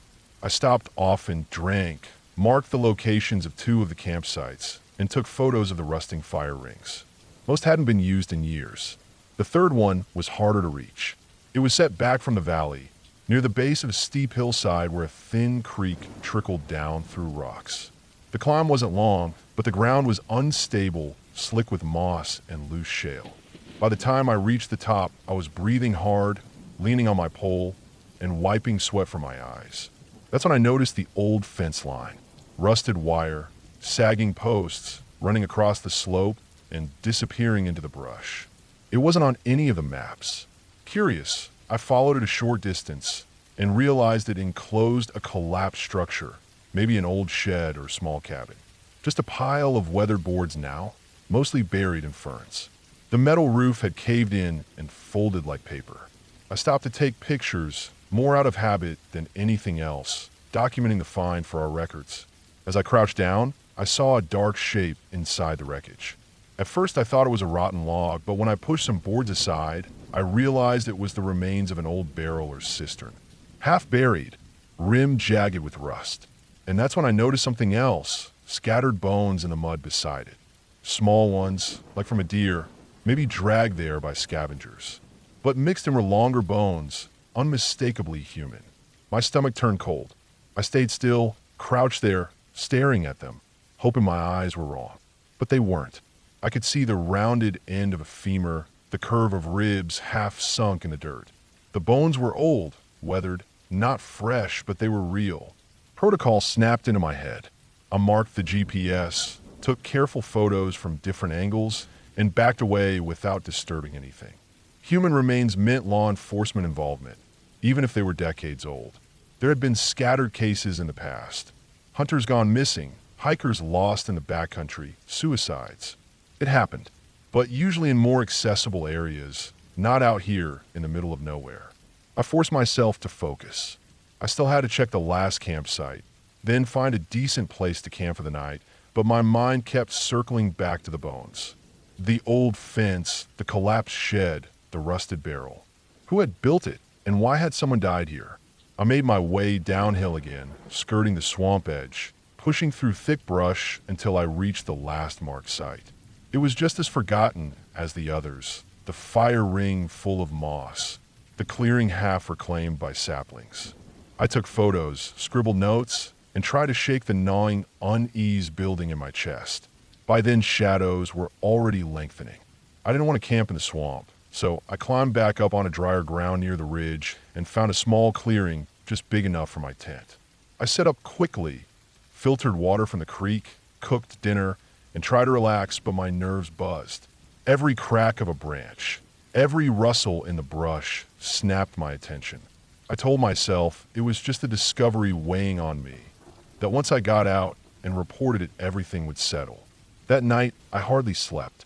I woke often, drenched in sweat despite the cooling air, heart thumping at small sounds. Around midnight, I sat up in the tent and listened. The forest was strangely quiet. No insect hum, no frog calls, just silence so heavy it pressed on my ears. Then a dull thud echoed from the valley below, like something heavy striking the ground. I froze, waiting, but it didn't repeat. Eventually, exhaustion pulled me under again. Morning came gray and damp, fog hanging low between the trees. I packed fast, wanting nothing more than a hike out and be done with it. But as I started back toward the fire road, I realized I couldn't retrace my exact path. The swamp was wider than I remembered, and the fog distorted everything. I checked my GPS, but the unit struggled under the canopy, the arrow drifting and spinning uselessly. I switched to compass and map, chose a bearing, and pressed on. Hours passed. The swamp seemed endless, every turn blocked by pools of black water or walls of brush. My boots were soaked, legs trembling with effort. Once I thought I saw the collapsed shed again, a dark shape through the fog, but when I pushed toward it, there was nothing but a tangled thicket. That unsettled me more than I wanted to admit. By mid-afternoon, panic edged close. I forced myself to stop, eat, and breathe. I checked my watch, calculated distance, and tried another bearing. Finally, after what felt like forever, I stumbled onto the faint line of the fire road. Relief washed through me, so hard I nearly sank to my knees. I followed it out, mile after slow mile, until I reached the truck. Only when I slid behind the wheel and shut the door did I let myself feel how shaken I was. Back at headquarters, I filed my report, turned over the photos, and explained what I had found. Law enforcement went out the next day with a forensic team. When they returned, the word spread quick through the ranger station. The remains were human, just as I thought. A man, based on the bones, though age and identity were still unknown. No sign of foul play could be determined right away because of how degraded everything was. Later we learned bits and pieces. The shed had belonged to an old farmstead abandoned before the park was even established. The man had likely been dead for decades. There were no missing person records that matched perfectly, though there were plenty of rumors. Some said it was a drifter. Others guessed a hunter who vanished one fall and was never found. For me, the part that still lingers isn't the discovery itself, but those hours I spent lost afterward. The way the swamp seemed to shift, the fog swallowing landmarks, the strange silence in the night. Rationally, I know it was just disorientation, fatigue, stress. But deep down, I can't shake the feeling that the valley wanted to keep me there, like it had kept him. Even now, years later, I avoid that section of the park whenever I can. On the maps, it's just another stretch of wetland and ridge. But to me, it will always be the place where the woods closed in too tight, where I walked in circles, and where the earth itself seemed to hide its secrets until it was ready to give them up. And the truth is, I know there are more places like that out there.